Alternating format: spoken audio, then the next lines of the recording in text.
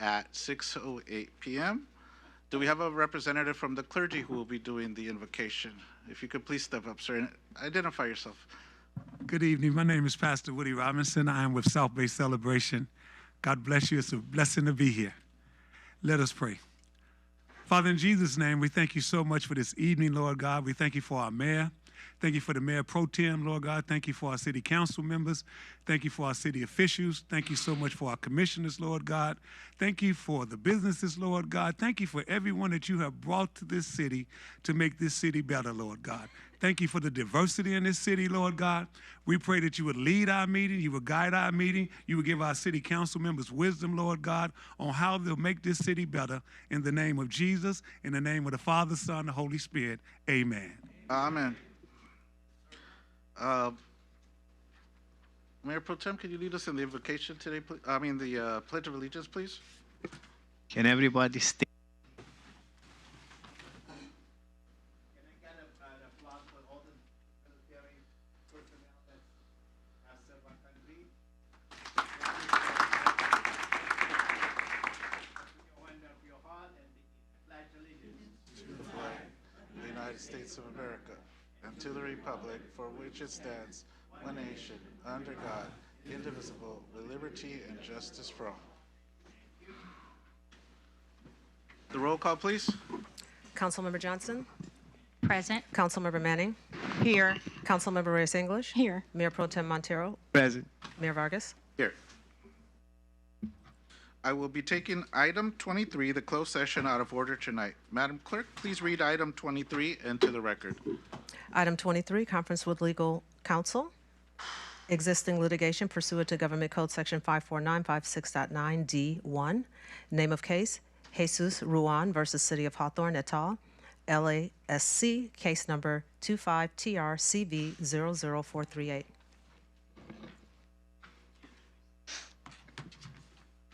Thank you. Is there any member of the public that would like to speak on this item? No? If not, I declare the public comment section for this item closed. So ordered. Let's see. So we'll now recess the city council meeting to conduct a closed session for a conference pursuant to the agenda at 6:10 p.m. We are in recess.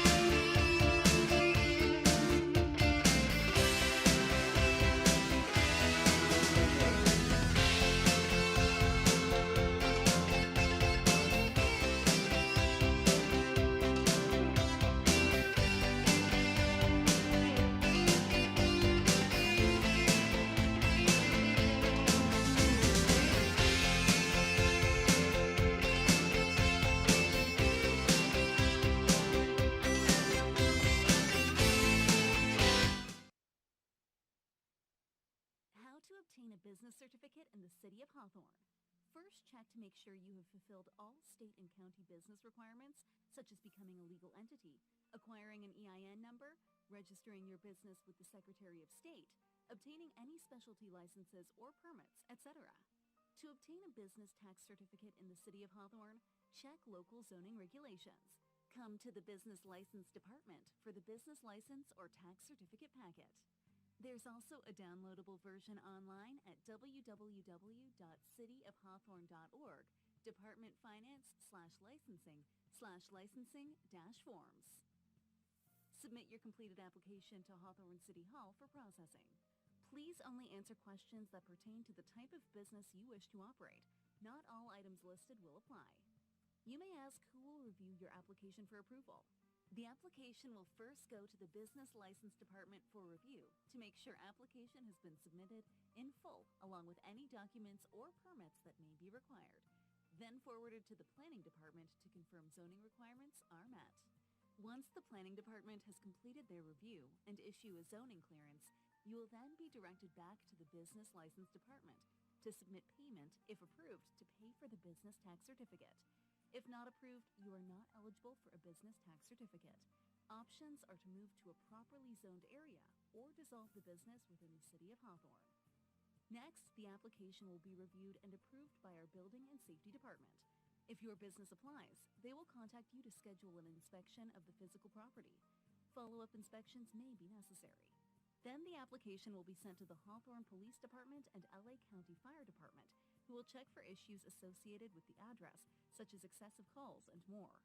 The city manager and finally the city attorney will review what businesses are coming to the city, ensure all proper steps or approvals have been taken, and that there is no pending or past litigation against the proposed business. Upon final approval, a business tax certificate is created and mailed.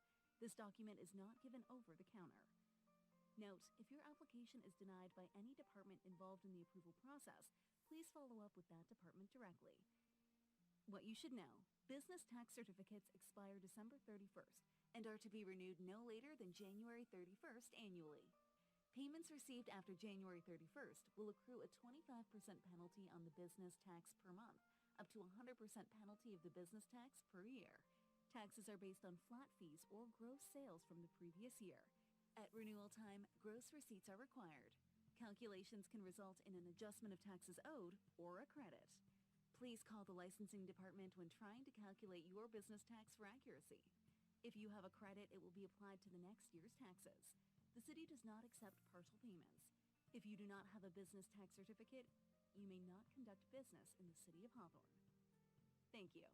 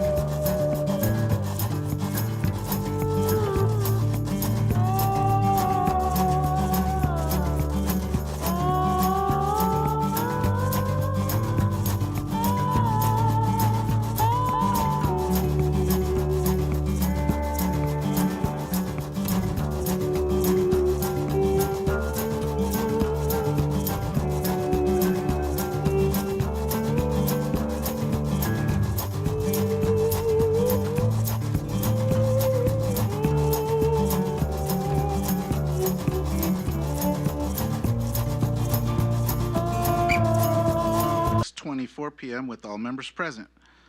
We have met in closed session for a conference pursuant to the agenda listed as item number 23. Interim City Attorney Cáceres will provide a readout. Go ahead, sir. Yes, Mayor Pro Tem, and members of the City Council, at this time, there is nothing to report out. Nothing? We're good? Okay. So, we will be pulling item 7 out of order tonight. Is there any member of the public that would like to address item 7?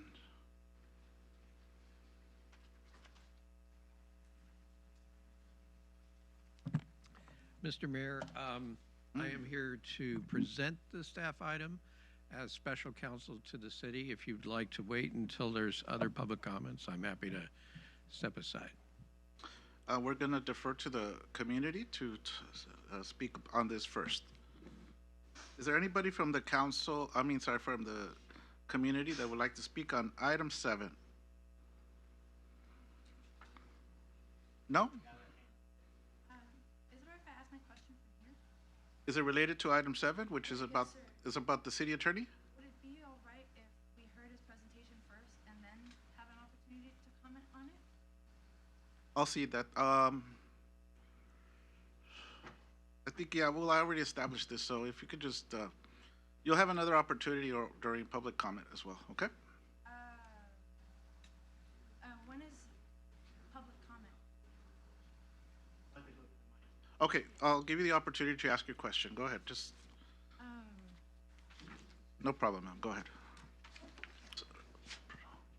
I guess I have 2 questions now. Thank you.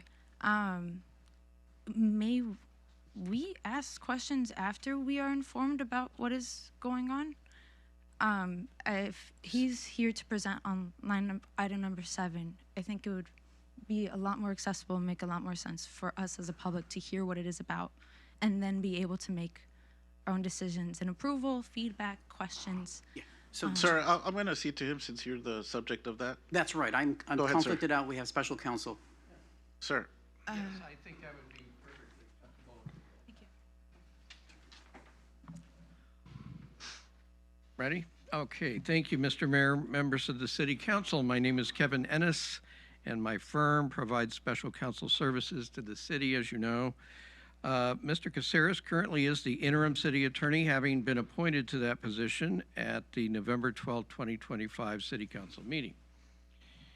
At the December 9th City Council meeting, resolution number 8571 was adopted approving his employment agreement as interim city attorney. Now, the resolution before you tonight is for the appointment of Mr. Cáceres as city attorney.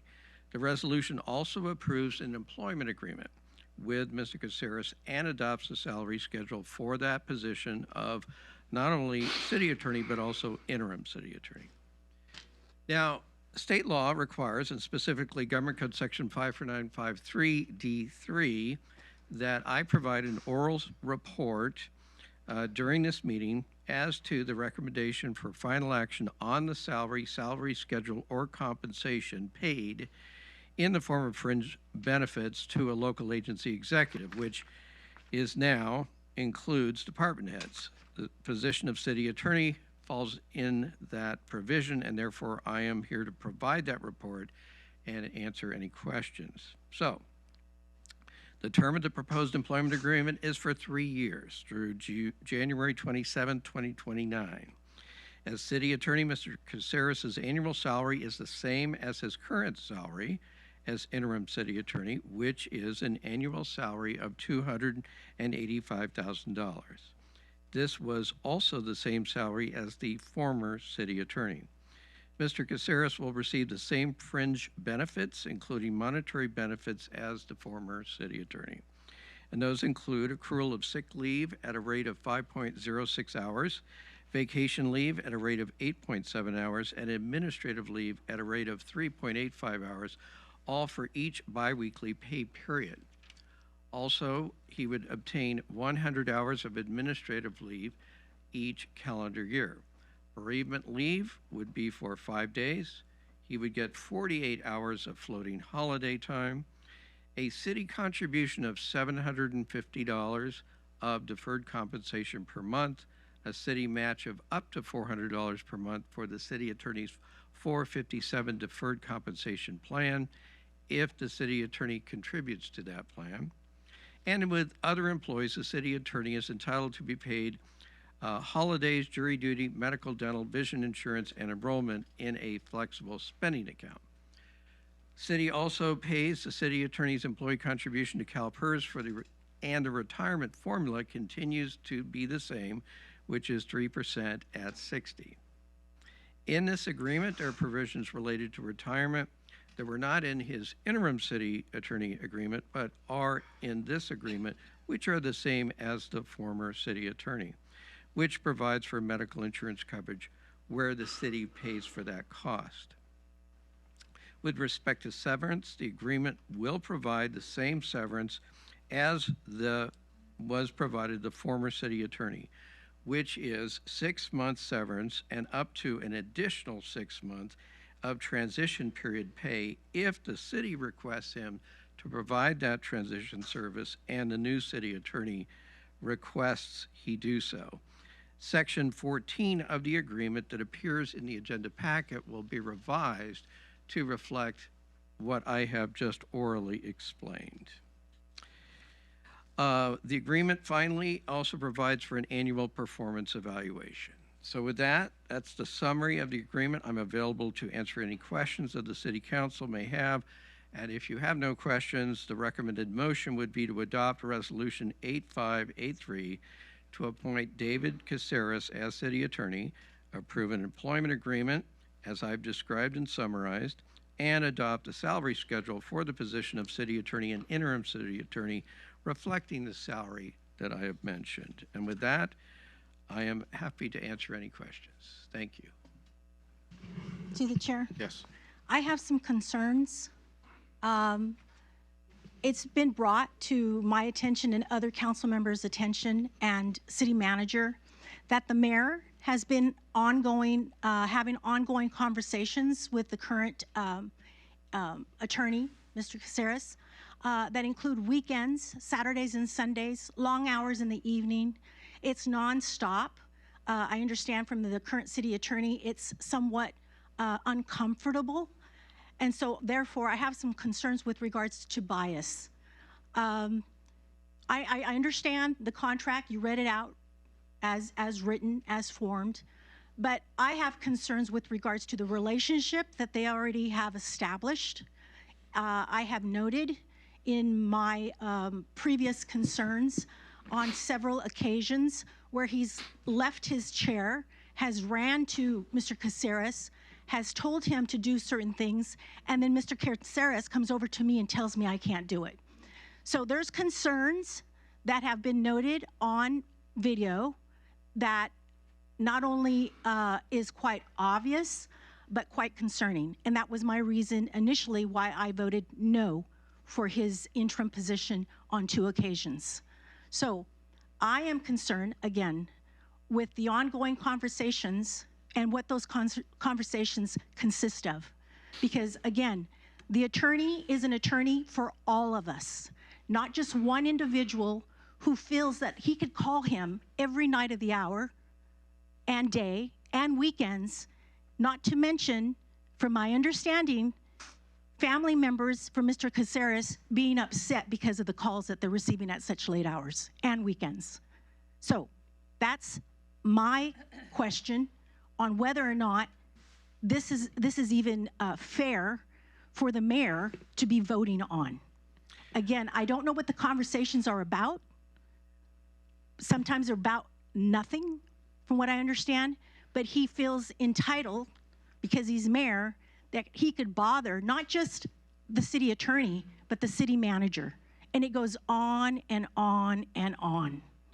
So these are things that are quite questionable, okay? What are they discussing? That's my concerns. And is he being impartial, a good impartial attorney, and giving us the same treatment, let alone advice? So I have not been able to speak to the attorney because of my concerns. I've been having to ask other attorneys from other jurisdictions on whether or not certain things are even factual when I'm listening to certain things. But yes, there's been several occasions where the attorney has stopped me because the mayor has told him to. And he's undermining my authority as a council member. The attorney and the city manager answer to the council, not solely to the mayor. And that's my concern. I want to know what they're discussing, if in fact it's not even city business. To the chair. Go ahead. In all honesty, these are innuendos and rumor. There is no fact to back this up unless the attorney, city attorney, is willing to step up and say he's had this conversation with the councilwoman. I don't think it should be even entertained. It's embarrassing. Well, And let me finish, please, if you don't mind. And there's a lot of assumptions that are made about authority. We all have the same access to this attorney. We don't need to go to outside attorneys. He's very impartial. I have found him to be very fair. Every time I talk to him, that's between me and him. We have council privacy. You can't now turn around and talk to another council person if I'm trying to get guidance from him on how my behavior needs to be. But I think we need to put an end to all the innuendos, accusations, the name calling. All this has to stop. And I don't think it should be addressed because he's here. And I don't think anybody should be speaking for him about what happens in his home, in his personal life. Because I've had numerous conversations with him. He always picks up the phone or calls me right back. No problem. That's it.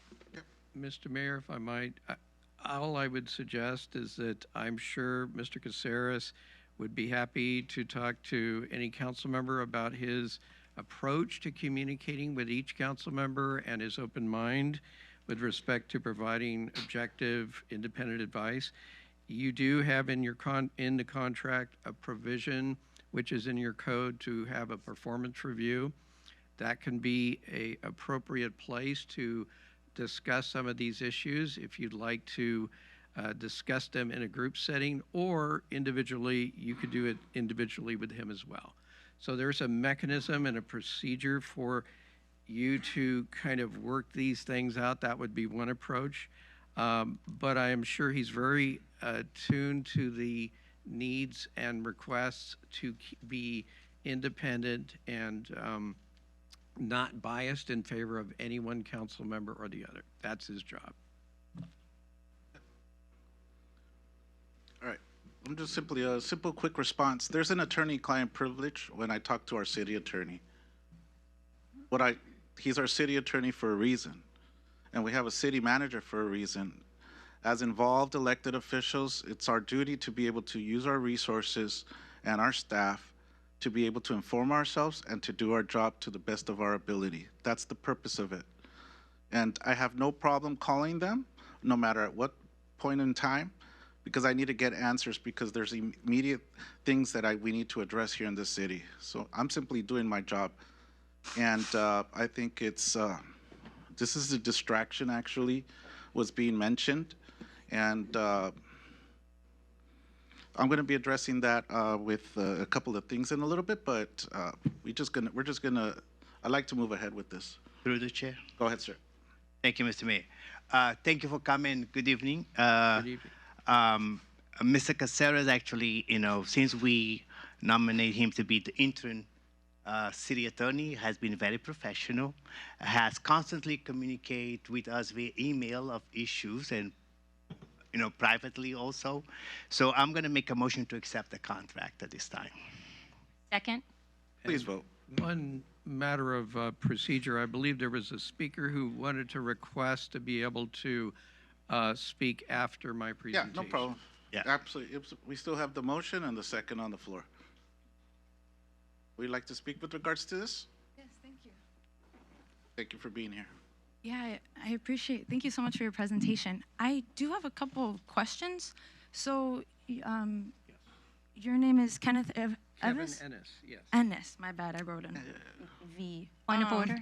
So, yeah, Point of order. sir, Mr. City Attorney, Mr. Ennis, you know you're not supposed to respond to anything after you my present it. apologies. Okay, I go just ahead. Point of order. If we can just clarify. But just a moment, through me. Okay. What's the question, ma'am? If we can just clarify with the audience how this works, that We the will. questions need to be addressed to the council? We will. Okay, thank you. Go ahead. Just so to us, all of us, please. Okay, yeah, of course, thank you. So from my understanding, Mr. Ennis is reporting on item number 7 about officially employing you. Dr. David Caceres as the official city attorney, is this correct?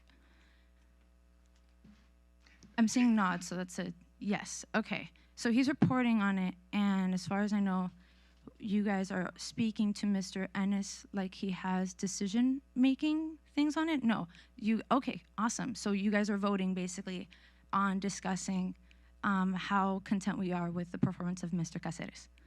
Okay, and then we're being asked as a public for us to speak.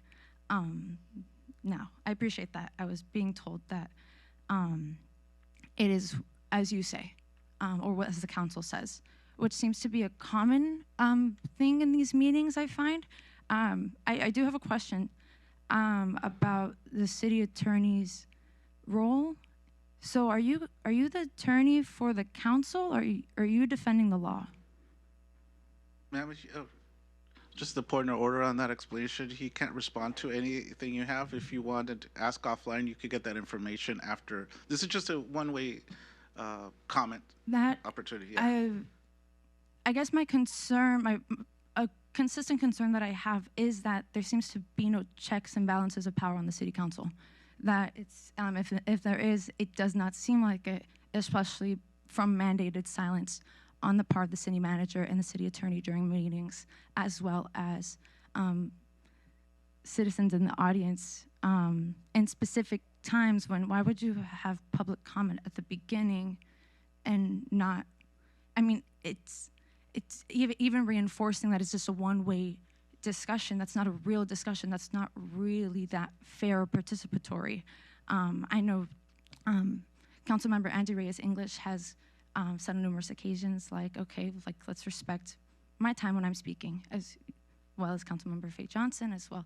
I mean, like, it's not necessarily hearsay. There's live evidence.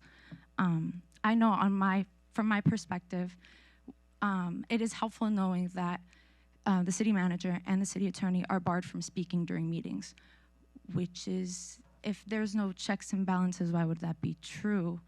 But also, if you guys are acting out of line, who's checking you guys? Meanwhile, for us in the audience, I found out last meeting that there's actually multiple officers to make sure that we're in line. So that's the checks and balances on our part. So I guess, as far as I know, I do have a question. Perhaps you guys could answer for me. I think Mr. Ennis may be more informed about it than I would. Silence in the audience, please. But that Mr. Ennis, I believe Mr. Ennis would have the answer as to what metrics is David Caceres' performance being measured by. Because if it is bias, I think this is absolutely an opinion. From what I've seen, I would say that there is bias in the way that I've seen city council members speaking to David Caceres and the way that he has responded to them.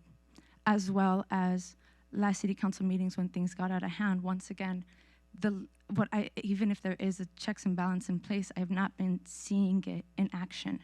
Even I also share a concern about transparency about what is going on of the working week of the city council members, even the private closed session. I am hoping that it was what Mayor Pro Tem Alex Montero had mentioned to me privately, that it was a discussion about behavior.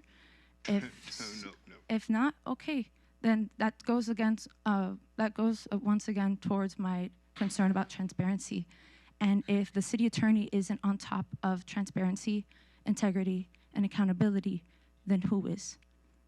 So I would, if there is an opinion from me, I would not like to employ him as a city attorney. I would like someone who would actually speak on moral justice.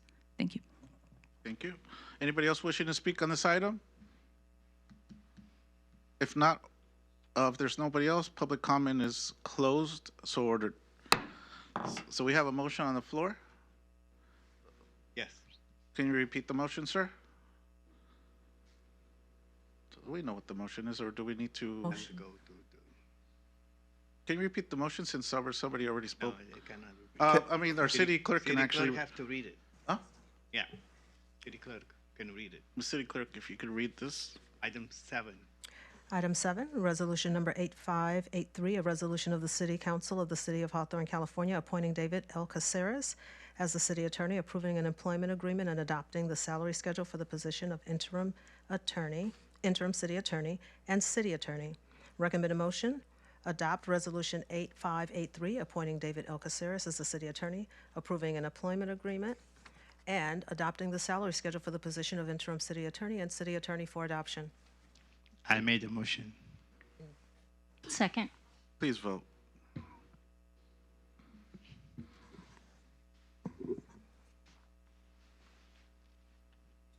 The votes are in.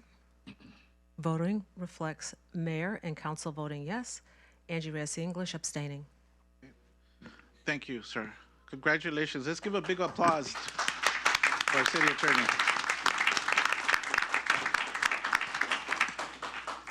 Okay. Let's take a quick look, see what we have lined up here. All right, awesome. So thank you for the speaker who came up earlier, the presenter, and everybody. And thank you all for being here. Before we proceed with the next meeting, actually, this might address some of the comments that were made by the individual who spoke. And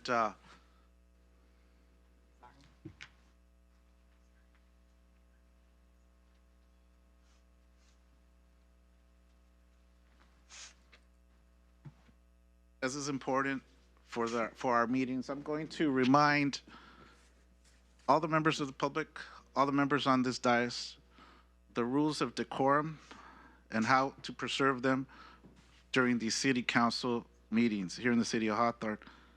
And these are the guiding principles that we have agreed to. So this is not something new. And when we're elected, this is something that's presented to us. We've discussed it. And this is just a courtesy in actuality. But since there were some occurrences recently, I think it's very important to highlight this and let everybody know what's expected from elected officials up here and from the community as well when they're speaking. So the duties of the presiding officer, the mayor is the presiding officer. I have the duty to preserve order at all regular and special meetings of the city council. I shall also state every question coming before the city council, announce the decision on all subjects, and decide all questions of procedural order. All questions of procedural order. When it comes to reading things into the record and reporting out, I've instructed the city clerk, for the most part, to do that on my behalf, but that's something that we've established as well. But it's only because I've asked her to do that, and she's undertaken that that assisting role. This is also important. The rules of debate. Every member of the city council desiring to speak shall address the mayor at any time that they want to speak. It's an obligation, it's what's expected. And upon recognition by the mayor, shall confine him or herself to the question under debate, avoiding all personalities and indecorous language. Indecorous language is that which conflicts with the accepted standards of good conduct or good taste, or personal attacks. And, yeah. Okay. A council member, once recognized, shall not be interrupted when speaking. This is very important.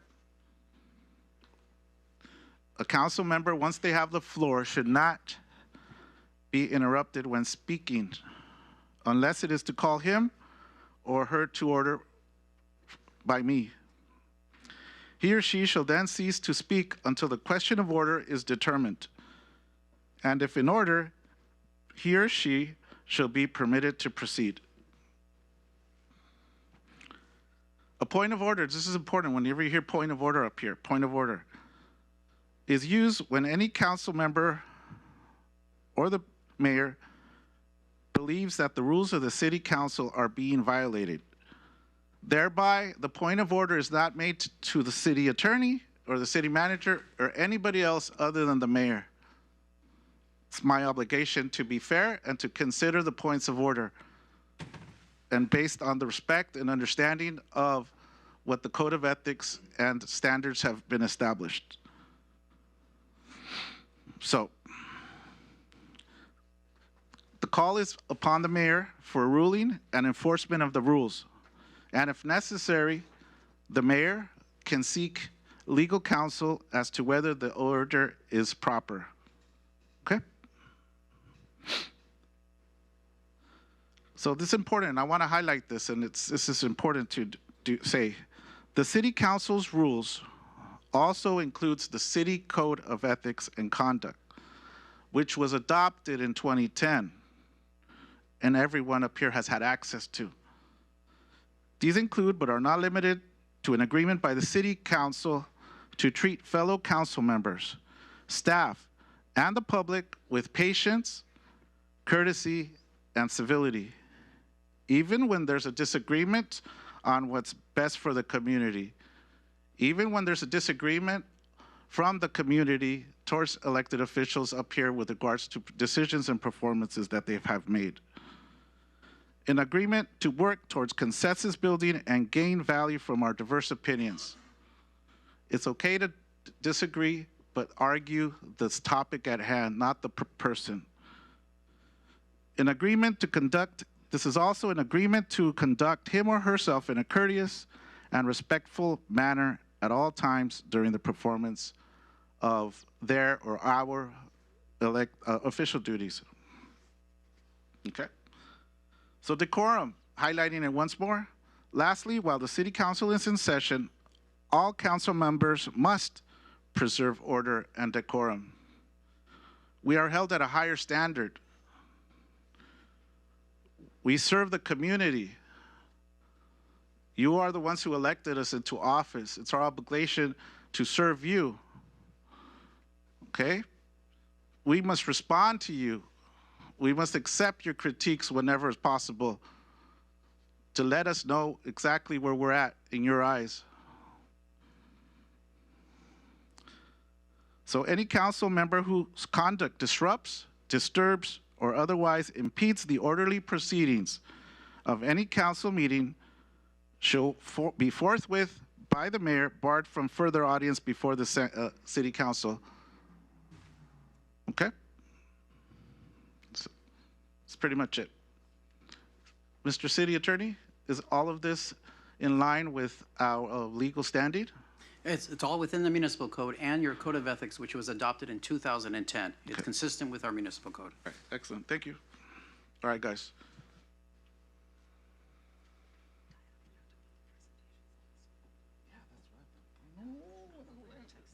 All right, just a moment. Mr. City Attorney, I have a question for you. There's two presentations that are here on the online one, but in my script, they're not included. Is it correct to proceed with the presentations as listed? Absolutely. That was what was agendized under the Brown Act. It is proper. So the notes that you have is just a draft for your, for your ease of presentation. But what's on the agenda is the official statement, and presentations are listed. Thank you, sir.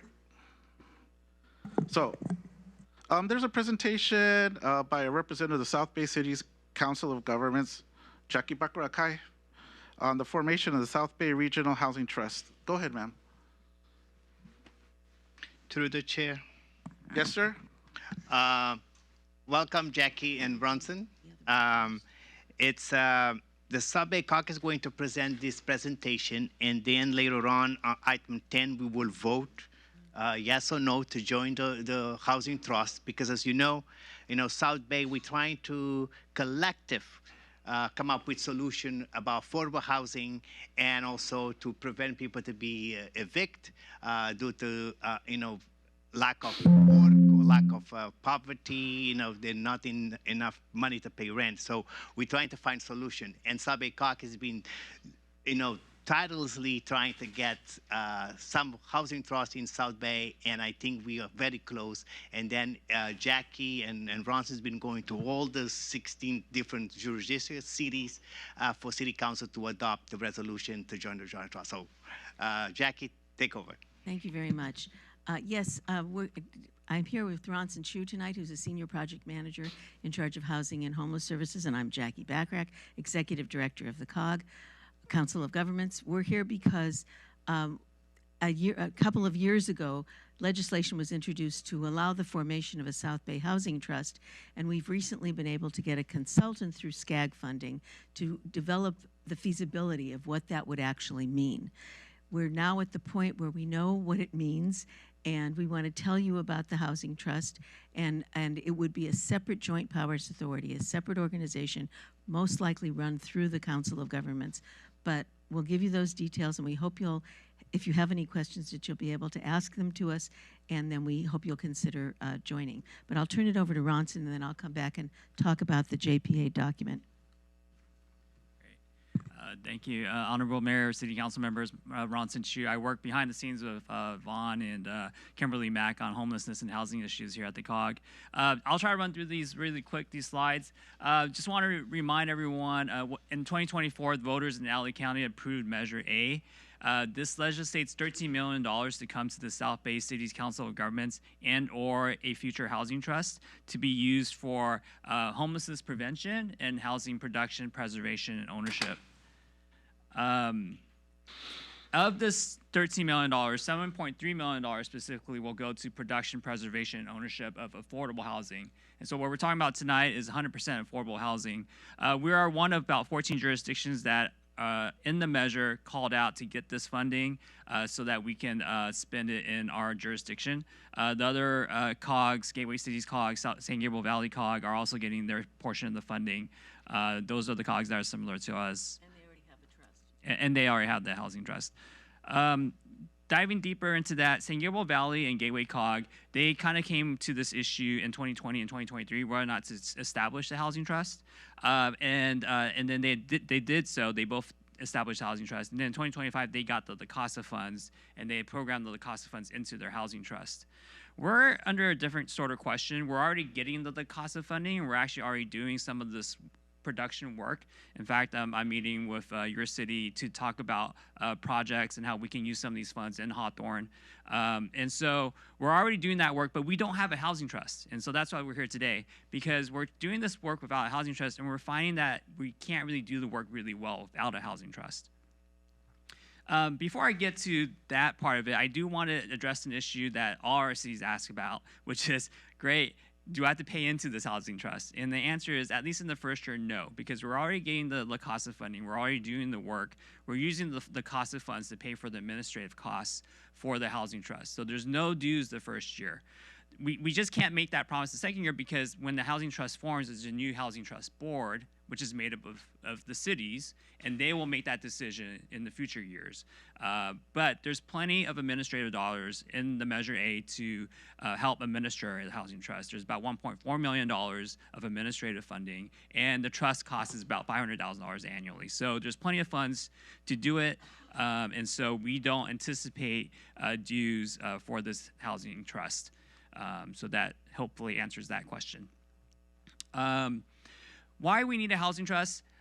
There's a lot of things we have to do to build 100% affordable. This is not market rate housing. This is not luxury condominiums in Hawthorne. We can't do that. Measure A won't allow us to do that.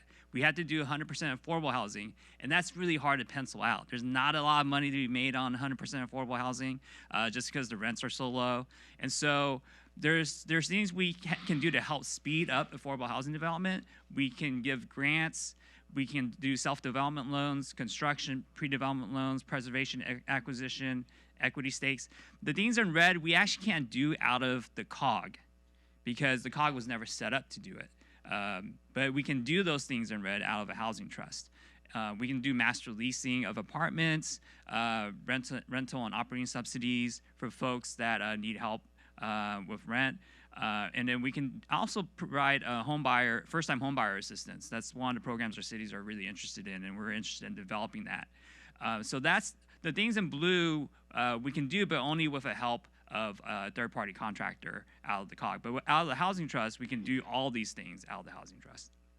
And so, so that's one of the reasons why we are supporting a Housing Trust, is because of that. The one thing we can do is give grants to the developers, but developers actually don't like getting grants because it's a tax burden. And actually it doesn't really help them because it lowers their basis for federal tax credits. And they use federal tax credits to build a lot of these affordable housing projects. So the one thing we can do, which is give grants, is not likable by the developers. One thing of note, the other COGs that are doing this, the San Gabriel Valley Housing Trust, they are generating revenue from the Housing Trust because they can give out loans to developers. The developers are paying interest rates on it, so that the San Gabriel Valley Housing Trust is making $230,000 a year in interest on these loans. And their first full loan repayment is due this year, so they'll be able to recycle those funds back into more affordable housing development.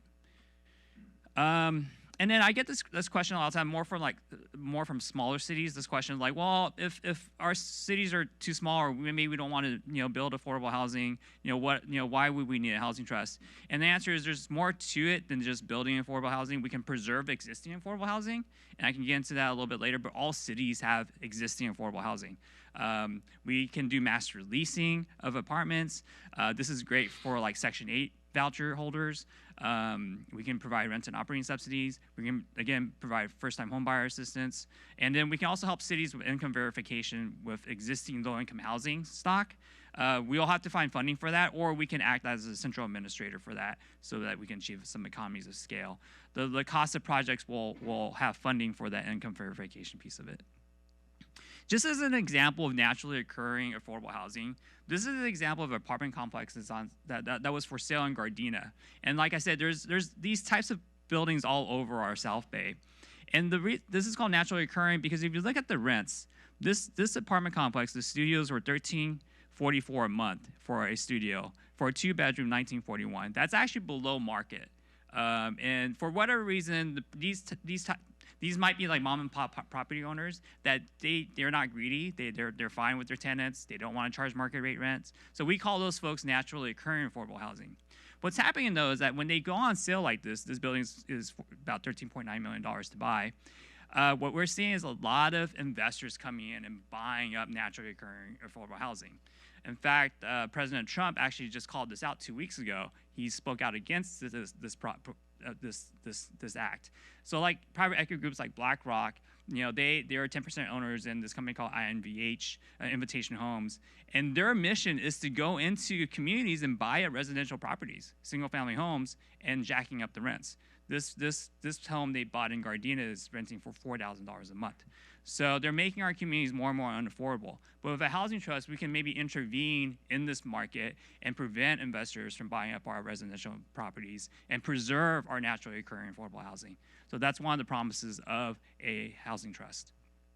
And none of our cities are immune to the affordable housing crisis. These are evictions in our cities. You can see Hawthorne has about 567 evictions a year. So there's quite a lot of people that are financially stressed that aren't affording their rent.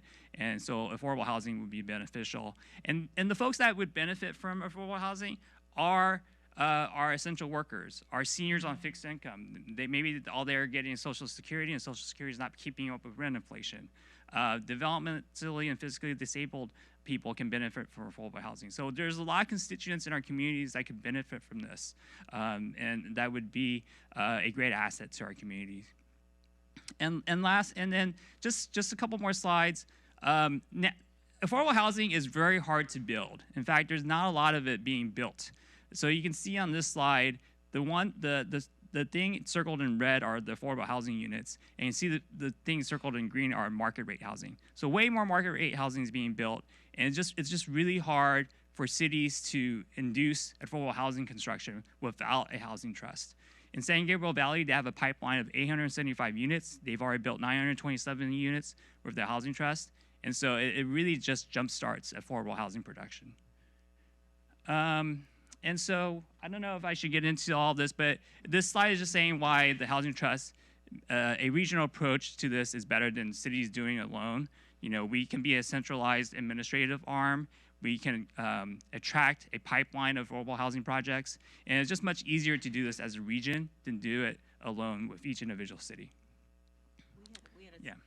I have a slide, just about 5 slides that are talking about the Joint Powers Authority. But I did want you to know that when Ronson says doing things together, we had a meeting this week with the community development directors, and they were saying that things like income verification to do it on a regional scale would be much less expensive than for each city to have the bureaucracy to do it themselves. What I wanted to tell you now is just about the Joint Powers Authority, which is the document that you would sign. Why isn't it advancing? Okay, thank you. Okay, so the mission of the Joint Powers Authority is to provide South Bay cities with flexible funding, strategic guidance, and very important technical assistance so that we can help you generate the opportunities for affordable housing and housing preservation.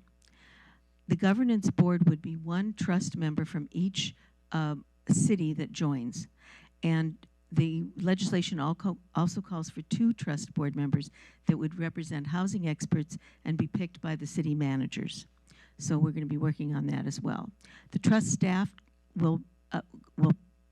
could be employees of the COG or contracted consulting firm, or what other COGs have done is the COG is the staffing, but we hire consulting firms that are experts to do the financing and to do a lot of the work of at vetting projects.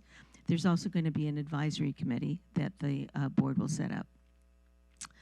The trust will secure investments. It's going to be accountable and transparent. It's going to be regional collaboration. We're going to share solutions. It's going to strengthen your local capacity through technical assistance. It will have metrics and evaluation tools, and it will have a brand so that people will know that there is this trust here and that there's an opportunity to get assistance, and it will help to launch funding programs. As I said, legislation was created in 2022 to create this trust, and the effective date of the JPA will be the date of approval of the 4th city.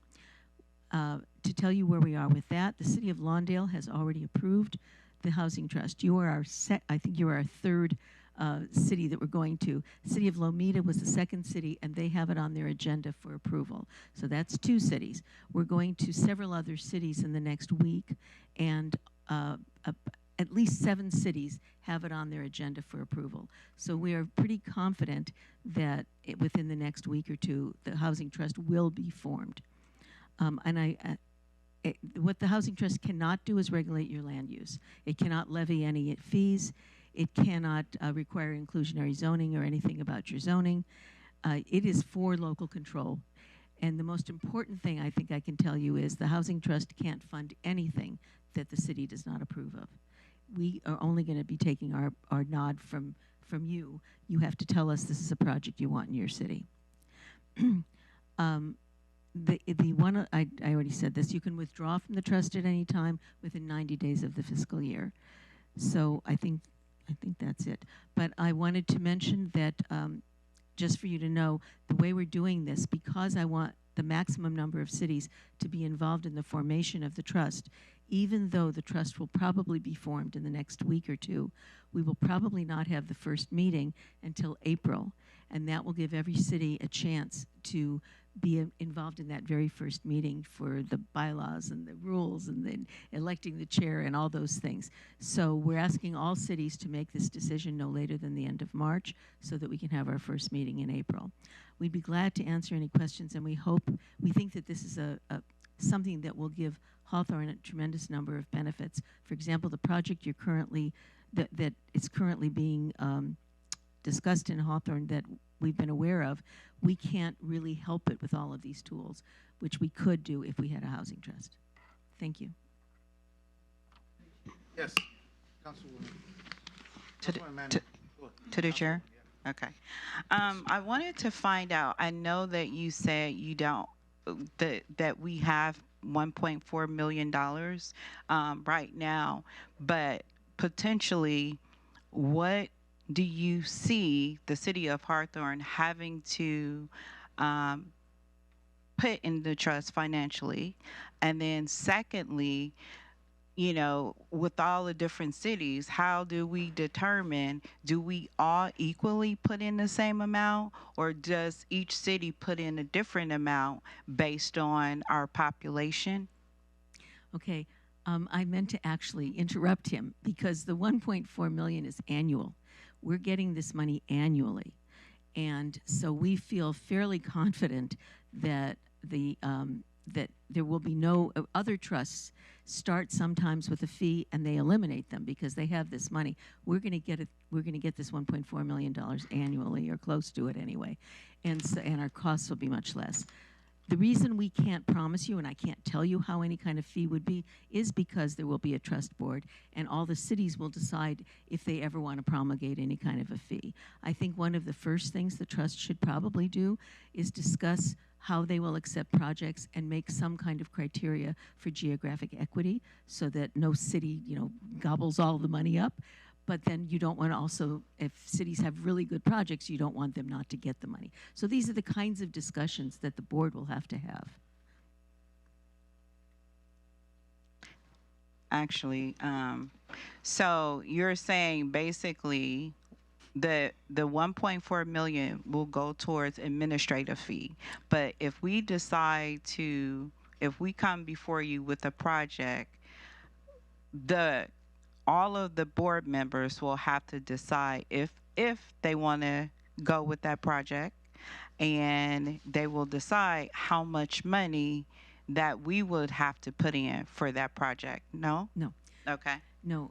First of all, and I already forgot your first question. The 1.4 million. We are not, what we're saying is we're getting that 1.4 million. It can be used for administration. We think administrative costs will be no more than 500,000, which is already a lot, which means that we have a lot of money left. We have a cushion. The total we're going to get every year is about $7 million. And it's not a lot of money, but La Casa, which is the county regional agency, has said they will match funds. So we could get up to $14 million.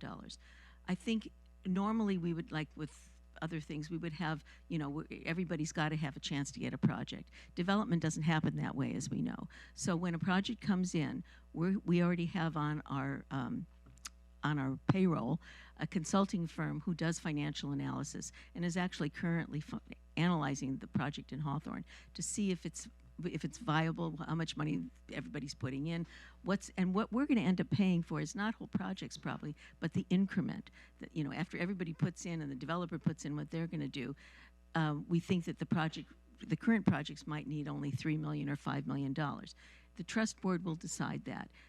City of Hawthorne won't be asked to put in any more money for that when it comes to the trust. They will already have put their package together. It will come to us at the trust, and the trust will put in an increment to make that project work. Is that fair? Yeah, I'm sorry. I apologize, but that is so confusing. Can you maybe restate it so that it makes sense to me? I'm sorry. Yeah, I think the notion of, the boards deciding on projects, first of all, we don't have that problem. Like, we don't have a pipeline of tons of 100% affordable housing projects. They're just so hard to pencil out. And so we hope to have that problem where we have so many projects that we have to decide which ones to pick and choose. So right now, currently, there's only two. Like, when we did a call for projects, we only got two viable projects, one in Inglewood, one here. So we don't have that problem. And then I think when our consultants and our board does agree to fund a project, it will be within the guidelines of what the project needs. More than likely, the city will also, because they're sponsoring the project, they will have already agreed to sponsor the project. So in the two examples, the city has already moved forward through your processes with these projects. So we're not going to move forward with a project unless the city's on board with it. And so in these two examples, they are. So yeah, I think, like Jackie says, having too many projects is going to be a future concern. That's going to be a few years away.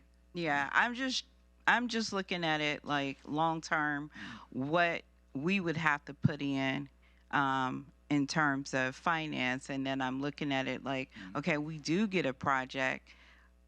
Everybody have to collectively agree that they want to fund that project. So, yeah, okay, thank you. Through the chair. Go ahead. I can clarify it more because we've been discussing this for about 2 years at the COG.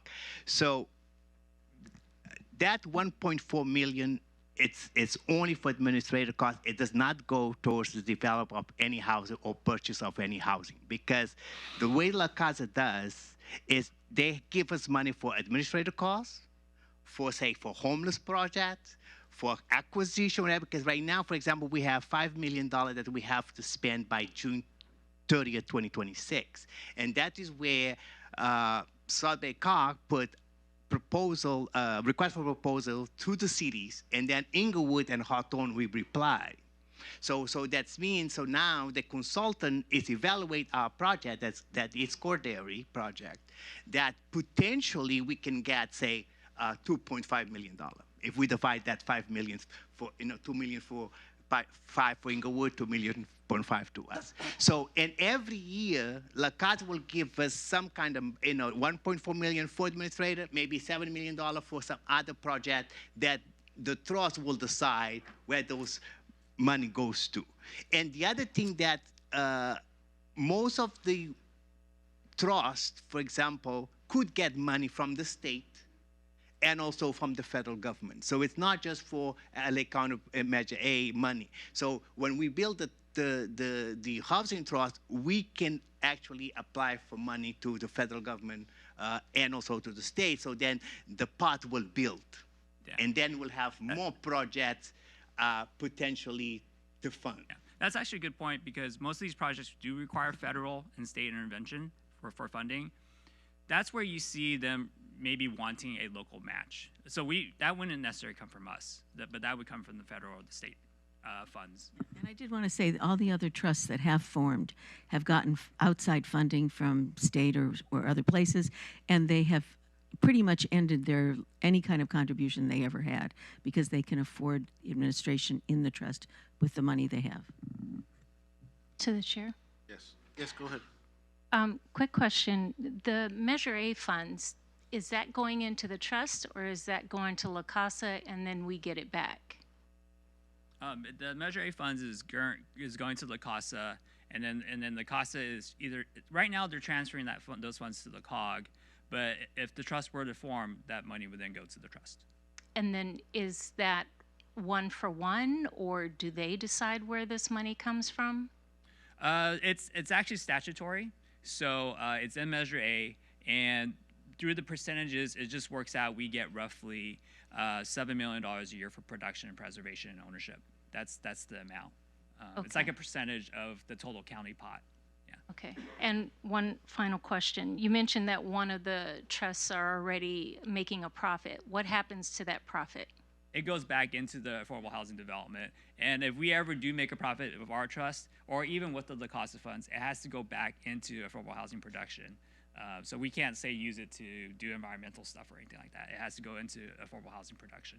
Perfect. Thank you. To the chair. Yes. Hi, Jackie. Good to see you and staff. I'm curious. There's a slide that you've outlined with regards to if cities have no development opportunities, there are other ways to participate, and you give an outline of how.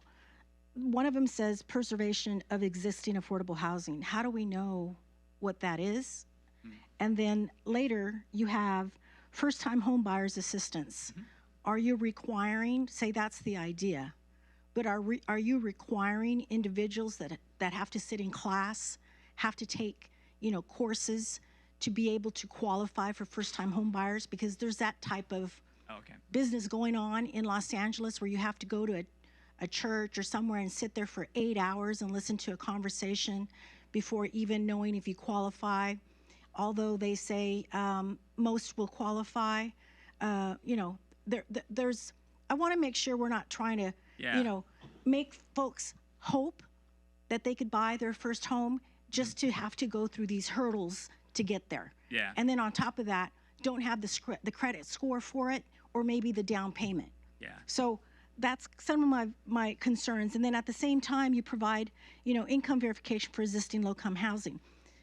How are you going to do that? And the reason I ask is because you mentioned outsourcing and third-party contracts to assist with this. I'm concerned on what that's going to cost to even do something like this. In other words, taken away from the actual money that we thought we were working with, all of a sudden it's been depleted because we have outsourcing and contractors that we got to pay for administrative cost, okay? So those are some concerns. And then with regards to Councilmember Katrina's question, whether or not it's population or other, on how we are going to know exactly how much we pay into the trust, well, it's kind of like not necessarily assisting us, because you're waiting to form this board, and until this board is formed and decides on the decision making, we still don't know what we're going to be paying. So those are concerns that I have. I don't want to wait for a board to be implemented. I want to know what our cost is going to be moving forward. Yeah, I'll tell you right now. So the board will be made up of all our cities, and in all of our cities so far that we've been to, they're like, we don't want to do any dues. So I think you're on the same page of all the cities that would potentially be on the trust in terms of the dues and fees. And so that will be your decision along with the other cities that are also saying we don't want dues and fees. So I'll just put it like that. We want to be transparent. We want to be transparent. We cannot promise something that a board is going to decide in the future, but we can tell you that you're going to be on the board, and every single city we've talked to says, well, if you've got $1.4 billion, we're not going to put in any money, and no other trust is doing that either. So we can only give you the history and the... For how long is that?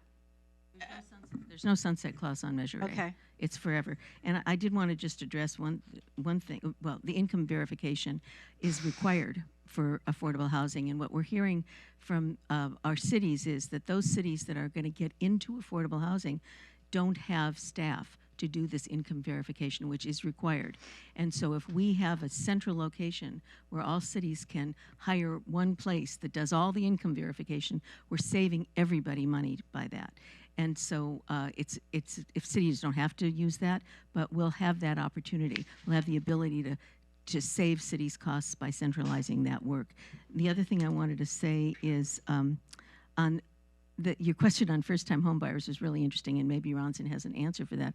But one of the things I would like to do when the trust gets formed is for at least the first 3 meetings.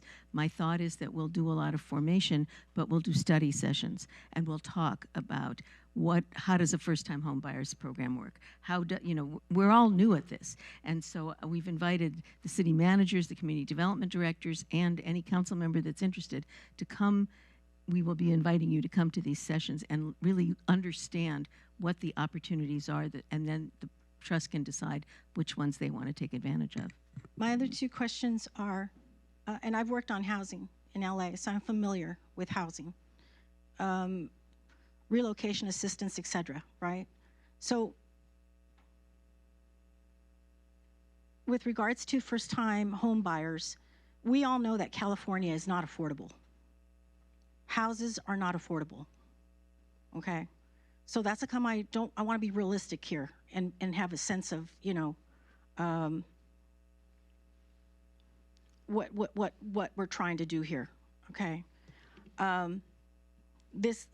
So there's that with regards to, are we going to have, say, for instance, a collection of affordable houses for sale? Is there going to be somebody that's going to be managing that and working on that, or is that going to be left to the client that's looking to buy a first-time home? So that's one thing. And then the other thing is, because I've been hearing from HUD, they're managing all their database to assure that there's no, folks on Section 8, et cetera, that don't qualify. And those that don't qualify are obviously the ones that are not residents, right? So not only the verification there, and it's really sad that they have to do that because there's already a lot of people losing their homes because of ICE. So all these concerns are valid. And if I'm telling residents here in Hawthorne that they have an opportunity to be or get a first-time home buyer, how realistic is that going to be? Yeah, that's a really good question, council member. We haven't designed the program yet. We're also doing our studying on it. It's very good that you note the education requirement and some of these other ones. I wasn't aware of that. And so, we'll design a program that kind of meets the needs of the community, and we'll love community feedback on it. I'm not sure how the math works. What we're talking about right now, or what we're kind of looking into, is like down payment assistance. Obviously we can't afford the whole thing, and it's really expensive. But maybe there's ways we can like make it a little bit more affordable for folks. And so that's something we'll be working on. We'll have our own board or the trust board also take a look at what we produce and make sure it meets the requirements of the community. Can I make a recommendation? Sure. Because I've had to work on this too. In 2009, when everybody was buying homes and they thought they could afford the payment, the balloon payments came, and then all of a sudden you lost your house. I would really ask that you lobby the financial institutions that are providing these loans in working with us to assure that families, in fact, can get a first-time home buyer. And that would just require, agencies such as us, cities, and yours, picking up the phone and talking to the lobbyists of those financial institutions. It could be credit unions, it could be banks, but I don't want folks to fall into a situation where they bought a home, they gave all their down payment, maybe up to 20%, and then all of a sudden they can't afford it. So I really want to see some checks and balance with regards to how you're going to address these. First-time home buyers, verification of low-income housing, and how are we going to keep people in their homes now that obviously lost their homes, like I said, due to unforeseen federal circumstances. So there's a lot of things there, but I understand. I appreciate Councilmember Montero, him attending and being present at a lot of your COG meetings. He comes back with a lot of great information. And I'm also glad that you're here, because some of the things that I might ask, he can't respond.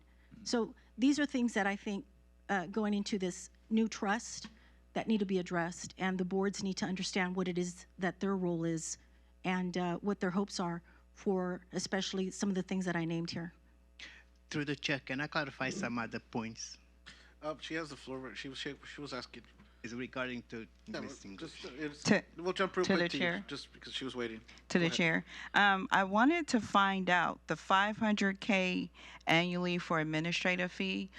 Does that include the outsourcing as well? So I was just curious, is there a breakdown of that $500K fee? Like, what's that for? I don't have it with me. Our consultant did an entire strategic plan that the board will look at, and it shows there would be a financial consultant, there'd be legal, and I can get that for you. Sure, and sure. it's just a schematic. I mean, we don't Okay. really know if that's. So, as it regards to being able to afford, we all know that in California, it's really expensive. And so my concern is generally when you are part of the first-time buyer's assistant, it just means that you get to put down 3.5% of the down payment as opposed to having to put down 20%.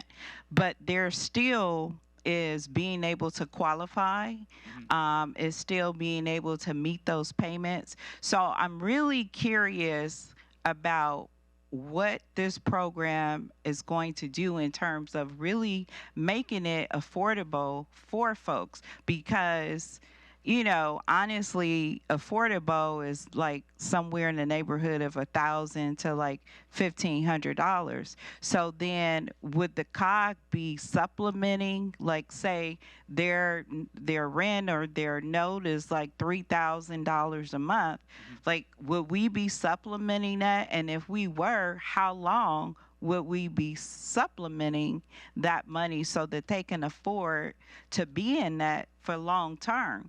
Because I know that the cost is continuing to go up. where salaries are not.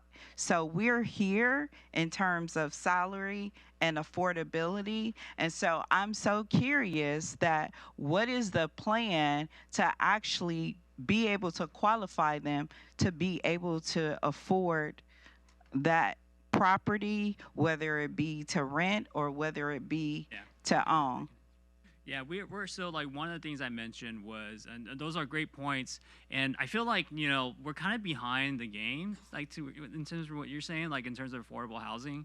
It's just so unaffordable now for a lot of our kids, seniors, and so this is like we're kind of like late to the party, right? And so I'm very hopeful that 2026, we can get started and catch up.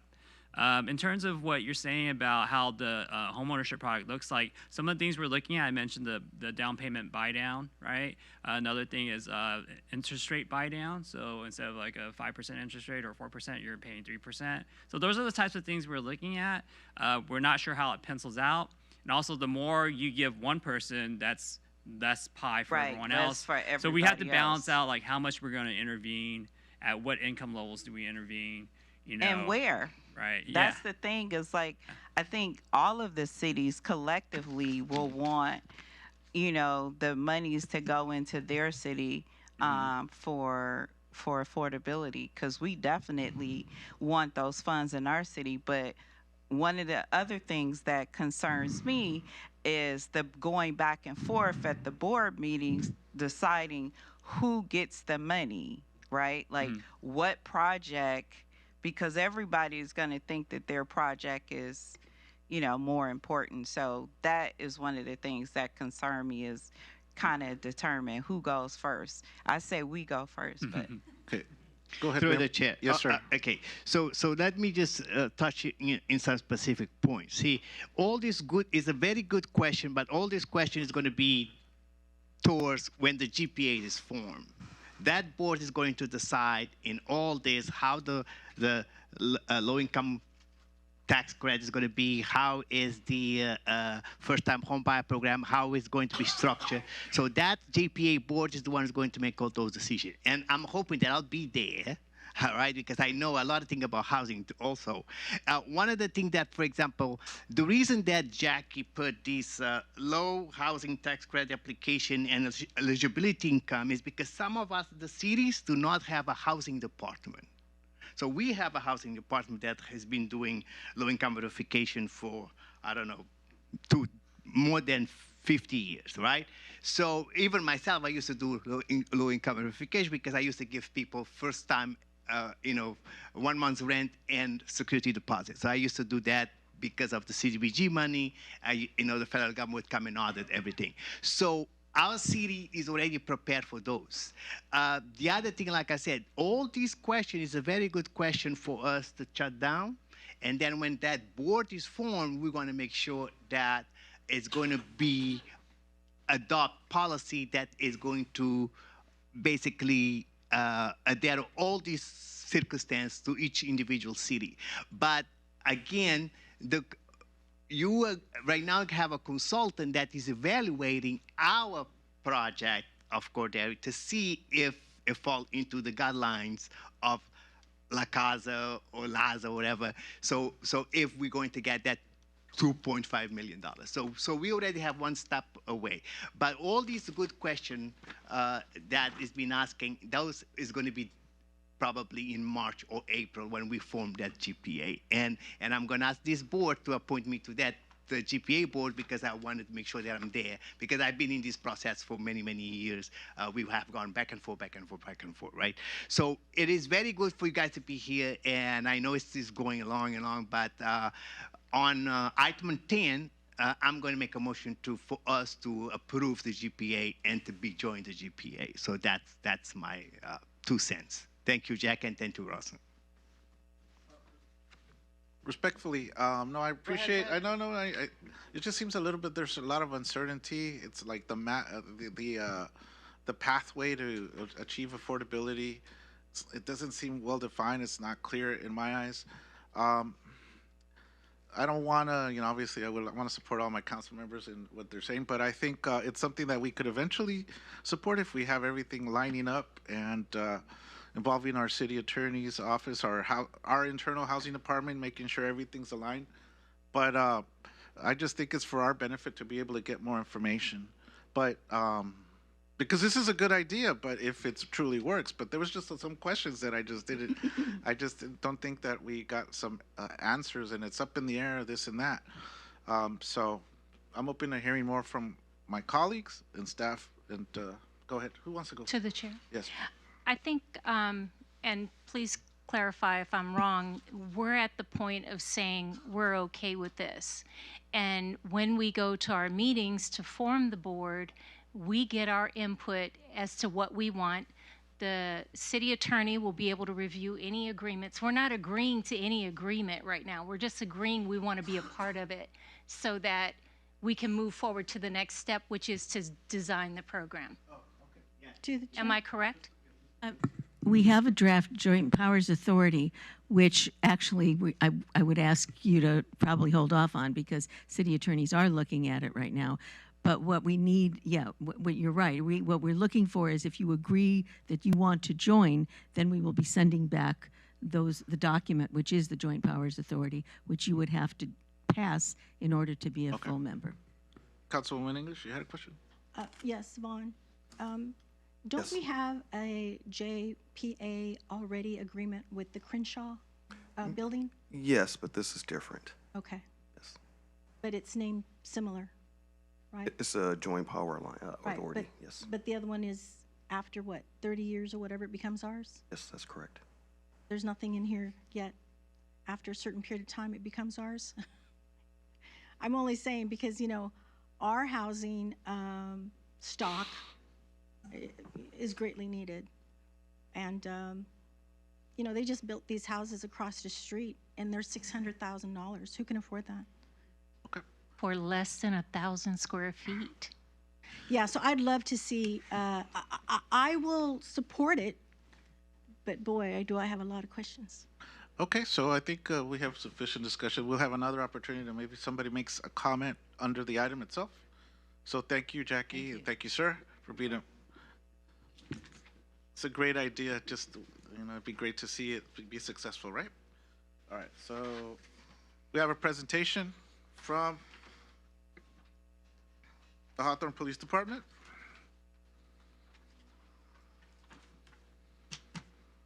All these acronyms.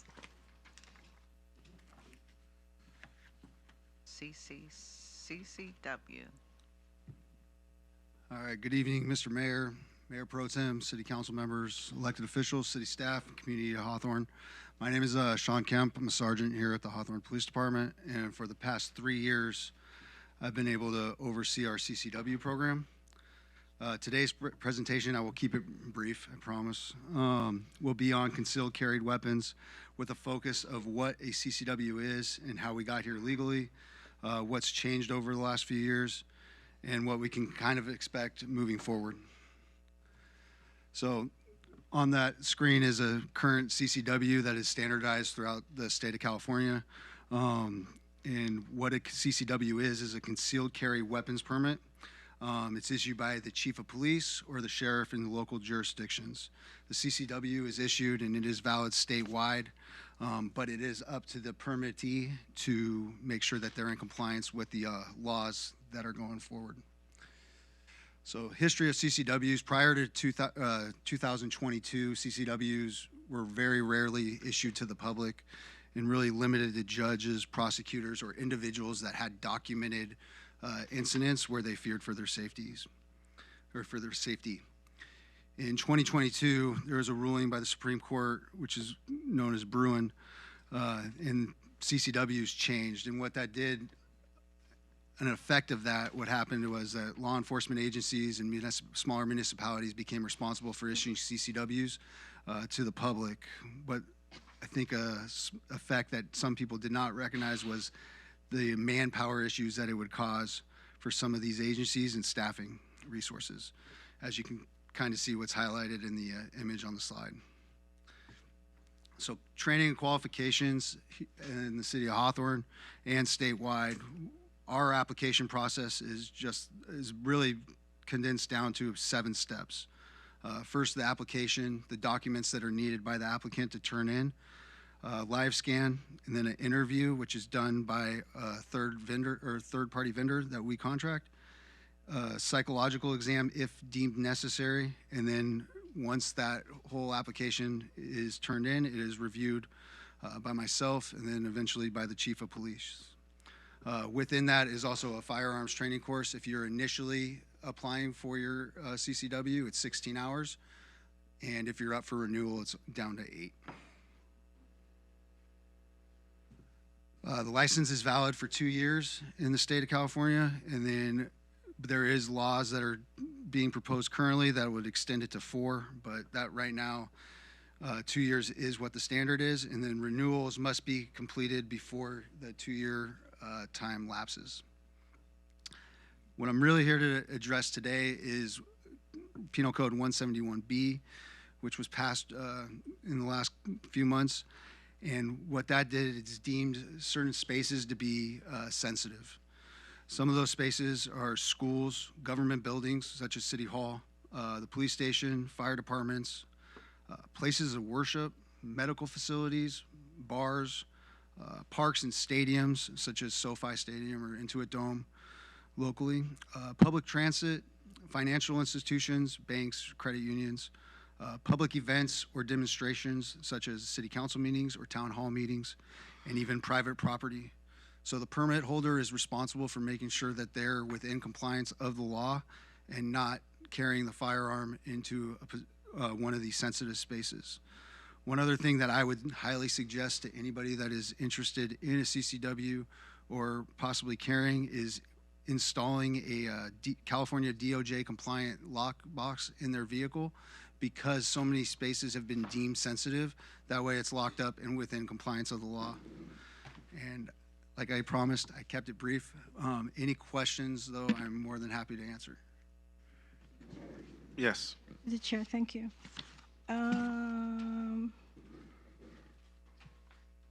Let's see. There are requirements that I'm trying to find what page it was. The training and qualification changes, initial applicant 16-hour renewal, et cetera, et cetera. Would it have to be within Hawthorne qualifications, or can you get that at other, like fire range instruction, in other areas, other locations? So we actually don't offer it through the department. It would be with a California DOJ certified instructor, and those instructors can all be found online. And do you, when you do the application, are you going through the DOJ for any background check? Yes. So the DOJ application, I believe it's Form 4012, which can be found online. It has its standardized questions and then goes through. Okay. And how soon is this implemented? That's currently going on. So Okay. our process takes anywhere from about 4 to 6 months typically, which is actually much faster than what it used to be, and with other jurisdictions around the neighboring area. So we're not an open carry state, unlike New Orleans, Idaho, et cetera. But concealed carry, the CCW, is the license that you're showing, right? Correct. And that's the one that you would have in your wallet at the same time that you're carrying. But like you said, you can't carry in those locations, and that's how come we have all the decals that went up here at City Hall to remind folks. Yes, ma'am. Okay, thank you. Anybody else? Okay, Thank you, sir. Appreciate it. Okay. Just take a quick look right here.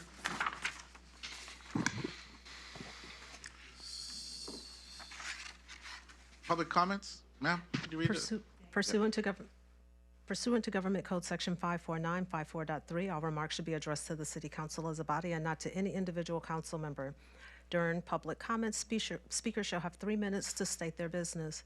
The Brown Act prohibits the City Council from providing a detailed response or acting upon any items not contained on the agenda.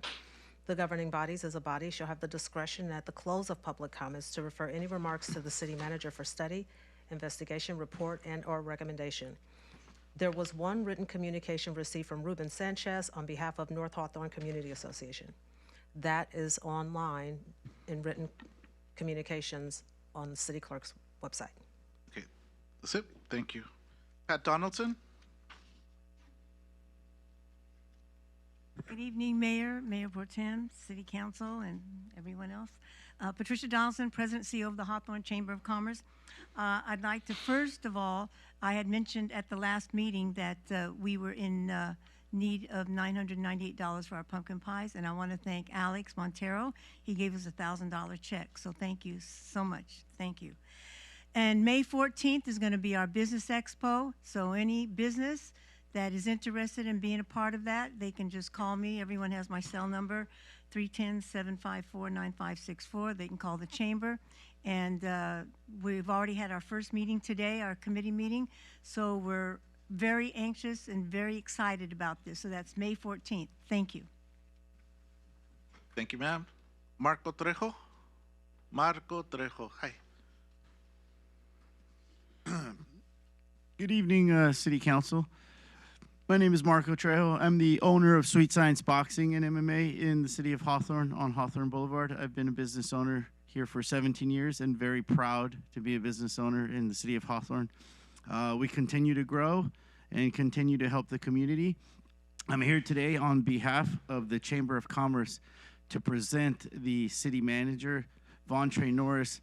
Since I am a boxing coach, I want to present him with a championship belt in appreciation and recognition for all the help he has given to the Chamber of Commerce and to the members of the Chamber of Commerce.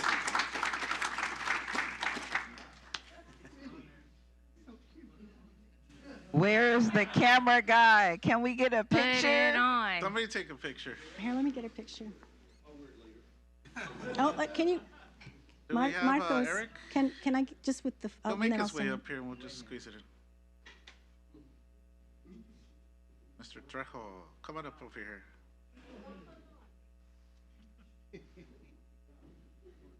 Can you put it on?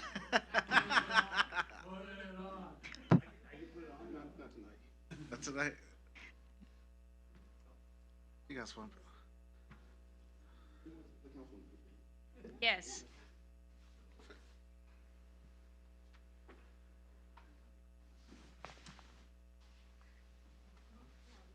Go another pic? Oh no, just a picture, so just them two. Yeah, without us in that's the back. good. Go ahead. I want a picture, though. I want a picture.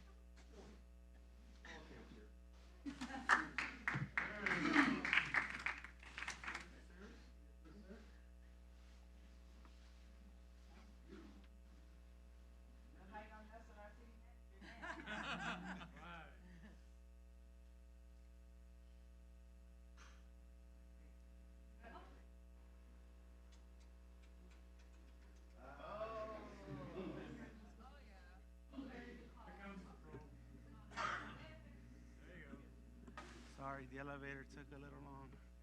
All right.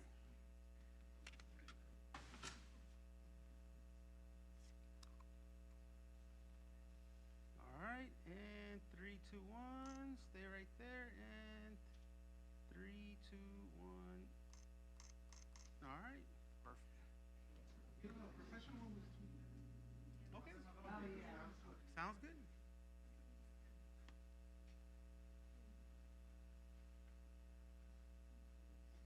All right, 3, 2, 1, and the last one. 3, 2. All right, got it. Thank you.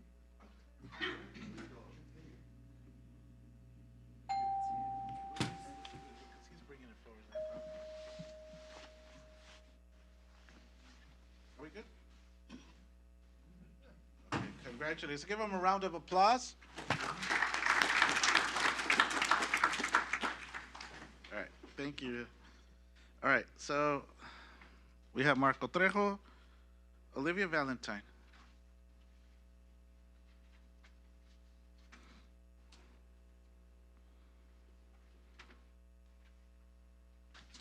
Good evening, Mayor, Mayor Pro Tem, City Council. On December 9th, 2025, the FAA published a notice requesting comment on the draft programmatic environmental assessment for drone package delivery operations in the United States. The environmental assessment will evaluate the potential environmental impacts of drone package delivery operations in the entire country. The comment period was extended to January 23rd, 2026, last Friday. Under the proposed action, commercial drone delivery companies are expected to partner with existing businesses to set up hubs in parking lots, rooftops, or other designated spaces. The operations can occur 7 days per week and 24 hours per day, although the FAA expects most deliveries would occur between 7 a.m. and 10 p.m. The exact locations of the proposed hubs and operating areas are currently unknown and will not be known until an operator applies for approvals to operate under Part 135. This is the comment I sent to the FAA. I am a resident and former member of the City Council in Hawthorne, California. There should be a finding that this proposed operation will have significant noise and privacy impacts on the surrounding population, which will require mitigation and regulation. Amazon has already received approval in Texas to operate Amazon Prime Air between 7 a.m. and 10 p.m. with operations at multiple sites of 1,000 delivery flights per day. This type of extensive operation would have a detrimental impact on the residents of Hawthorne, especially considering that Hawthorne already has noise challenges because of its airport.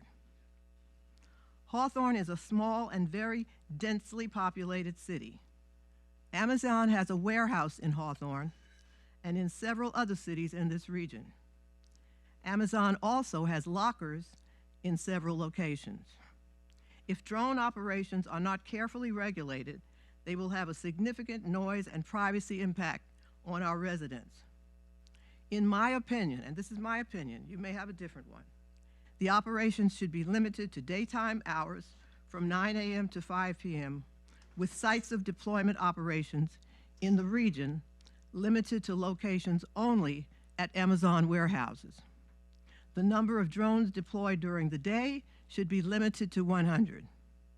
Further, the city should be empowered to set further limits on drone operations if the cities determine that the noise and privacy impacts have not been significantly mitigated. We are also mindful that whatever drone approval is given to Amazon will be sought by other drone operators, further deteriorating the quality of life for our residents. Okay. Thank you. You're good? Okay, thank you, ma'am. Thank you for your information. James Raddick.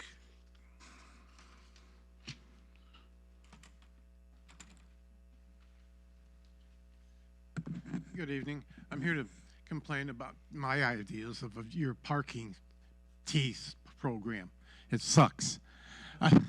I looked down my neighborhood, which you're starting to put it in, and like on my block, we figured out we're going to lose parking because my neighbor next to me on the east side, she parks her car, and you could probably fit 2 cars in there, but you won't be able to do it without infringing on my driveway.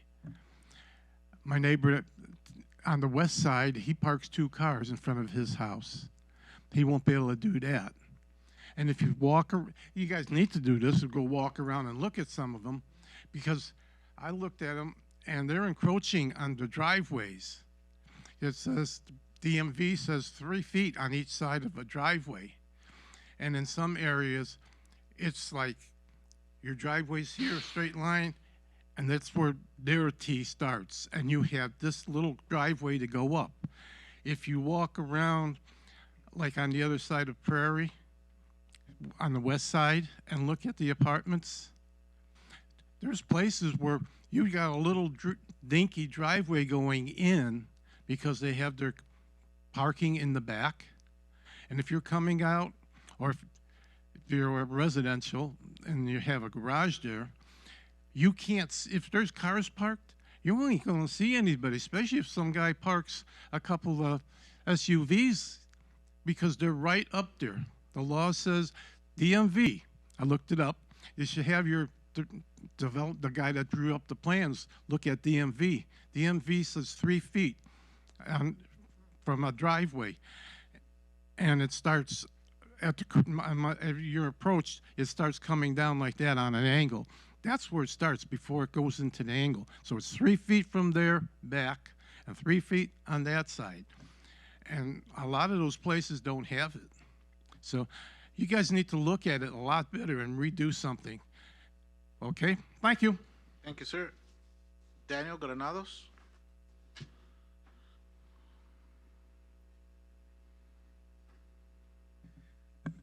Good evening.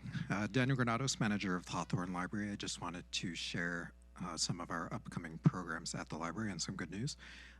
First, that our STAR tutoring program is back and is funded actually for the next 5 years. This is free small group tutoring in math or reading to help students in grades 1 through 6 to learn, grow, and succeed. So it's for grades 1 through 6, totally free, in-person tutoring. Please register at lacountylibrary.org. Also coming up in February, we have our free basic tech training, which is geared towards older adults. There are 2 sessions, one on February 6th at 10 a.m. and the next on February 18th at 12 noon. Those start, so that covers computer basics, internet basics, smartphone basics. You can call the library to register for that class. And the last program I wanted to share is for African American and Black History Month, Saturday, February 14th at 11 a.m. This is a Black Beaches program, so join us to learn about places and spaces that existed for African American families to rest, relax, and be their full human selves. Afterwards, honor these spaces by creating your own beach bag. So that's February 14th at 11 a.m. Thank you. Catherine Stocker.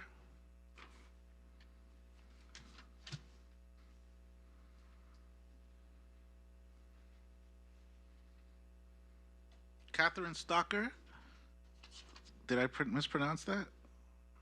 4078 West 142nd Street? Okay. Valerie.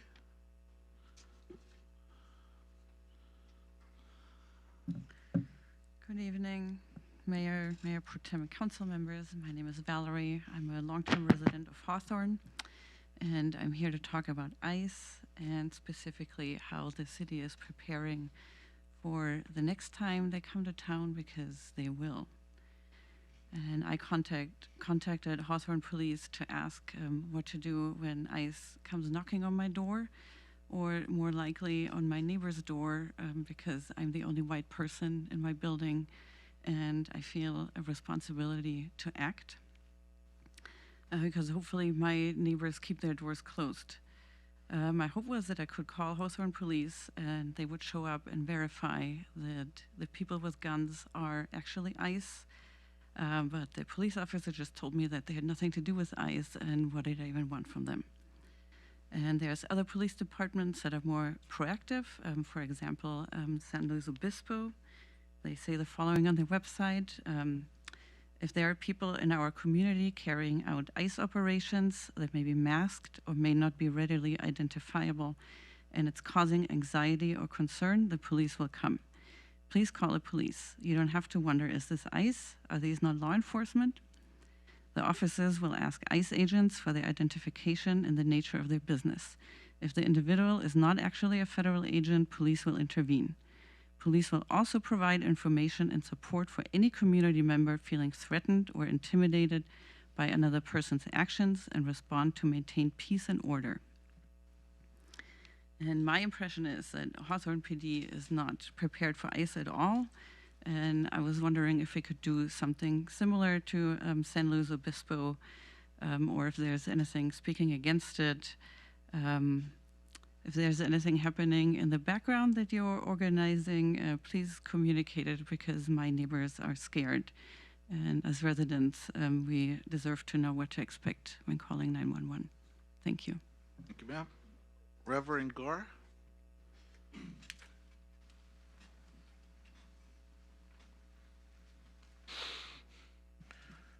To the mayor pro tem, and council members and elected officials of this great city, I count it a privilege and a blessing to serve with you in this city of Hawthorne, city of good neighbors. I also honor, respect, and daily pray for each of you in your elected position that you have sworn to uphold and to govern. Dr. Martin Luther King Jr. said, "The time is always right to do what is right." He emphasized that justice and moral action should not be delayed for a more convenient time, and every moment is an opportunity to stand up for integrity.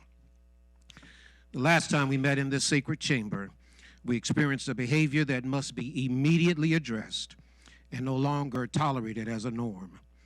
As elected officials, you have been entrusted by the residents of Hawthorne, the city of good neighbors. You have the fiduciary responsibility to serve in a capacity that ensures us as residents you have our best interests at heart and that of the city that you have vowed to serve. Therefore, the conduct and character displayed in chambers and in public should represent the standard by which our great city is being governed. You've been given power that isn't to be abused, but to be used to address and correct issues to improve our city. Thus, we hope that your first priority is to serve the people who elected you in the city in which you serve. Conduct that violates the code of ethics, which we experienced last session by Councilmember Angie Reyes English, should not be tolerated and should be respectfully addressed as egregious and unacceptable behavior, and immediate measures taken by you, Mayor Vargas, and other council members to ensure this conduct does not continue. Each one of us here in the chamber today, we come to these meetings to see growth. We come to hear about improvements and ways to make our city better.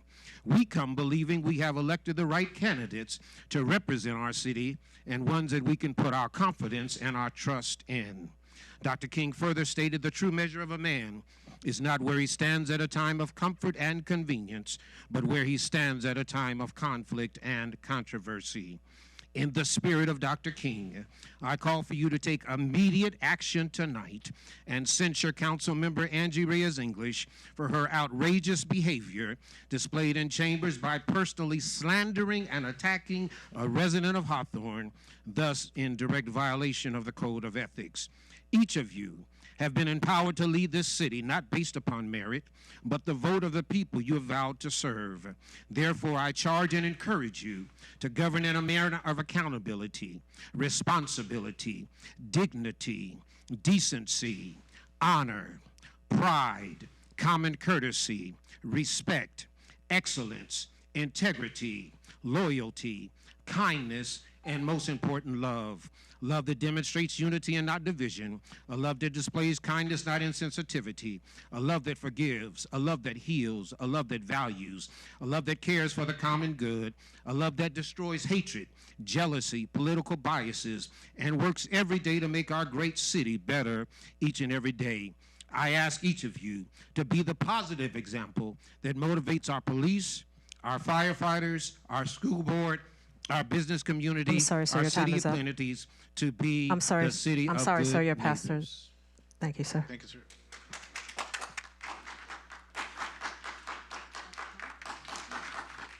Raymond Vergara? Vergara? Here you go.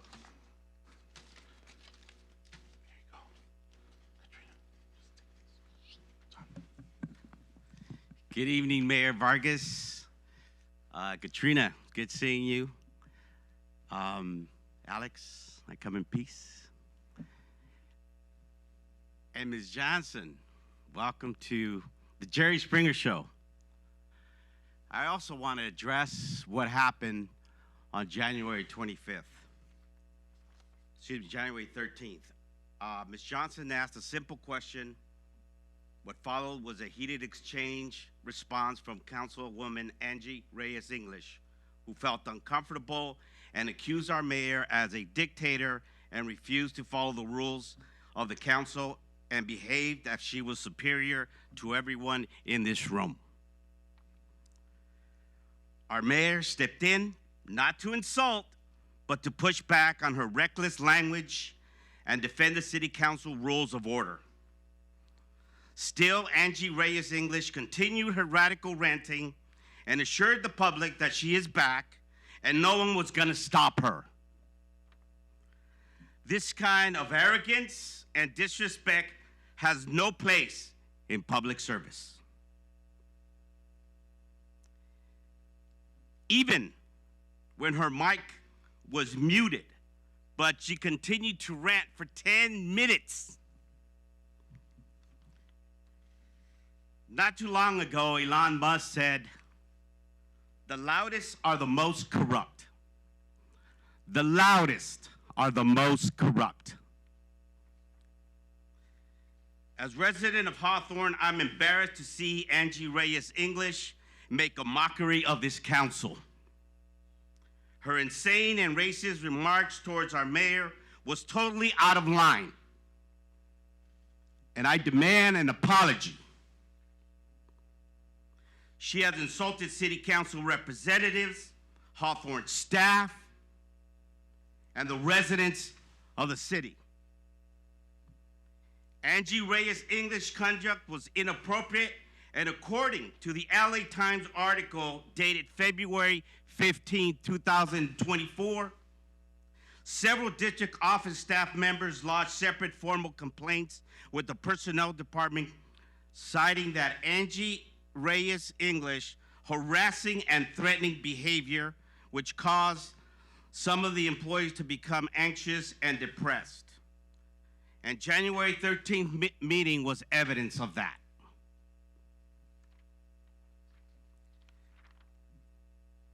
Is this the type of leadership that we need in Hawthorne? This is re-election year. And I ask all of you guys to examine your conscience. I see Angie Reyes English as a future liability. So I request Angie Reyes to resign. Because if it looks like a duck, swims like a duck, and quacks like a duck, then it's a duck. Thank you. Anybody else wishing to address the city council, please form a line.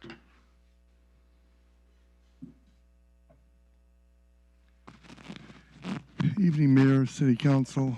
I'm barely walking since my accident at the train station, but I'm here. And just the sad news that St. George's is closing February 15th.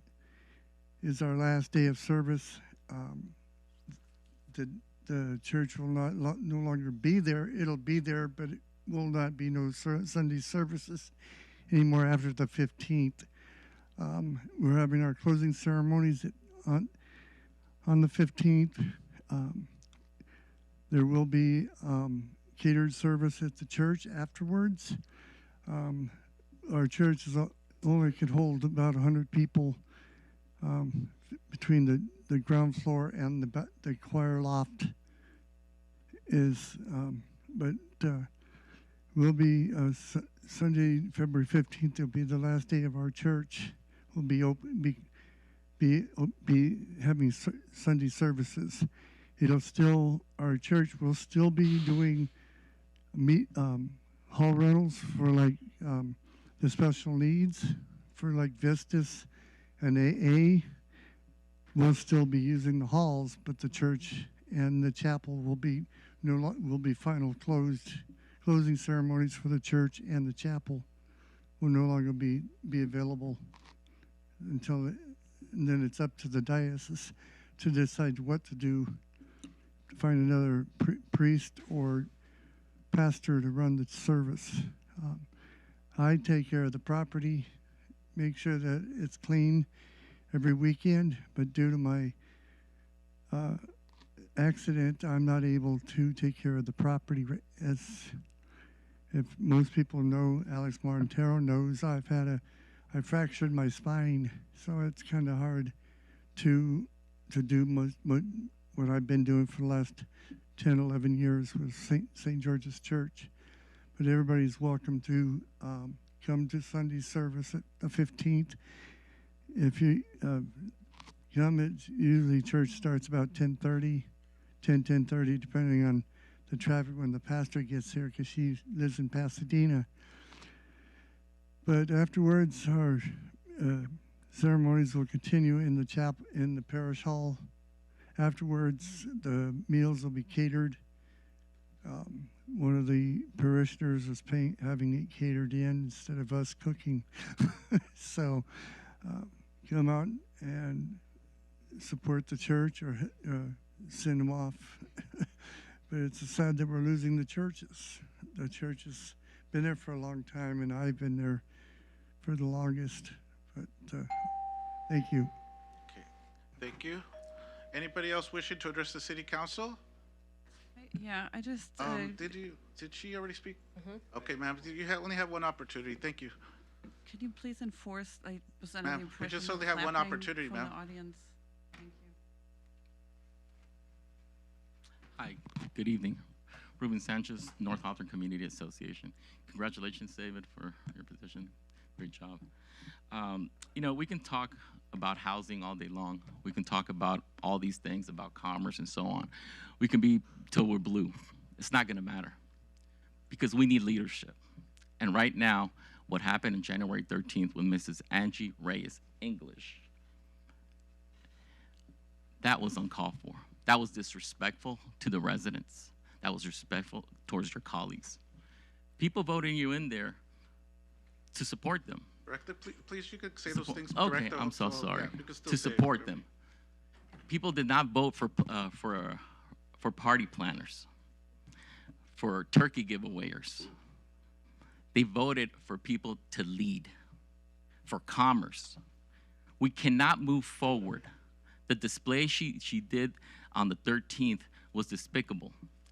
G back there was almost arrested. There was another gentleman here that was almost arrested, that she requested to remove after the gavel was placed down.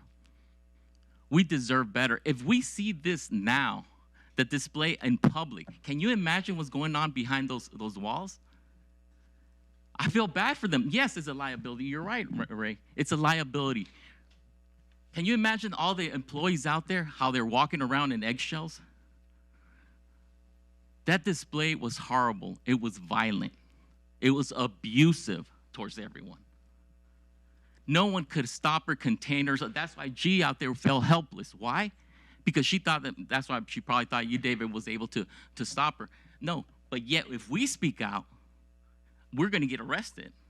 I'll get Jimenez back there, another dude over there, and they'll arrest me right away. But meanwhile, you act out, all of a sudden, what defends us? No one. And that's why you have been making the city helpless for many years. Remember Rula, the planning commissioner, who before she left, she said, hey, I felt threatened by Angie English.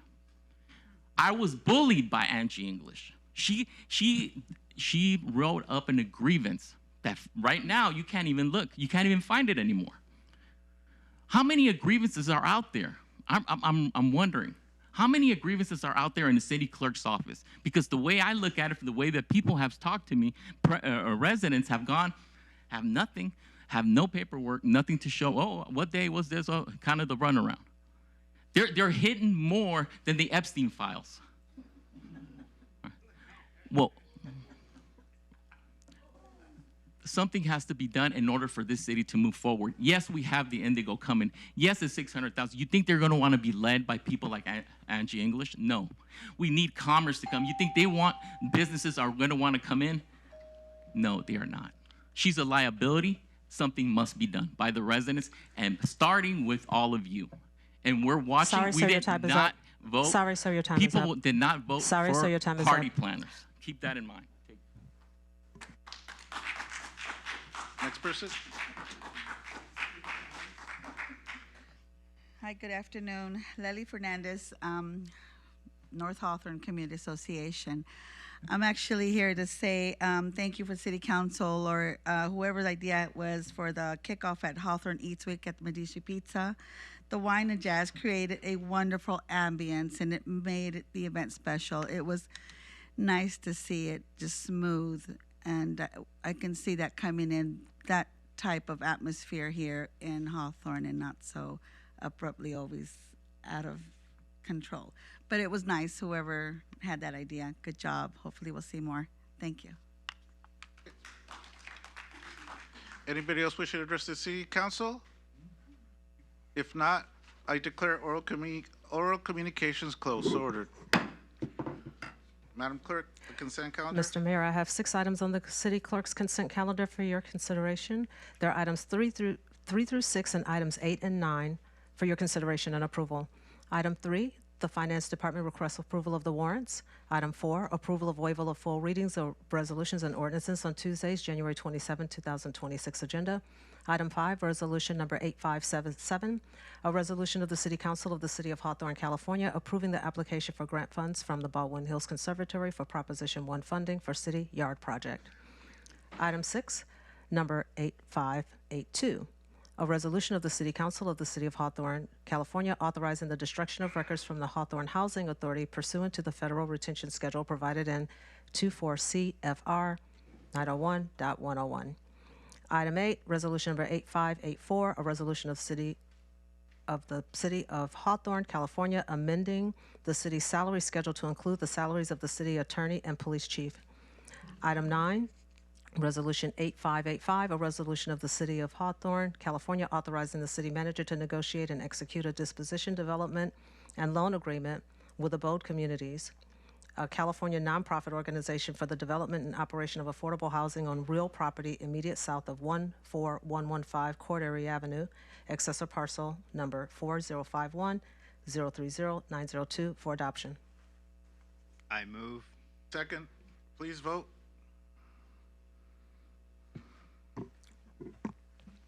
The votes are in. Voting reflects mayor and council voting yes. Okay. There are no ordinances at this time. There are no bids at this time, and there are no public hearings at this time, and there are also no general matters items at this time. Could you read the city manager's consent calendar on my behalf, please? Yes. I have items 10 through 14 on the city manager's consent calendar. Item 10, joint powers agreement to participate in the South Bay Regional Housing Trust. Item 11, general services agreement between the County of Los Angeles and the City of Hawthorne. Item 12, final acceptance of the first contract term and award of the park maintenance services contract extension to Martinez Landscape Company Incorporated of Sylmar, California. Item 13, progress payment number 6 in the amount of $1,393,758.04 due to Martinez Landscape Company, Inc. of Sylmar, California for the Hawthorne New City Yard Project 24-02. Item 14, amendment of Measure A memorandum. Mr. Mayor, that concludes the city manager's consent calendar. May I have a motion to approve items 10 through 14? I'd like to move on all items. Second. Okay, quick comment on 10. I'm willing to support this because the cities that are involved can still opt to not participate based on the structuring of this organization. So I think it's the only reason I'm supporting it is just so that we could get the ball started. So that's it. I mean, any other comments can be made, but we have the motion and the second on the floor. Go ahead. Please vote. No, we're letting To the her- chair. I'm allowing people to say whatever. I wanted to understand, are we approving that we're going to be a part without further investigation by staff or city attorney? Is that what we're approving? My understanding that you're given approval to start the process. As Jackie mentioned from South Bay COG, once the agreement's finalized and once we have a copy to review the agreement, that we would have the opportunity to make edits and bring it back to council for questions and approval. So then when it comes back, then we'll approve it? Yes, you're giving So me we're just approving us to be able to start? start the process. That was my understanding, but I can have our city attorney. Yes, just let me comment. clarify. The recommended motion is that the city council approve joining the South Bay Regional Housing Trust and authorize the mayor to execute the JPA, which will help fund the development. So there is an approval of the process. Now, there's some documents to review. I've done an initial review. It's still subject to further review, negotiation, as they indicated in the presentation. And so be assured that I will do everything I can to make sure that that document protects the city's interests. Okay. To the chair. Yes. Again, I'm assuming, Jackie, that the withdrawal within, it says anytime with written notice and executed copy of city resolution subject to notice received at least 90 days prior to start of fiscal year and payment of any administrative fees. How do we know what those payments would be? You'll have to. There's no fees. So It just says administrative fees. you might want to have the person come to the podium and answer that question if the mayor wishes to open the public comment portion. Just a moment, ma'am. So I can address that. we don't have an, we don't, Okay. To the chair, I can address Yes, that. sir. Go I ahead. can address that. There will be no administration fees. At this time, we're just voting to join the GPA, and then down the road, when the GPA is formed, because we already have $1.4 million for administration costs out of the Measure A money, the administration fee, according to the consultant, is going to cost $500,000 a year. And right now, there is zero fee for us to join this GPA. And it's not going to hurt Hawthorne at all. It's going to benefit our city. So I would recommend for us to vote to join, and then down the road, all the legal jargons is going to come to us, how that GPA is going to function. And that is going to be down the road. So right now, it's just for us to join, because to form the GPA, South Bay Cog had to have at least 4 cities to join the GPA. all right, so there's, so we have a motion and a second. Please vote.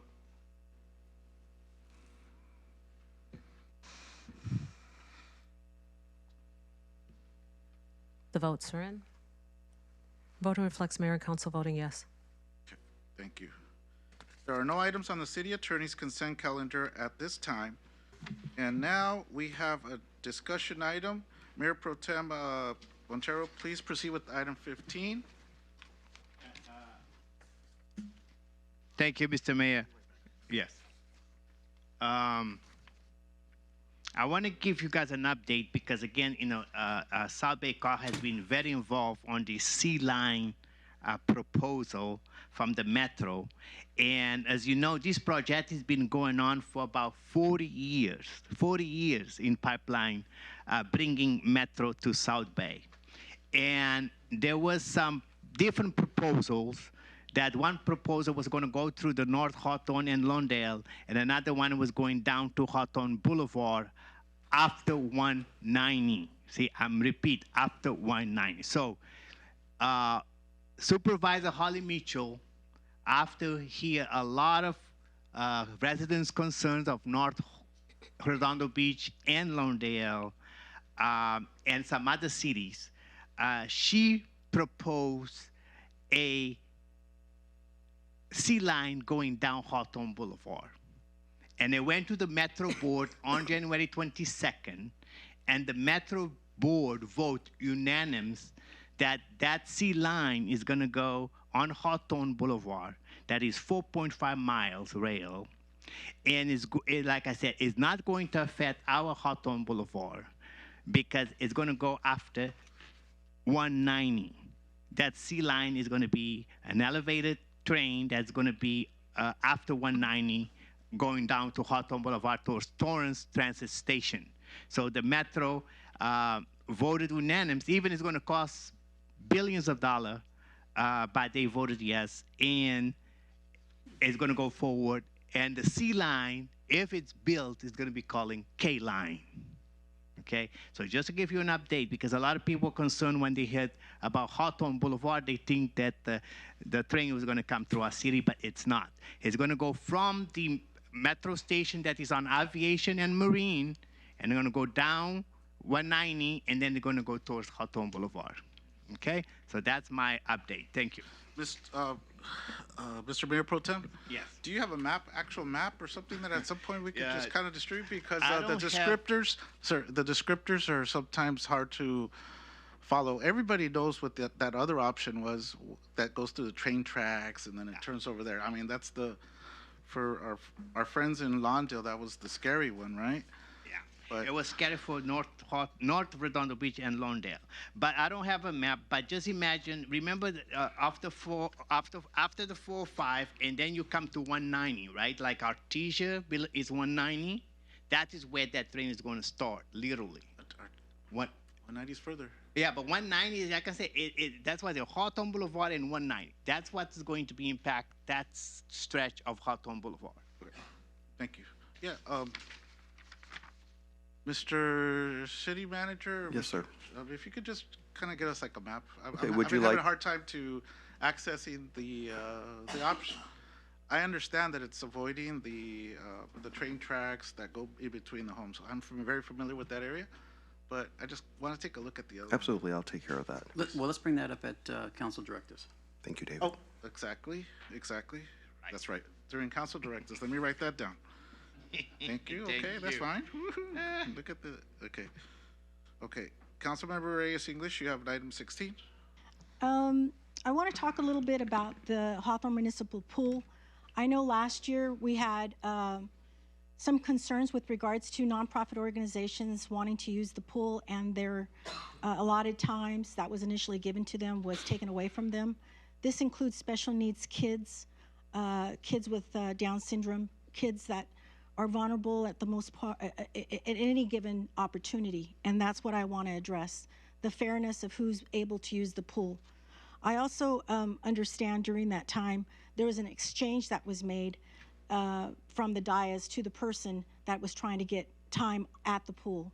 I want to make sure that that doesn't happen. The pool is for everybody, no matter where they're from. They could be from Hawthorne or wherever. We need to be able to make money from the pool and to be able to create and explore options to allow for more programs at the Hawthorne pool. So I want to ask, probably at a directive, I was going to send this back to the directive since I'm hearing it would be a directive, but my concerns are fair use of the Hawthorne pool and to create additional services. So is there any way I could get, like, say, for instance, get possibly a 30-day response from Rec and Parts as to what thoughts they have to maybe do that? Absolutely. Because this item was agendized, I worked with the Director of Community Services to give a brief statement. So, David, if it's within our bandwidth, I would like Kwana Bowie to present the information she has, and then Councilwoman Reyes English can direct if she needs additional information at the next meeting. Yeah, and before she comes up, I have some information that I want to be able to share, and I want to give that to you, Vaughn, later. Okay. So that you could have a full reading of some of the recommendations. But I'm ready. Go ahead.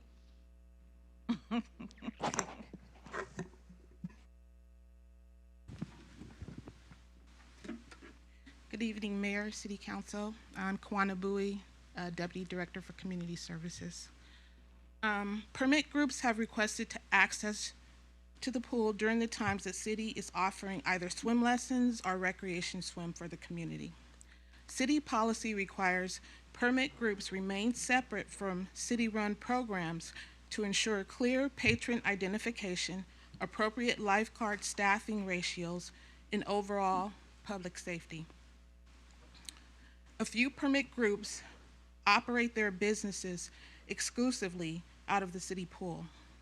As a result, when the city schedules its own programs, the available rental time is reduced, which directly impacts the rental group's revenue, and that's the real problem they have. While permit groups have requested a change in this policy in order to gain additional time at the pool, maintaining the separation is essential to ensure safety and effective supervision. So at this time, we are asking the City Council to continue to support the safety policies we currently have in place at the Hawthorne Pool. Thank you. To the chair. Thank you.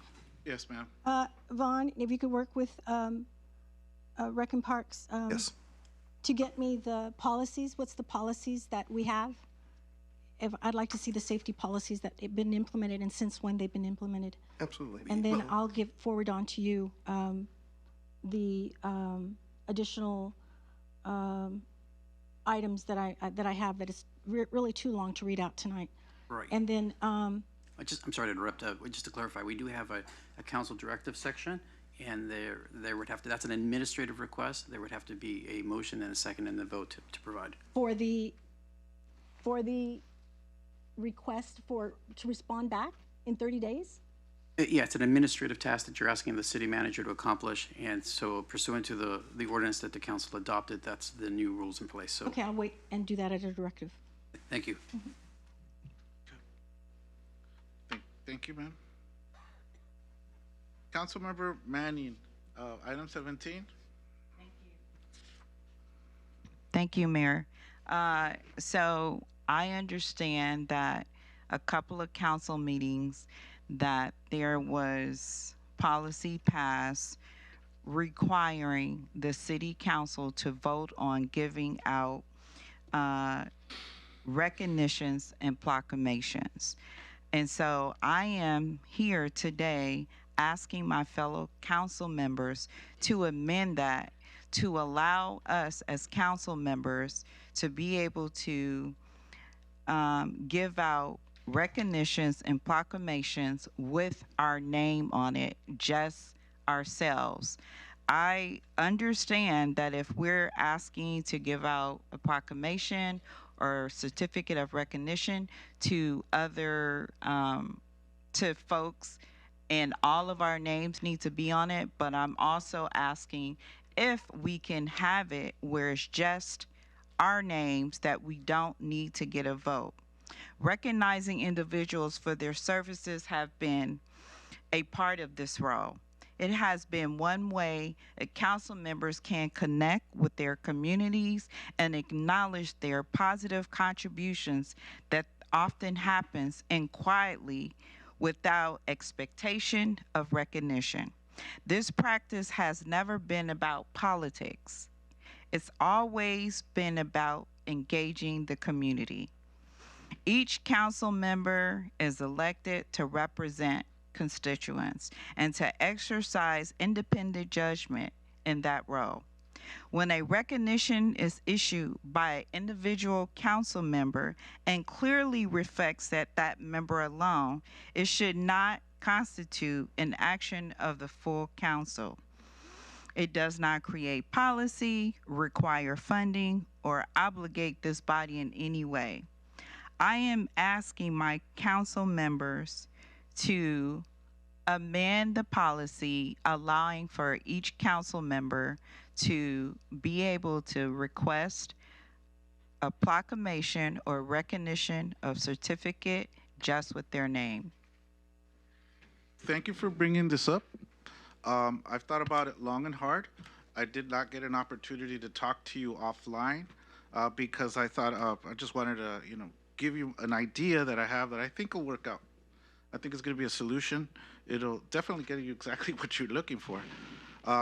We need to make the distinction between a proclamation and a certificate of recognition or certificate of congratulations. A proclamation is you're proclaiming something on behalf of the city. You're proclaiming that you advocate or you support an organization, an individual in whatever endeavor. It can have that type of meaning, and it's formal, and I believe it should be something that is reflective of the whole council and have everybody's signature. But here's the part that I think you're going to agree with, and I've worked it out in my head. For certificates of recognition and certificates of congratulation, I agree. I think those could be turned over, should be able to be turned over, and you should be able to have that on your behalf. Just like you have like a business card, right? That you have your name on it with your title. To say, hey, here's my business card. And yes, it would have your own signature, and you'd be able to take it to somebody, et cetera. And because again, a proclamation, there might be an organization that I may want to support, that you may not want to support, or anybody here might not support. So there's just could be that consensus.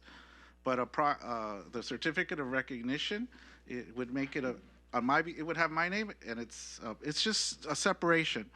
But my suggestion, in order to make that happen, is that we continue with the proclamations as is. Where everybody requests something on behalf of the city council, and then the certificates of recognition and certificates of congratulation. I say that we have a ready vendor that would have the paper and the templates to be able to produce these, with each of us having a budget that we're accorded to for over a year, a reasonable budget that would cover any requests that we make to be able to have these printed, okay? And then you could print them like a day before or half a day. and you would be able to get what you want, exactly what you want. Okay, so so think about that. But I think this is a critique, respectfully, of our, what we have going on. I think the certificates of recognition, certificates of congratulation, can look better than what they look like right now. I think they can look close to or approximately what the proclamations look like, with the ribbon, with the design. So I'm also proposing that we task either the vendor that we could choose, or we could have somebody design great quality. Okay, look at what the Mayor Pro Tem's looking at. A good quality certificate of recognition, a good quality certificate of appreciation. That somebody designs this and gives us 3 templates, 3 things that we can look at, so that we can choose the best one. So we could choose the best one, and if it comes back that none of those are good, we send it back to the drawing board and make the suggestions and the critiques. Because I run into that situation too, Councilwoman Manning, and I had to abide by whatever we had established. So I think this is an easy workaround, and we could get exactly what you're asking for through this way. The chair. Sir. I do agree with you in everything you said. I agree, and that's what I showed this County of Los Angeles commendation certificate that was only signed by Holly Mitchell, right? Because we did a business expo on the 22nd, and the second one is going to be next Thursday, the 29th, because it was 2 parts with the Connected Federal Credit Union and MasterCard and Mexican Water's office and Holly Mitchell's office. So they sent us a certificate of commendation, and she didn't ask all the other supervisors, but when they do proclamation, they gave a big proclamation with all the 5 supervisors on it. So this one has only Holly Mitchell, 2nd District Supervisor. So we can do something like this. It's beautiful. So this is like presented to our city last week. So thank you, sir. To the chair. Yes, ma'am. I like that idea too, and I like that we're not overburdening the staff. If we can have an outside vendor do that, that would be great. Okay. Mr. City Manager, do we have a ready vendor that would be in a position to do this? Somebody that's already on our list of vendors? Absolutely. We use 3 printing companies in Hawthorne, and I would recommend keeping those dollars in Hawthorne. So if this is passed, I'll work with the 3 vendors to give their best renderings of what you're requesting. We can bring them back at the soonest council meeting for approval and correct those edits as what council wants. And I'll work with our finance director to come up with a budget/stipend for these type of requests.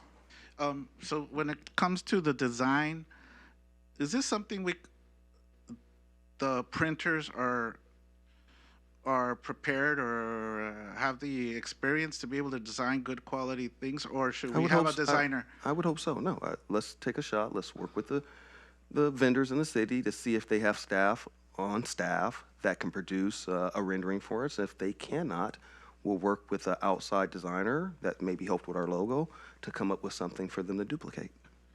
To the chair. Yes. I don't think it's necessary for us to get stipends to make certificates of recognition. I've made certificates of recognition in LA for over 20 years. It's not easy. It's not hard to do. You just need a template. What I think Councilmember Manning is saying is, why can't we make our own certificates? Why do we need to get approval from everyone up here to give a certificate with my name on it to an entity? That's what I think she's saying. If it requires a resolution, which is whereas, and then reads out exactly whereas, okay, those are resolutions. That requires full council and mayor's signature. Okay, we could bring those back for that. But I don't think it's necessary for this body to tell us, an elected council member, that we need to bring anyone that you want to honor to the council. I think that's not necessary. I think it's ridiculous. But Councilmember Manning, is that what you want to understand? That's exactly what I'm asking, and that's exactly how it reads on the agenda. Yeah, you want to make a motion? I would like to make a motion to accept. Point of order. Yes, ma'am? That's a directive, isn't it? It's a directive under this that we get to vote for. Right. So do we vote for it clarification? here or Yeah, no, under? I would agree that that would be a directive. I've been reading the definition, and that would fall under council directives. And just real quickly, Councilmember Manning, the distinction there, I think, is that if you want to pay for it, of course, Councilmember Reyes English is absolutely correct. If you want to pay it on your own, you can do that, as long as it's on your behalf. If you want city resources to pay, it's my understanding that certificates of resolution can be about $30. Something that nice is expensive. So in order to utilize city resources, then that would be a council directive. So how is this related to this, what we're talking about? How did we get off on a budget? That wasn't part of the conversation. So that was something that the mayor brought up, which you were supposed to interject because that's a directive, because we're not talking about that.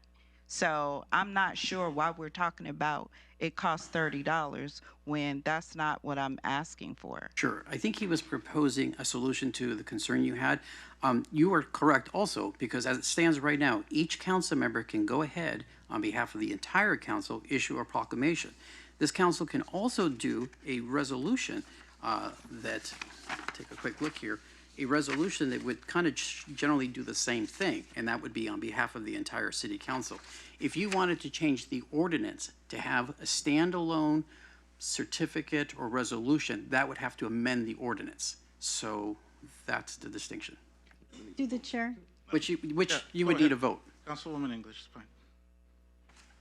I am totally lost on this. We represent the city. We personally have to pay $30 for a certificate when we represent the city? No. That's what I heard. If you want to take it out of your own pocket, you got to spend $30 to do a certificate. I have never heard of that, ever. That's not what I said. That's, To the chair. I've never heard of that. Just a moment. Councilmember, Mayor Pro Tem Montero. Yeah, I think, just listen carefully, because actually the mayor presented a solution of Katrina Manning's request, and it was almost identical the same. He just wanted to say that he wanted us to do, proclamation comes to the council, but if we want to do individual certificates, he suggests for us to do something beautiful and good, and each council member can sign their name. And then what he asked the city manager is to find 3 providers that can give us a bid to redesign a certificate that we all agree that is beautiful, have the city logo, and then each council member, if they want to give a certificate of appreciation or commendation to somebody or an agency, they can do it. That's what the mayor said. And that's why I said here was a good idea. And then what Vaughn said is, because we're going to have an outside provider doing that certificate or whatever, so Felice have to look at the budget to say, okay, it's going to cost us $500 for the graphic designer to design the certificate for us, that all of us agree, okay, this looks, represent the city, is authentic, is good. So I think what Mayor and Katrina was saying almost exactly the same, but the mayor wants to make it more professional. So we doesn't want that I come up with a design, Ms. Manning come up with a design, or Ms. Johnson come up with a design. So we want a unified, uniform design that all of us could agree, and then each council member can do their own certificate, and you don't need to pay for it. To the chair. Yes, ma'am. So for me, I thought what the mayor was asking was a directive. And secondly, I'm not talking about us having different designs, because I'm already going with what we already have established.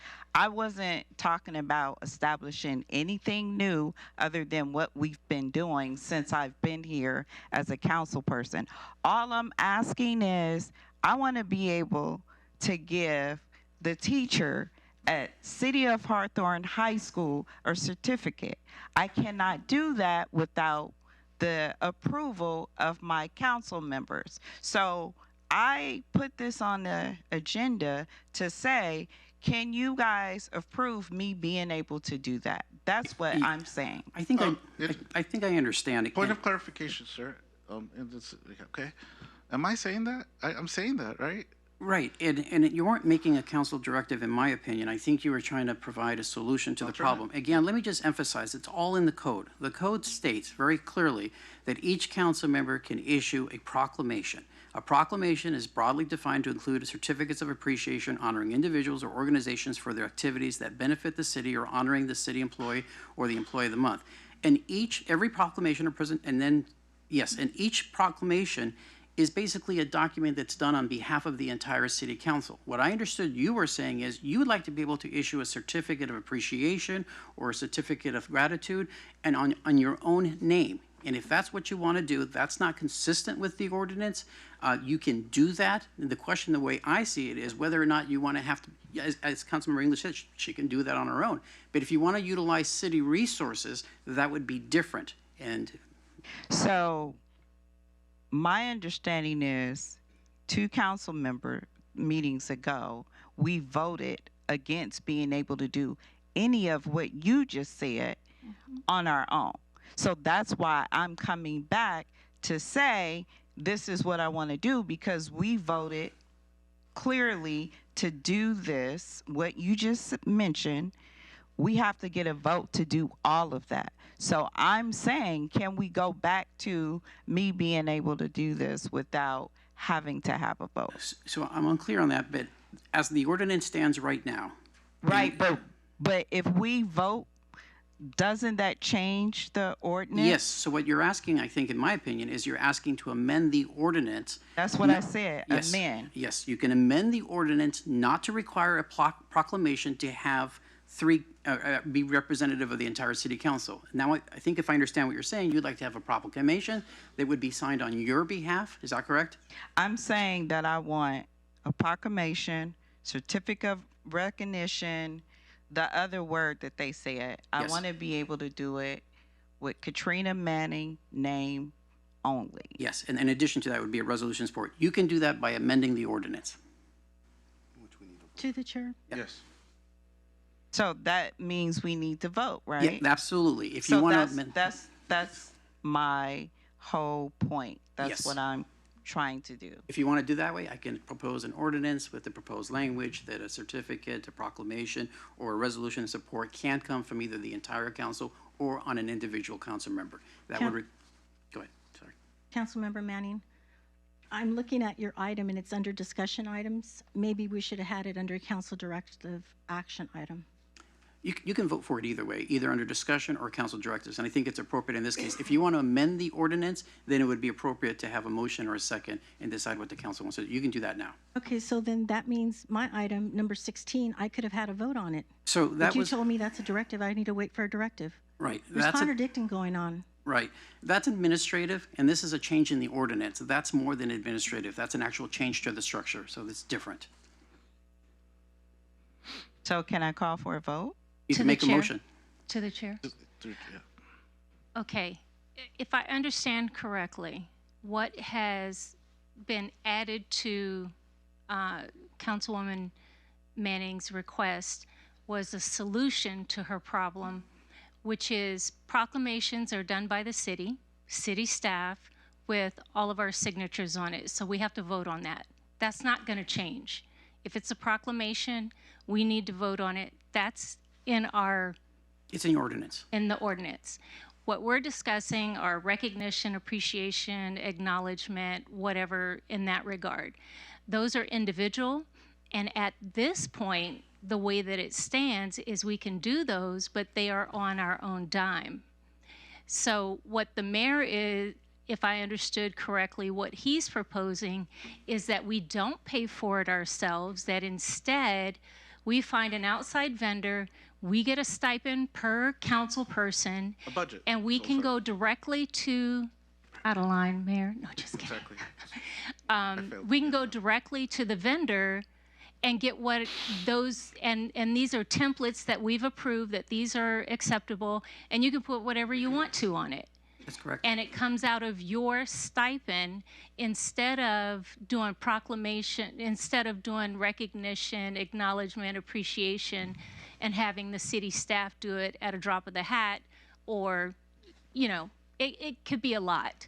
This way it's being done with a vendor, and we have full control as council how often, when we want it, and work with them directly. I think that accomplishes what Councilmember Manning wishes to accomplish. He can do that.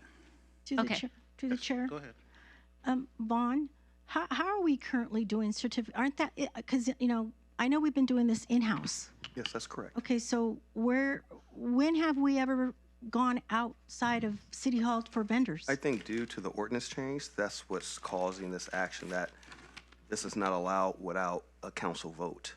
Yeah, I just think that we're wasting a lot of money by outside vendors versus in-house. It's been working for years. I don't understand why we now have to spend additional money for drafting a certificate that's good for everybody. I don't get that. I really don't. I think it's a waste of money. Well, that's the distinction. The certificate is no longer good for everybody. Some people may not agree. So if you want to do a certificate on your own, you'd have to amend the ordinance or come up with a solution to have it come out of a budgetary stipend.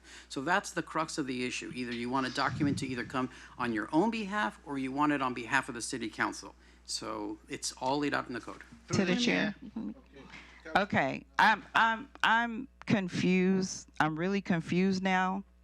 Can you please clarify? So you said that we already had the right to do it, Yes. right? You said we had the right to do it. So if we already had the right to do it, then why was I told we couldn't do it when I wanted to get one? Because if it's already done, then it's pointless for me to be asking to do it. Right. Right? The distinction was that you wanted to, I think, to do it without bringing it to, I believe, without coming to the council and having that. Every proclamation has to come, it has to be agendized. And so I believe, if I recall the event, it was, you wanted It was a certificate of recognition. It was not Right, a proclamation. Right. And I was told the certificate of recognition had to go for a vote. So you're saying that at that particular time, when I asked for that certificate, I had the right to do it, So, right? as a- It's only a proclamation that I need to get a vote on. But a certificate of recognition, it's already in the code that I can do it. Is that what you're saying? No, I'm sorry, council member. There is no such thing, a creature, as a certificate of recognition in the code. There is only a proclamation, a presentation, or a resolution of support. Each one of those items can come and be agendized by any one of the council members. And such item would be demonstrative of, it would be in support of, the whole council would support that document. So it's a new document So that you, I'm what, requesting. yeah, what you're doing, I believe what's happened is in the past, there was a practice where you would ask the city manager and staff to issue these certificates. And so as I understand it, it became very burdensome. It was too much. There wasn't enough lead time. There wasn't enough time to get it all done. Sometimes, correct me if I'm wrong, there would be a situation you'd only have just a couple hours to deal with it. So that's my understanding. So we'll have to amend everything. Through the chair. Complete your thought. So I think what we're trying to do is accomplish what you want, but not, burden staff in a way that that it just became untenable, is my understanding. So the proposal will to have a budget, so then you can accomplish what you want. You can have a certificate of appreciation on your own name without council approval, without anybody else's buy-in, so you can get it done. And as But I gotta pay for it. No, if you want, I think the mayor was proposing that the council and the city manager would have a budget for it to utilize. You'd have your own stipend, and you could pay for it, the city would pay for it. I do have a question here. If council would vote for city staff to create certificates, is that on the table? Is that allowable with a vote? I would like to see just exactly the way we've been Let's doing wait. it. Hold on, just a moment. You have to go through the chair on this. Complete your thought, sir. Through the chair. Just a moment. Through Go the ahead. chair, I'm curious for Councilwoman Manning. Is there a possibility that staff can create the certificates of recognition, appreciation, if it's voted on? I think that might be one of her questions there. That might give more clarity and understanding of what the request was on the agenda. Through the chair. Can you answer his question? Are you asking me? I'm asking the council because All right, it fine. seems like You know, I'll we're going in respond. I circles absolutely regarding the respond. same question. Look, and I'm asking, And is I- that an okay. item that we can vote on? Just allow me to respond. I'll give it to you right now. This is really a solution to get exactly what you want. Good quality certificate of recognition, good quality certificate of appreciation. Something you can take that's to a councilman that looks like, raise that again? Something that of that level, if we so choose, and we so choose a design. Better than what we have now is the intention. And let's not use a stipend. The stipend is like a budget to be able to do this. You basically get to do them, and you don't have to pay for them, etc. But there is a separation between what a proclamation is and all these other certificates. The proclamations are sacred. They need to come for what a proclamation is on behalf of this city council, and it needs to remain as so. But anything else that you need, and why? Because we're trying to offload this also from the city staff, because they need to answer phones, they need to get their work done, and they can't stop putting an agenda together or getting some tasks done just to get one of our certificates. Bill Safidi's been doing stuff for us, and a couple other places. It's a solution, guys, and you're gonna get exactly what you want. We just need to have the structure for it. Sir. From the beginning, what I understood is that if we go outside, it was just to get a template. So then the staff could do it on a dime. If we got a template, so let's say we contract three, a provider that gives us a template, we don't need to go outside to create those certificates. That's what my understanding was. That when we create a template, so it will be that we all approve for certificates of recognition, of recommendation, etc. It will be in our computer, at the city manager's office computer, and then we have to give you the verbiage, right? What we want to say, to whom, and then they go and plug in, and that certificate come up in 30 to 1 second, okay? But maybe what we should do then, if we want the staff to do it, because one of the questions was a staff time, because it was too many certificates being asking, and not enough time to prepare them. So maybe we should say, if a member of this council needs a certificate, if it's going to be done by the staff, you need to give them at least 10 days or 2 weeks in advance notice, not just 24-hour notice. That, I think, was the problem here. And so my solution, since that hasn't been happening, is that we have a vendor that you could go to, call, and they'll print it out, and they'll have the template ready to do this for you on good quality paper. To the chair. Yes. I'm not sure why you guys are making this so difficult. It is so simple. It's yes, we can do the certificate without the rest of you guys, or we can't. That's simply all I'm asking for, is to be able to do the certificate without having to ask you guys, can I do the certificate? I appreciate all the suggestions, but the question, the request is just to be able to say, Katrina Manning wants to do a certificate, and I don't need y'all to be on it. That's it. That is it. No more, no less. That's all I'm asking. Mr. City Attorney, based on the alternative recommendation I gave, is she going to be able to do that once we vote on it? She'll be able to print out she'll be able to get these things printed out for her, right? You don't have to have a vote. If she wants to be able to do it on her own, a certificate, and if the city manager wants to accommodate that request, it's not coming on behalf of the entire council. So that's a council directive. It's an administrative task. Okay, then I withdraw my request. Okay. If I don't need them, I withdraw my request. To the chair? Let's move on. Yeah, let's clarify this. Go ahead. Yeah, we need clarification on that, because the resolution only addresses proclamations. It does not address the other things. And so what is on the table, the question is, can she do it? It does say recognitions. Point of order. Just a moment. Point of Let her order. speak. Let me finish. What's on the table is, with the way that it's written currently in the resolution, can she get what she wants individually without an additional vote, without our signatures on it, without voting on it? Right. I've tried my best to explain it as many times as possible. The only thing that's in the ordinance, of course, The only thing that's in the ordinance is basically proclamations. And as the mayor indicated, that's a substantial document that represents the entire council. The other thing the council members can do is a resolution of support. That again is on behalf of the entire city council. Anything else is outside of the ordinance. It would be administrative, and it's if any council member wishes to have a certificate, they can make the administrative request. The problem is, as I indicated, as I understand it, is that there is a time issue with staff, and it's somewhat burdensome. Sir, so in order to accommodate that administrative request, I'm asking my city council colleagues to designate a vendor and actually redesign the certificates to be able to do exactly that and going through a vendor. Okay? Through the chair. Just a moment. I still have the floor. Is that understood, though, the way I've laid it out? And right, and then I would see that also as administrative council directives. You can bring it up at the end and see if there's a motion in a Okay, second. I'm gonna have that. I'm not gonna take away from this discussion. Okay. I don't want to take action on anything we have now until then. Okay. Just stating that. Go ahead. To the chair. Yes, go ahead, ma'am.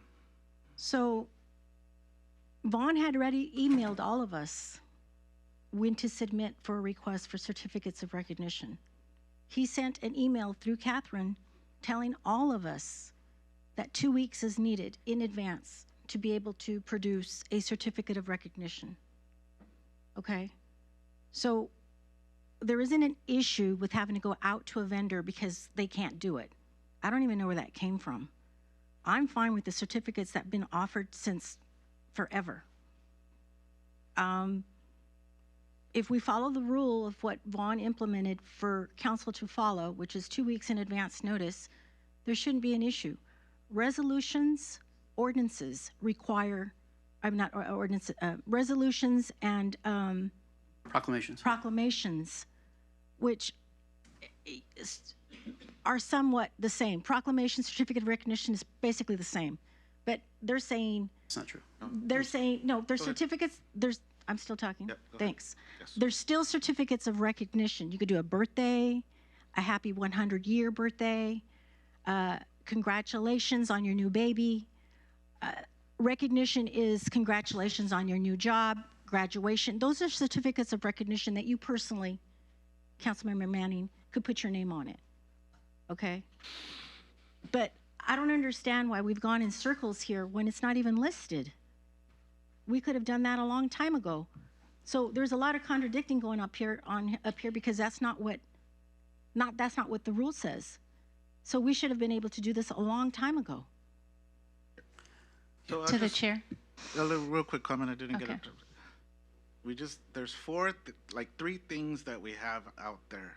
There's the proclamations and the resolutions of support. Correct. Those are what are required to come back to City Council for approval in anticipation of their being presented, correct?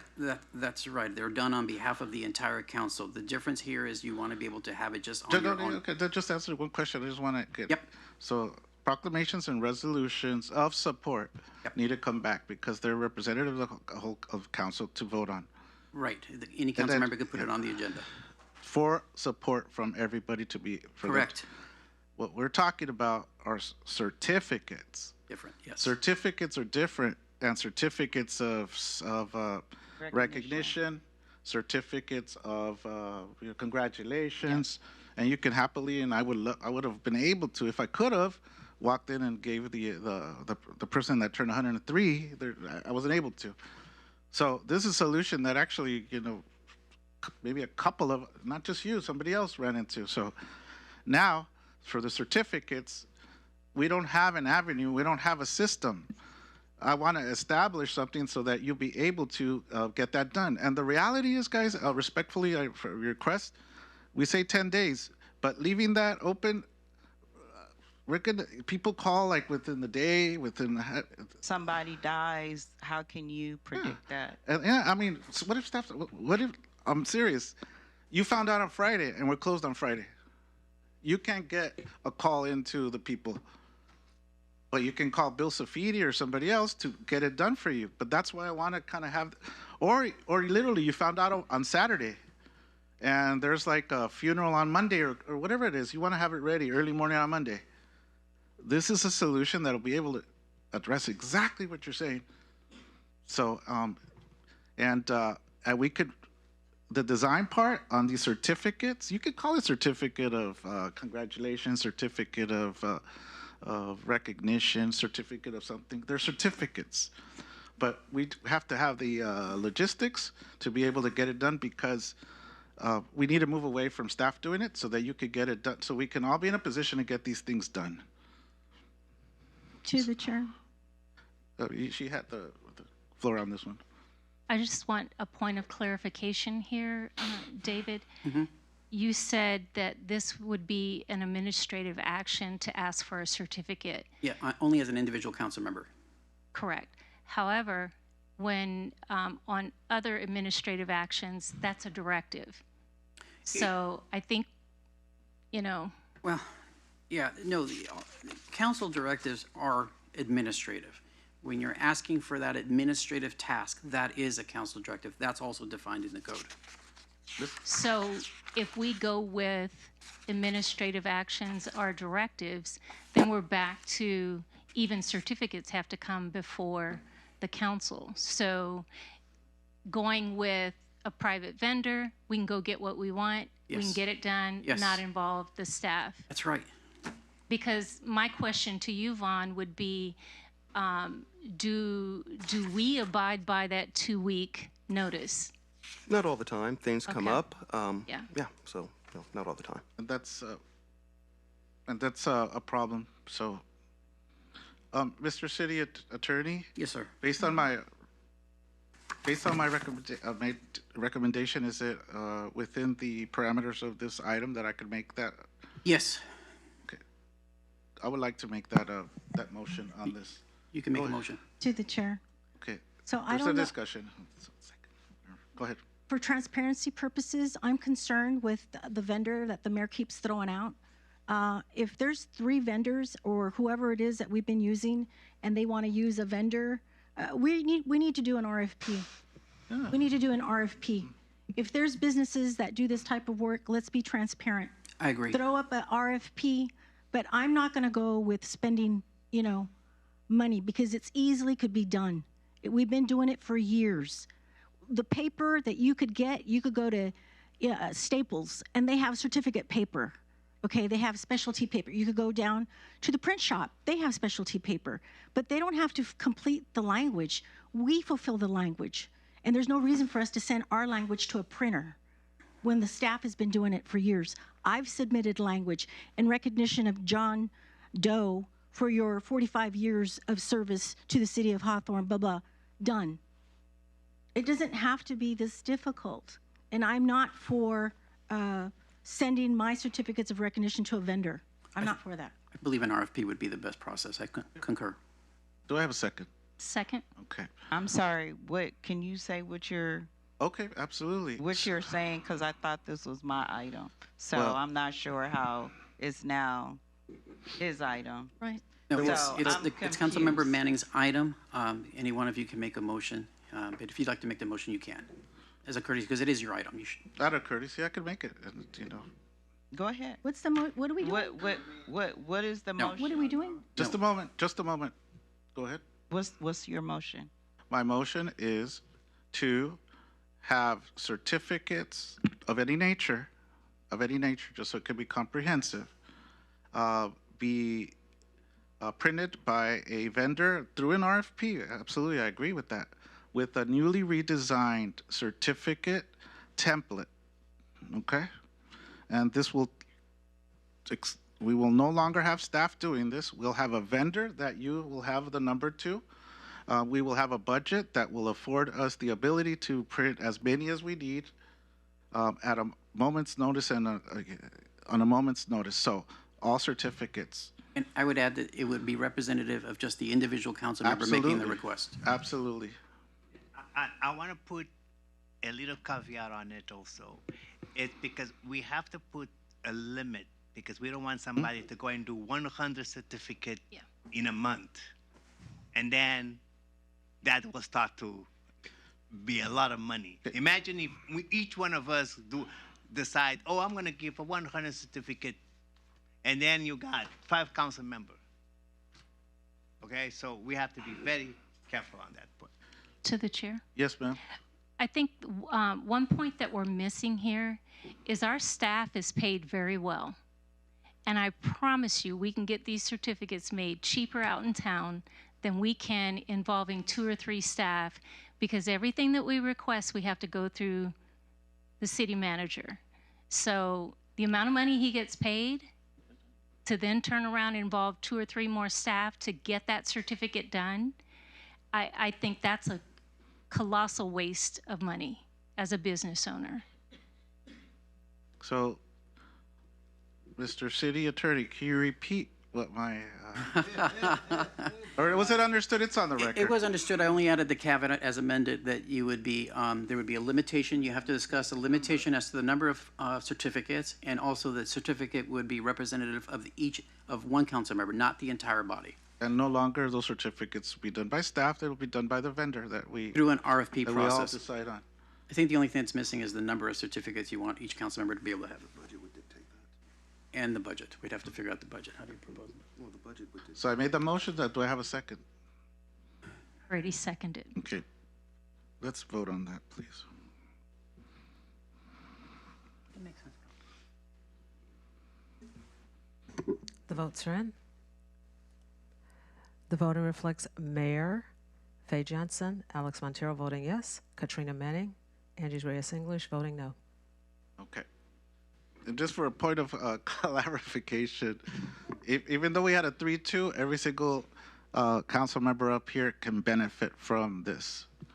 So everybody, okay. Through the chair. Yes, ma'am. I voted no because I think it's a waste of money. We don't need to be spending any more money for something as simple as a certificate of recognition. And we could continue to use the paper that we have.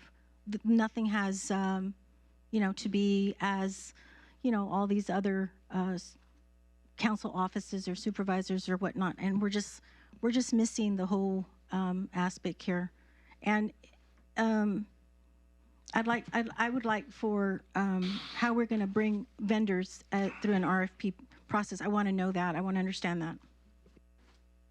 Right. Item 18, ma'am.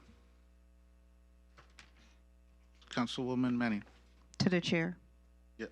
I'm going to draw my request because I see that the council is distorting what I'm asking and not supporting, so I'm going to withdraw it. Thank you. Okay. All right, thank you. Item 19 is proposed leafletting. Actually, I would like to give credit to my council colleague, Angie Reyes English. I don't know why her name wasn't put next to mine, but it's okay. We talked about it, making sure that we prevent these people from putting their little cards on people's cars. And a lady came and with a bag full of these things, and it was just disturbing. And I've seen the people walking up and down the streets putting them on there. There were some challenges in enforcing this. So, Mr. City Attorney, could you please go ahead and give us a report, because we talked about it and you were going to come back and at least say something about it. That's right. It's here for council to decide and to discuss, but in order to help you with that process, I have Assistant City Attorney Sean Lask, who has prepared a brief presentation to give you the latest status on the law.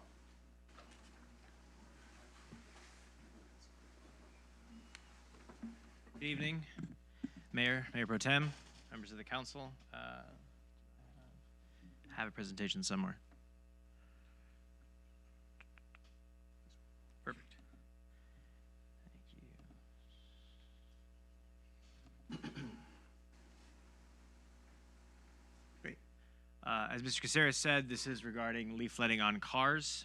We took a look at other cities and their ordinances that deal with this issue. Two of them that are of note, City of Fremont and City of Burbank. They both call the ordinances differently, but they're functionally the same. Shall be unlawful for a person to distribute or deposit or place or any item, non-commercial advertising upon a vehicle or automobile. This doesn't prevent a person from handing it to a individual who's sitting in a car and willing to accept it. Given the uniformity, we looked into the actual case law and found two cases that were fairly on point. First is the Ninth Circuit case, Klein versus City of San Clemente. They called theirs an anti-littering ordinance, but when you look at the actual ordinance itself, it's functionally the same as Fremont and Burbank. You can't leave it on a car.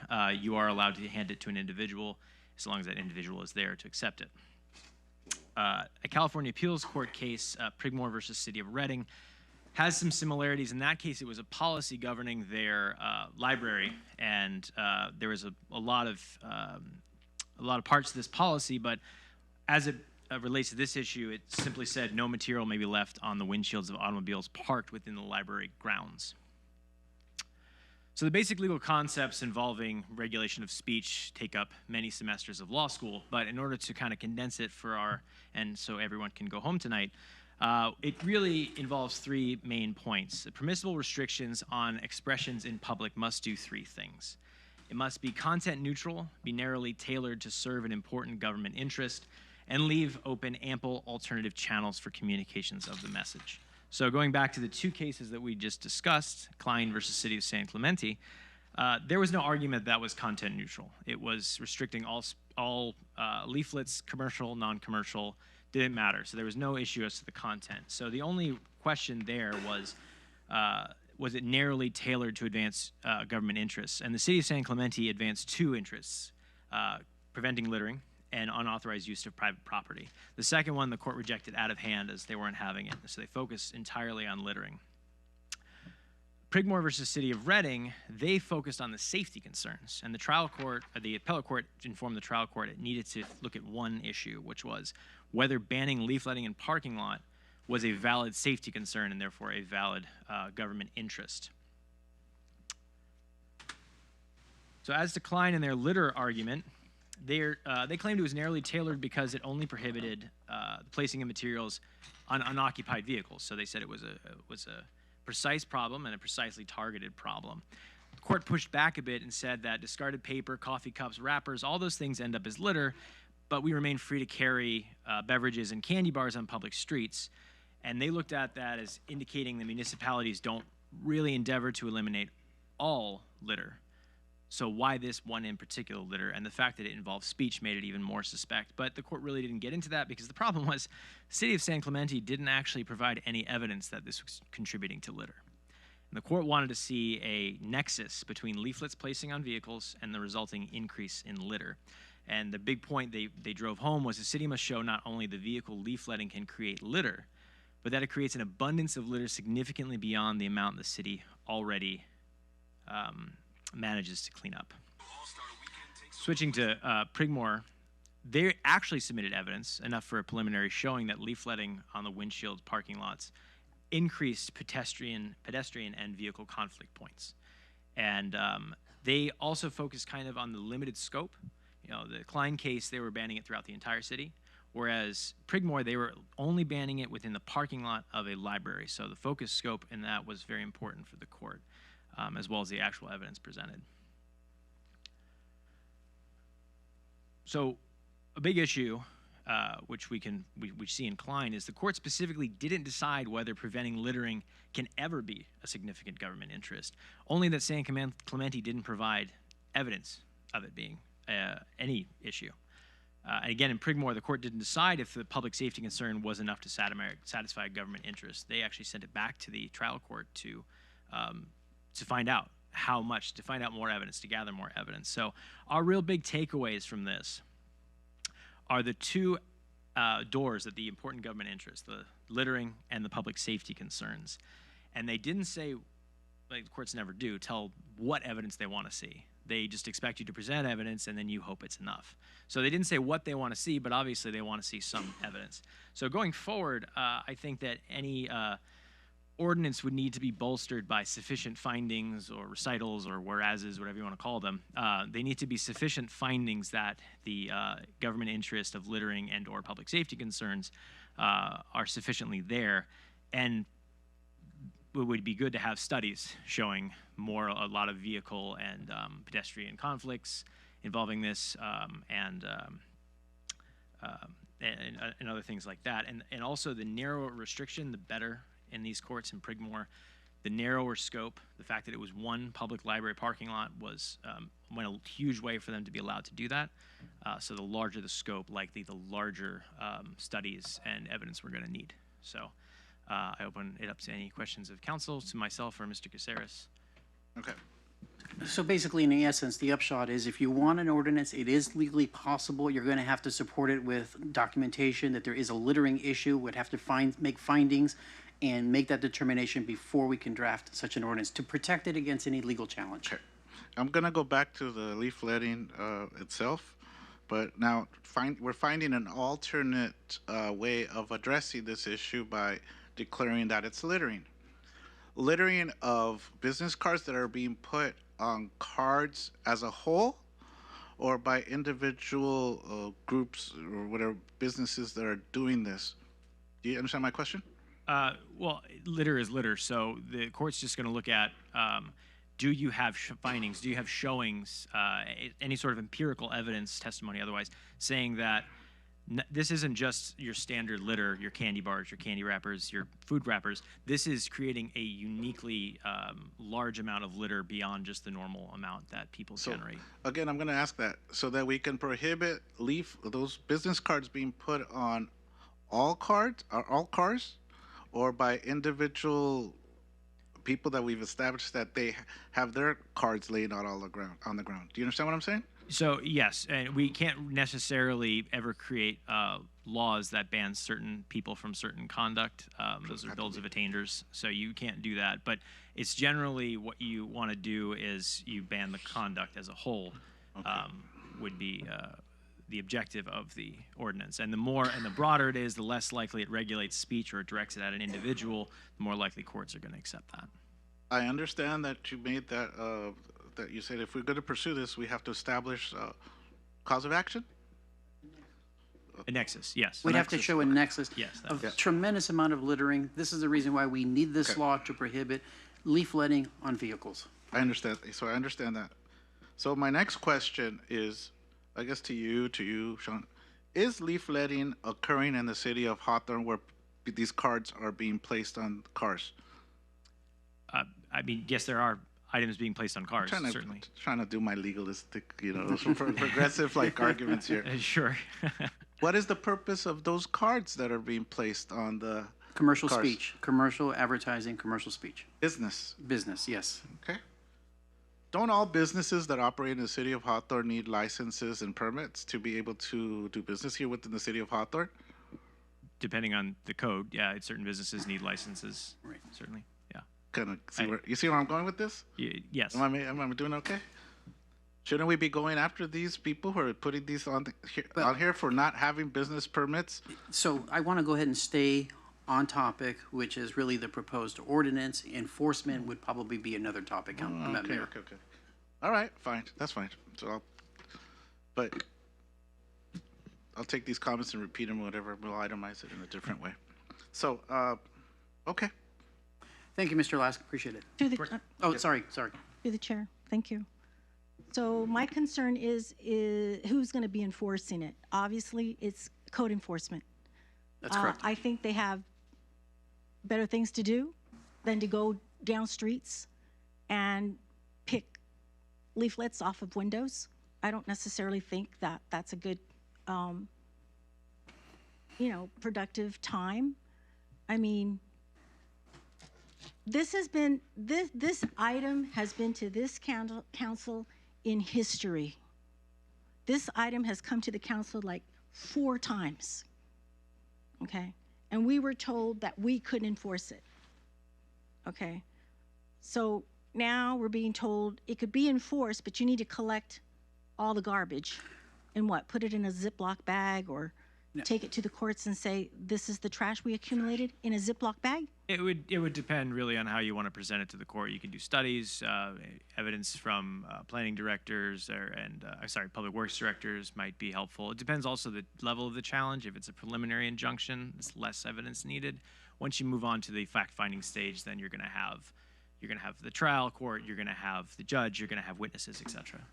So what I saw from this individual coming and speaking was a Ziploc bag it wasn't a garbage bag. It wasn't tonnage, right?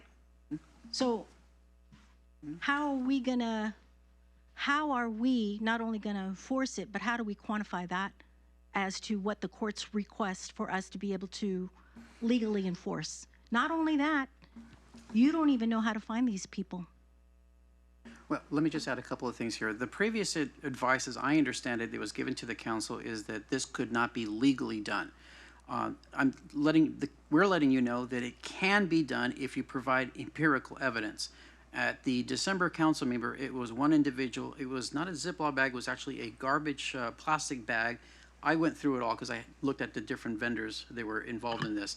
So the answer to your question is, and you're right, we just brought this for your discussion. The mayor brought this on as a discussion item.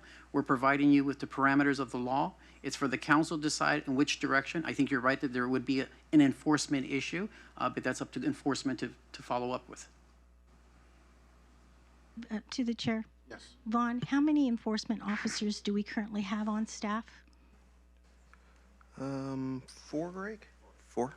4, and they're working Sunday through Friday, Saturday? 7 days a week, split schedule between the staff. 7 days a week. Yes. 4. Yes. Mm-hmm. Yeah, I just feel like as if that's a lot. And there's only 4. How many vehicles do we have in the city of Hawthorne? More than 4. Exactly. Through the chair. Yes, sir. Actually, what has been going on nationally and in our city, I have seen a decrease of those leaflets. You don't see those people going around putting those on the cars anymore. So right now, if we go, because I drive this city, east, west, Bonita Garden, south, I haven't seen those leaflets because some of the folks that was doing that might be hiding.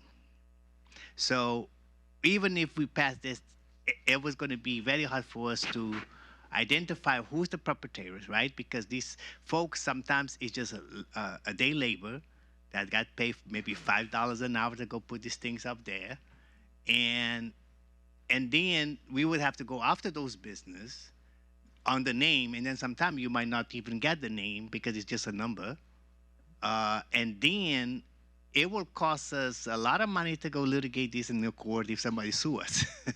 So my point right now is I think it's a mute issue, and let's see how it will progress, and then we will decide it. So To the chair. go ahead. I tend to agree with Councilwoman English and Pro Tem Montero that I would love to see an ordinance, but how are we going to enforce it? And are we going to get in more trouble? Is it going to cost us more money? And I agree that I've gotten less on my car because I used to get one in the morning and one at night. We buy junk cars, And I'm like, is my car junky? Is that why it ends up on my car all the time? But no, you can look down the street and everybody has one. And I mean, one in the morning, one at night, one in the morning, one at night, and I haven't had one in a while. So unless we can actually support the resolution, I think we're not right now. Okay, so Mr. City Manager, I always defer to you guys and about the burden on staff to be able to do stuff. So, Mr. City Attorney, I don't know, Sean, you're in this whole mix too. So, in order to get this information, would it be a tall order to be able to? They're not. I mean, just the misconception was that they're going to go off and take them off of the windshields. They're not going to do that. If they see it on the ground, they could document it, et cetera, establish it. But would it be a tall order to be able to get enough of the evidence? Like, truthfully, Mr. City Attorney. Well, what I can recommend. Or Mr. City Manager. What I can recommend, I can talk to staff, Greg McLean that oversees code enforcement, and have his staff take a look. As council mentioned, they don't see as many leafletting in the city, and just do a quick look, not taking away from their day-to-day job, to see if there's an issue. And possibly in the 30 days that have planning or code enforcement come present on what they've seen the last 30 days. Would that be an acceptable alternative just to see if we should take this on officially? Through the chair. Yes, sir. Actually, let me give you an example. There is more trash done by our hauler when they pick up the trash container bins that are overflow. They bring them out of the garage, put them on the middle of the street, and then the hauler comes and pick up, and then they drop a lot of trash in our street, and those trash stay there until the following week or the following day when the sweeper goes. So we have even a bigger problem, not just the leaflet, to tell you the truth. Our hauler that's picking up our trash is making more trash in our street because of those overflow trash bins that the apartment buildings and the apartment owners and the homeowners, they put it outside, overflow, and then when they pick them up, some of them fall off on the street, and the employees of the hauler, it's not picking them up. I guess that could be another agendized discussion item. That's fine. I'm just giving you an example. So would you guys? Postpone. I'll defer to the council, my council colleagues. Can we have would you guys be okay if what the city manager's suggestion was to be able to establish if this, from their perspective, it's a problem? Would you guys be okay if they could do it informally? I'll say yes.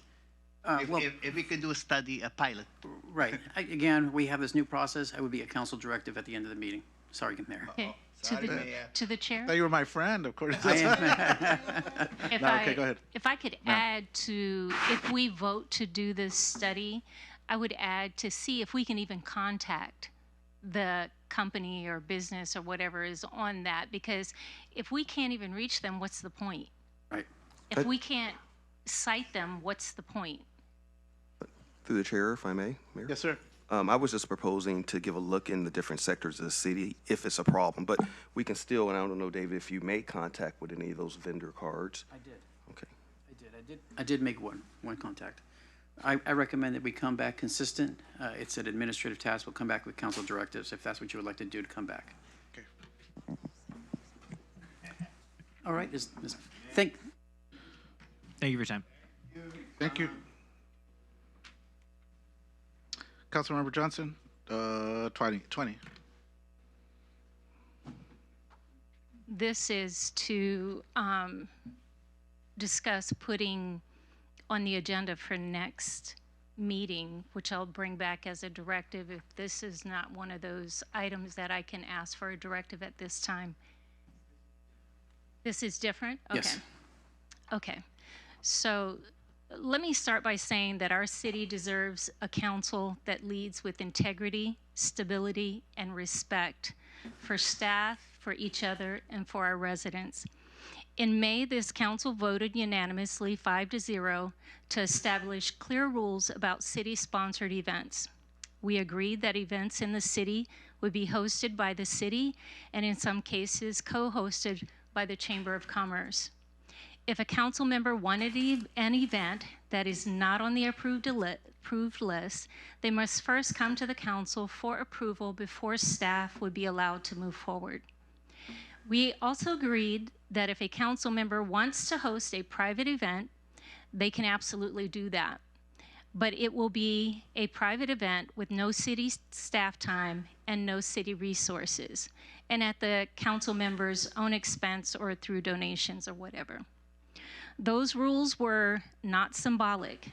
They were adopted in a public meeting 5-0 on the record, and they were meant to be followed. I want to speak directly to our staff and residents. You have a right to expect that when this council votes, that the votes mean something. You should not have to guess whether the 5-0 decision will quietly be ignored later. You should be able to rely on the policies that we adopt to plan your work, your life, and your participation in the community. That is why the behavior at our last meeting was so troubling to me. Calling our mayor or anyone else on this council a dictator for enforcing a unanimous public vote is not only false, it is fundamentally backwards. At our May 27th meeting, this council voted 5-0 in favor of clear rules for city-sponsored event. Every member, including the colleagues who are now complaining, cast that vote voluntarily on the record in a public forum. Holding council colleagues to the policies they themselves supported is not a dictatorship, it's called accountability. As a dictator is when one person imposes their will without consent, without process, without checks and balances, or debate. What we have here is the exact opposite. A transparent decision was made by the full council after discussion with equal votes and with full opportunity to dissent at any time before the vote. I am simply insisting that the council's own adopted policies be followed. To label that dictatorship is irresponsible and inflammatory. It misleads the public on how our system works, and it shows disrespect to the residents who value honest, good faith dialogue. It also sends a dangerous message to staff that when a council member does not like the outcome of a lawful vote, they can ignore it and attack anyone who calls them back to the rule. I denounce those remarks in the strongest terms. Disagreement is healthy. I encourage it. I enjoy it. I even ask residents to do the same. Challenge us, make us better. Tell us what you want to see out of us. However, name-calling and misusing words like dictator to avoid personal responsibility is not what the residents want to see. Our community deserves leaders who stand by their vote, tell the truth about our processes, and model the basic respect and discipline we expect from the public. Enforcing a unanimous decision is not tyranny or a dictatorship. It is exactly what the residents expect of us. Also, when an elected official says, if I want to have an event, I will, and no one can stop me, they are not speaking the language of public service. They are announcing that they believe they are above the very rule they helped create. That attitude is exactly why we need clear policy, shared decisions, and consistent enforcement, so that no single council person can treat public resources, staff time, or city reputation as their personal piggy bank. When a council member conduct becomes so out of control that the mayor must call a recess and shouting continues for several more minutes after a recess is called, it is not just embarrassing, it is damaging to the credibility of this entire body and city. We cannot normalize this behavior. We cannot send a message, especially to staff, that some council members are free to do whatever they want regardless of the adopted policy without consequence. That would invite chaos, favoritism, and confusion among who is in charge and what rules apply. It would also tell residents that our votes are for show and not for real. For these reasons, I'm asking that our next agenda include an open discussion item on the recent conduct of Councilmember Angie Reyes English. Her repeated outbursts, the shouting that forced a recess, and the refusal to abide by rules she herself voted for are not just embarrassing, they are fundamentally incompatible with the standard of professionalism and self-control our residents expect from this body. In that discussion, we must speak plainly on the record about how such behavior harms our staff morale, undermines public confidence, and makes it harder for all of us to do the people's business. This is not about silencing dissent. It is about insisting that disagreements happen within the bounds of basic decorum and respect. Our community deserves leaders who honor their vote, who tell the truth about our processes, and who can debate passionately without devolving into personal attacks or chaos. I am committed to that standard, and I will continue to stand for clear rules, consistent enforcement, and a council that earns rather than squanders the trust of the people we serve. With that said, when it is time, whether it be through a directive or now, I will bring forth a directive or a motion to place an open discussion item on the agenda of next council's meeting. Mr. City Attorney, do we need a vote on this, or she could just? She can bring it on her own. She could bring it on her own. Okay. On the agenda. It's in the code. I think we need to talk about it. That's it. I don't want to say anything else beyond that right now. To the chair? Yes, ma'am. Oh, we could have a discussion now because obviously my name was mentioned. So it is personal, okay? It's not the conduct of the full council. You addressed me by my name. So it is personal, okay? So I beg to differ on all the rules and everything that you stand by, okay? So I'm going to answer that. I'm going to answer that, and then when we come to council comments, I'm going to answer again, okay? Because what has been going on here, and people have been calling me and say they could see it, deflection. Deflection. There's issues between the mayor and you. And what I mean by that, stirring it up. Bringing people into the audience from North Hawthorne and others to come up there and say my name. It's personal, okay? Even though the city clerk mentions that you cannot mention a person by name, but as a whole, you've all made an effort to do it on purpose. And you continue to do that because you have sidebars, either through text or through North Hawthorne meeting at the Catholic Church, which is a shame. The archdiocese should know that there's political agendas within the church, which that's not what it's made for. And I have yet to, hear truth. But we're going to have truth tonight, and we're going to have transparency because there's an attack on me.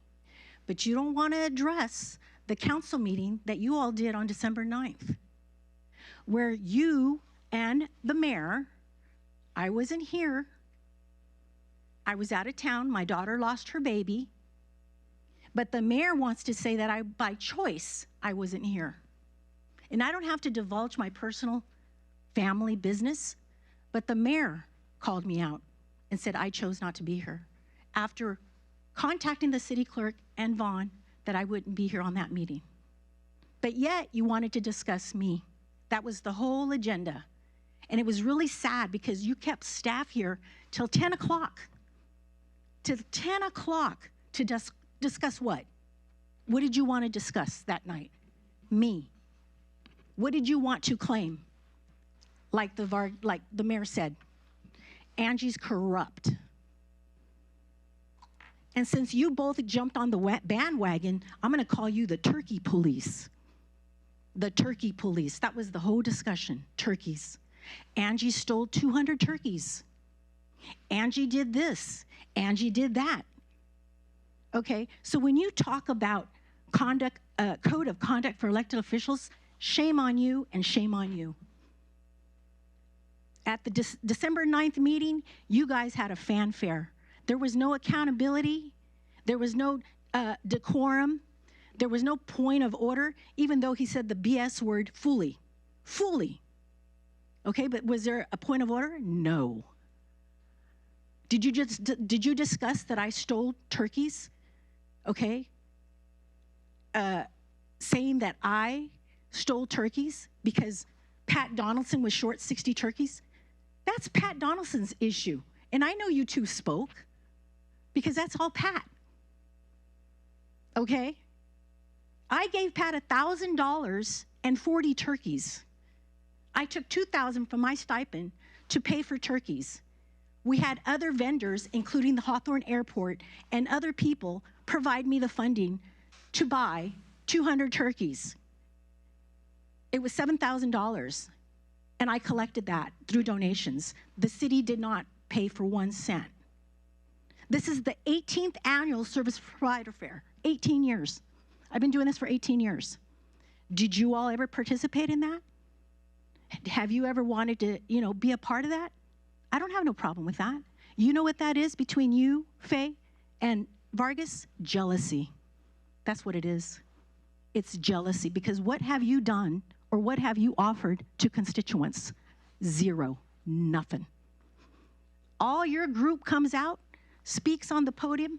You know what it all is? Angie English. Angie English. Angie English. You know why? Because they're the mouthpiece for you and him. That's why. So when you want to talk about code of conduct, let's talk about code of conduct. Okay? Matter of fact, I want to know where the investigation is on the mayor. Because there's a pending investigation. Oh, nobody knows that, huh? You want to talk transparency? I want to be transparent because you guys have been attacking me, so now I'm going to be attacking you. Secondly, I want to understand, Faye Johnson, when you told the city treasurer, I'm so glad that that the President Trump won so that he could send all these Mexicans back to Mexico. Yes. Yes. You know why? Yeah, you could turn away. You could turn away. Oh, you could turn away. You could turn away because it's all true. She, the city treasurer, has been telling everybody that you're racist. They've been telling, I mean, it's unbelievable. So when you talk about code of conduct, okay, why are you leaving, Mayor? Why are you leaving? We're having a discussion about code of conduct. You see how they get nervous when I'm talking the truth? This is truth. This is transparency. Nobody wants to hear it, okay? They called me out tonight. They said it by name, not just up here, but every speaker that came up there. I'm actually quite surprised that a pastor attacked me, a woman. Why are all these men, they're men. Why are men attacking me? Have you ever asked that question? Why? I'm the daughter-in-law of the Reverend English on 85th and Main, Holy Mountain Zion Baptist Church. Yes, a black pastor. No, I'm still talking. I'm going to make a point of order. No, I'm still talking. I'm going to make a point of order. No, I'm talking. We're talking about conduct. I'm going to make a point of order, Mr. City Attorney. City Attorney. I'm going to make a point of order. I have the floor. A point of order has been made. Mayor? It's so that it's not congruent, or it's not in alignment with what the request was purely for a study session. That's right. So. Okay, I'm going to finish. We're gonna. I'm going to finish. You can discuss that later, but not at this point. We need to keep They're to what's talking germane. about code of conduct. Mr. City Attorney. Yes. So, as I understand it, the rules do indicate you have to stay germane on the topic, and the topic is code of conduct Code for of elected conduct. And the code also requires for council members to avoid personal conflict, personal. Let me just find it real quickly. Okay, you want to go ahead and do that? That's fine. Council members shall confine him or herself to the question under debate, avoiding all personalities and indecorous language. That's okay. I still have point of order. That's okay. I still. Mr. City Attorney, just a moment. Please they're finish. not letting me talk. Point. Mr. Look.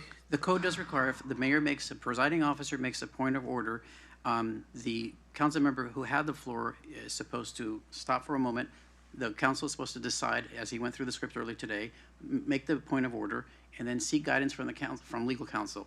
As I've indicated right now, that all council members shall focus on what is actually at issue at debate, avoiding all personalities and indecorous language. Indecorous language, basically, it conflicts with accepted standards of good conduct or good taste. So if that's the point of order, that would appear to be well taken, that's for the mayor to make that determination. Yeah, it's established. So we're going to move on to the elected officials' report. Oh, great. I'll still be able to talk.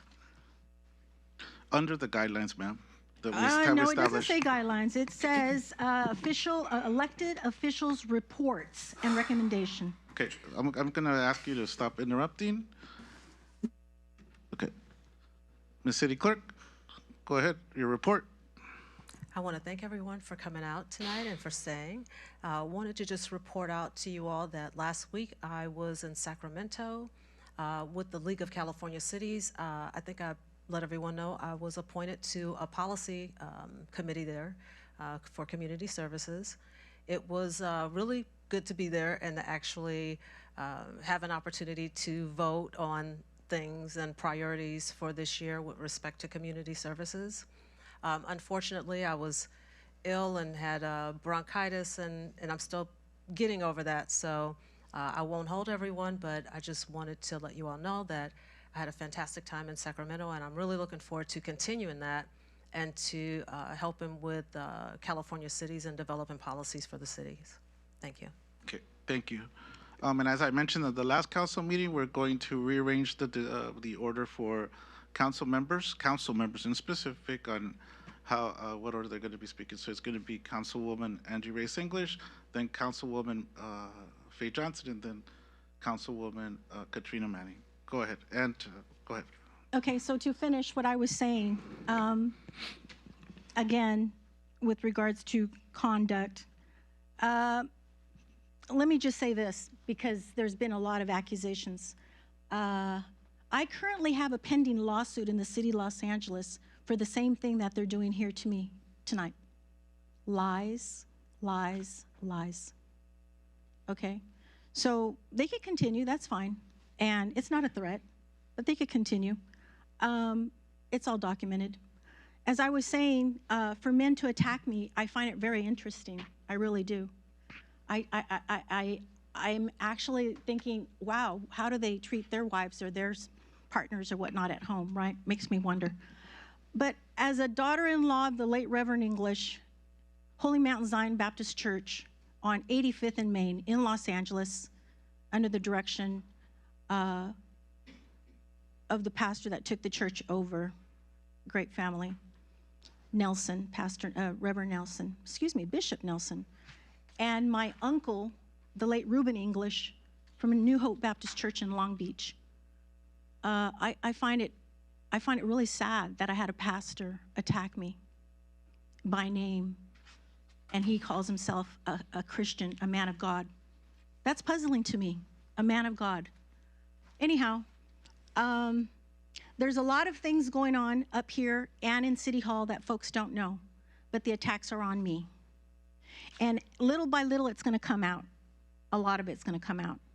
And that's what they're afraid of, the truth.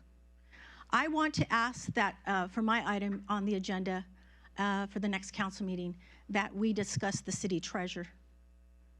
Because everybody's hiding the fact that she's been indicted on 12 counts, and no one's discussing it, let alone the mayor. I can't believe that you haven't called for her resignation. I can't believe that. But I know why. Because it's her friend, it's his friend. They all ran together. And there's dirty money that was embezzled that went to his campaign manager. So there's a lot of stuff that you guys don't know, but I'm the focus right now. Why? Deflect, deflect, deflect. Put it on me. But I've always been a straight shooter up here. I've never been afraid to speak my mind. And that's what bothers him. He can't control me. He's controlling Faye right now, but he can't control me. So we're going to continue.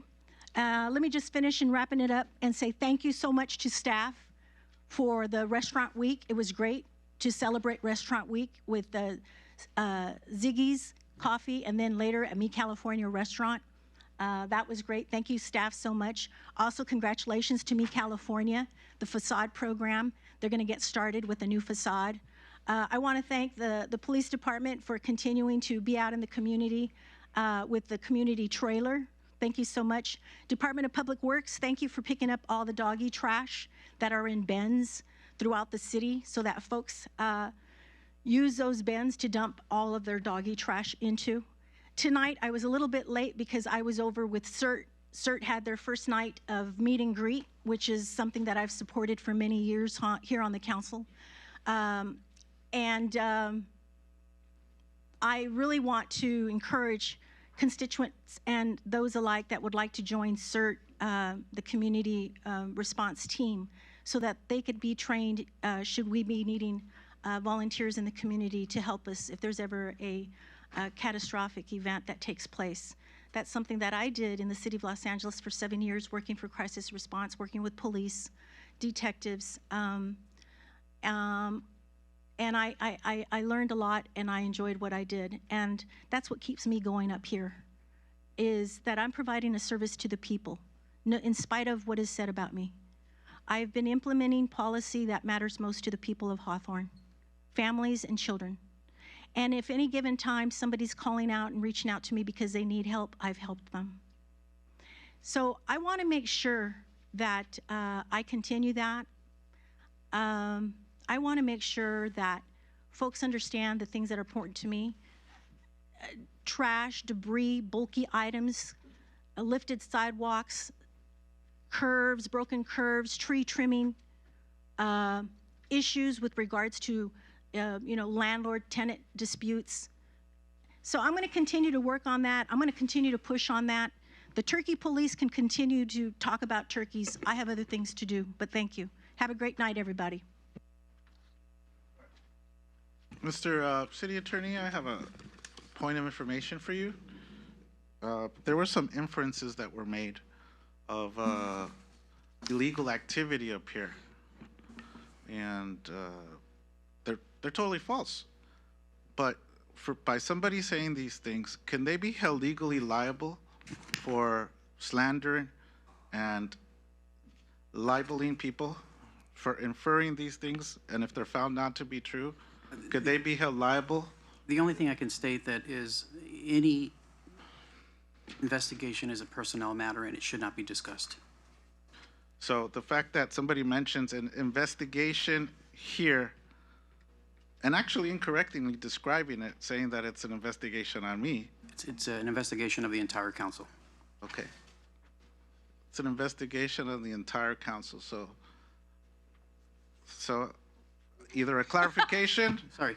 Wait, you need to Okay, clarify. now you open it's a not- can of worms. All right. Because I didn't know no So- investigation in Yeah, that So- council. don't say that. So there's a point of order on the floor. I have the floor. I know you guys are expressing your surprise. No.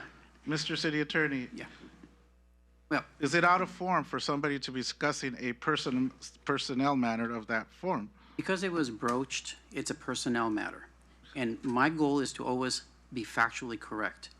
And it continues to be a personnel matter. It's been breached, it's been open, it's been discussed.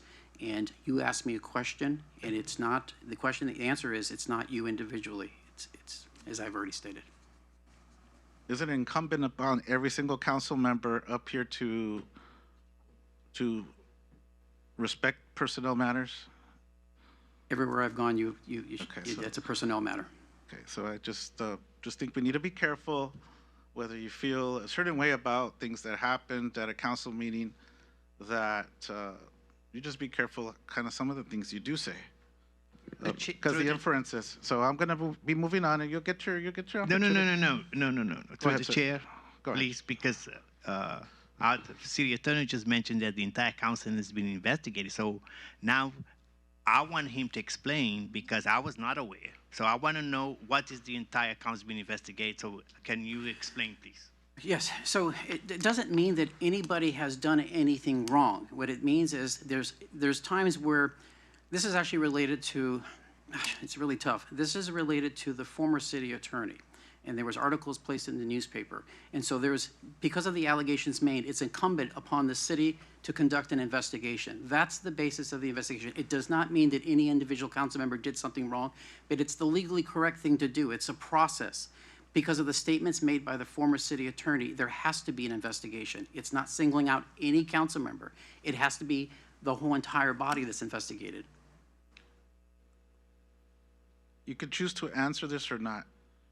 Can you specify which council member up here called for that investigation? Well, at this point, we really should stop. I mean, it is a personnel matter. It's basically, we should leave it at that. Okay, no, but the person just declared it, so it's fine. Yeah, that's what you wanted me to do.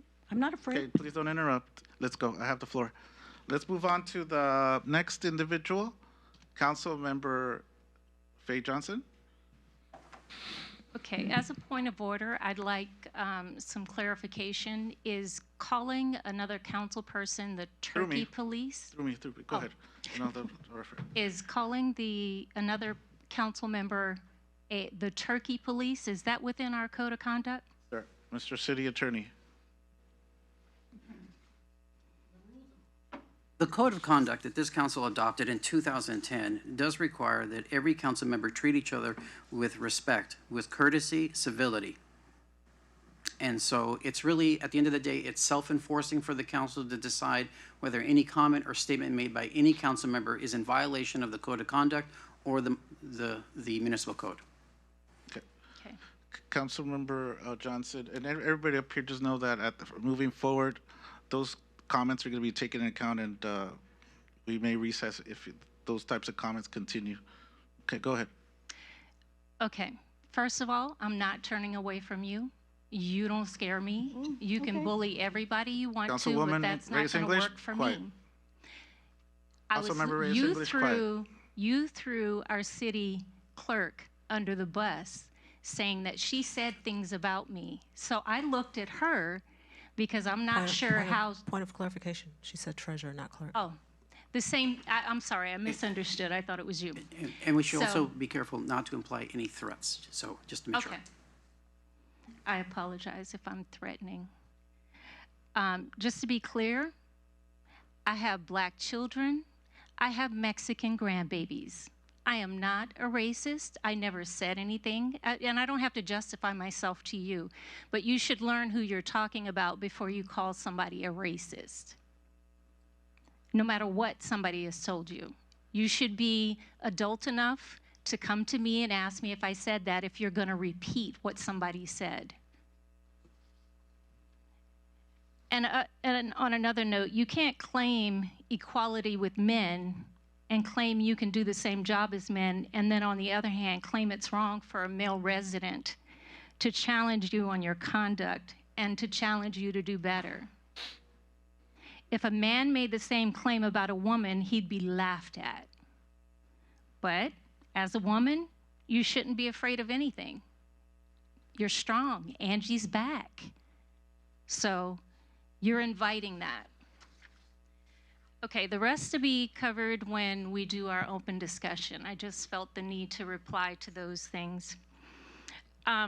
I would like to offer to those that want to become more familiar with the process of how City Council runs, how government runs. You can actually go to ChatGPT, any one of the large language models, and type in how our City Council meetings run in California, because we're standard across the board. And it will help you understand the Brown Act and different laws that we're held to, what we can and can't do. So that'll help you understand a little better of what we can and can't do and what you guys are allowed to do or not do. And your voice is not silenced. It's not silent by our process. You have a vote. Your vote is your voice. I'd like to give a shout out to Erica. There she is. Hey. The swag store is awesome. There's a lot of great stuff on the swag store. I challenge everybody to go look at that. Pick up some gear from the city gear. Awesome stuff on that site. Also, I would like to make a small recommendation. I was putting on my pin tonight when I was getting ready to come here, and I'm like, this would be really cute if these were earrings. And I would wear them. So I don't know if somebody out there can do that, whatever, just a small suggestion. Also, the city is updating our general plan. Stay informed. If you want to know what's going on, go to the city website, sign up for updates, go to the actual webpage that has all the events and everything that's going on and where we are in the process. Hawthorne Eats had their kickoff on Sunday, and it was tremendous. It was so much fun. We had a really good band. I forgot what the band's name was. Excuse? The Love Band, LA Love Band, was that what it is? Yeah. And outstanding music, outstanding just camaraderie, hanging out with the community, getting to know a couple of the influencers that are speaking on our behalf to social media. So it was really great. My hat's off to Vaughn and the city staff. I look forward to tomorrow night. If you guys want to come out and have a slice of pizza with me, I'll be at the pizza show at 6 o'clock. Come on out and we'll share a piece of pizza. And thank you guys, whoever did it, updated our workstations for us. We got the right time, the right date, and we have a calendar that's up to date, so I appreciate that very much. Thank you. And that is it for me. I just want to say thank you guys for everything, for all your support, and we hear you and we're trying. We're as a city, I like to liken it to birth pains. We're in birthing pains right now. And when it's all done, we're going to have something that is going to be beautiful on the other end, and hopefully we'll be working together as a city, and that is my goal. So I appreciate everyone. I appreciate the staff. I appreciate our city attorney, and I do appreciate our other council people and our mayor, because we got some growing pains to get through, but we'll get to the other side. So I appreciate you guys. Good night. Thank you, ma'am. Councilwoman Katrina Manning. Thank you, Mayor. I'm so glad to hear that you want to get to the growing pains, because I'm tired of the back and forth. I feel like I'm a victim. I feel like I'm being abused every time I come to council, and I'm tired of feeling that way. I became a councilwoman to have impact, not to be here like in the midst of people not getting along. And I'm just gonna say it. At the end of the day, I wish these people would figure it out and get along. We don't have to like each other, but let's try to work with each other and stop name calling each other, because what it does, it gets us nowhere. And it just frustrates us more, because every time somebody says something, this person goes back and it goes back and forth. And every time I feel like she'll say something and then she wants to go and say something and then she say, and it keeps lasting every single council meeting. And I really just want us to do the work. And I don't want us to name call, but I know sometimes we get heated, we get frustrated, and I understand it. But at the end of the day, it's still not okay to call each other out, to talk about people when they're not here, especially not to talk about people when they're not here, right? If you guys want to talk to each other about whatever it is, I'm going to ask our city manager to give that belt right here and have them go back there and duke it out. And then whoever come out here with the belt on, they can be happy, and then we can move on. Because I feel like at this point, they actually need to, duke it out so that we can move on, because I am exhausted. I am really, truly exhausted of the back and forth, and everybody wants to have the last word. And so I feel like a stepchild, and I don't want to feel like a stepchild anymore. I want to feel like I belong here, and that's why I am here. I cannot control anybody's voice, what they have to say and what they feel. Yes, we are not going to get along. And yes, sometimes I take things personal. You can't help but take things personal, because we are human. A lot of times people say, leave out your personal feelings. But the reason we're here, because we're passionate about our community. We're passionate about the work that we do. So sometimes we do get offended, especially when your name is called out, especially when you're picked on. But that's not what we're here to do. So the fact that you said something and you said something, for y'all to want to go back and forth and try to prove your point, let's not do that here. Let's do that somewhere else, and let's come here and really do things for the community and not try to control each other, right? Like, the work that we're all trying to do is to benefit the community, right? So you don't need to control me. I'm grown. You don't need to control this person. That person is grown. We are all grown people. We all got elected based on what we bring to the table. And that's what we need to focus on, working together collectively. And that's what I want. I want us to get along in front of y'all, right? If we got problems, we need to take it outside in the back and take care of it. And I'm 100% serious that y'all really need to duke it out, so that y'all can get it out of y'all system, so that when we come here, y'all won't be trying to help us fight. Y'all won't get out of line. Y'all won't act whatever it is y'all got to say. We want to make you guys happy because you elected us. We want you to continue supporting us, but understand we are human. We do get upset. We do take things personal.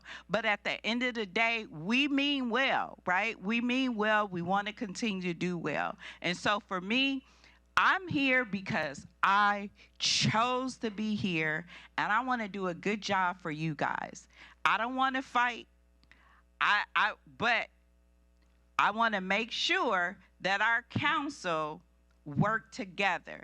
And however we can make that happen, I have in the past suggested that we have a meeting together collectively to try to talk about what it is that we have issues with, get it out, and then not fight. But my council members, they still upset, so they can't do that. So we need them to get a cooling off period, and then hopefully, maybe by Valentine's Day, we can all give each other's hugs and candies, right? Because I know time heals everything. I'm not asking nobody to be friends. I'm not saying that.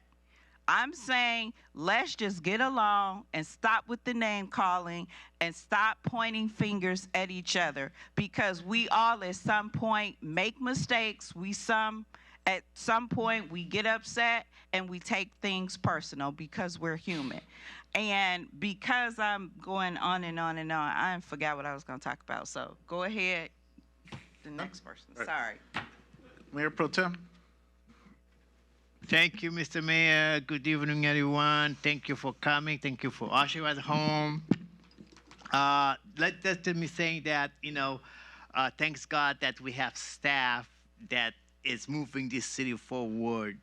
And I want to say thank you to all of you, the staff and the head departments, the public work, everybody out there, right, that's been doing the work for us, because we have great things going on. We got all these, infrastructure going on, the senior center, the new public work facility, the city hall is coming soon. We have the, like I said, the other,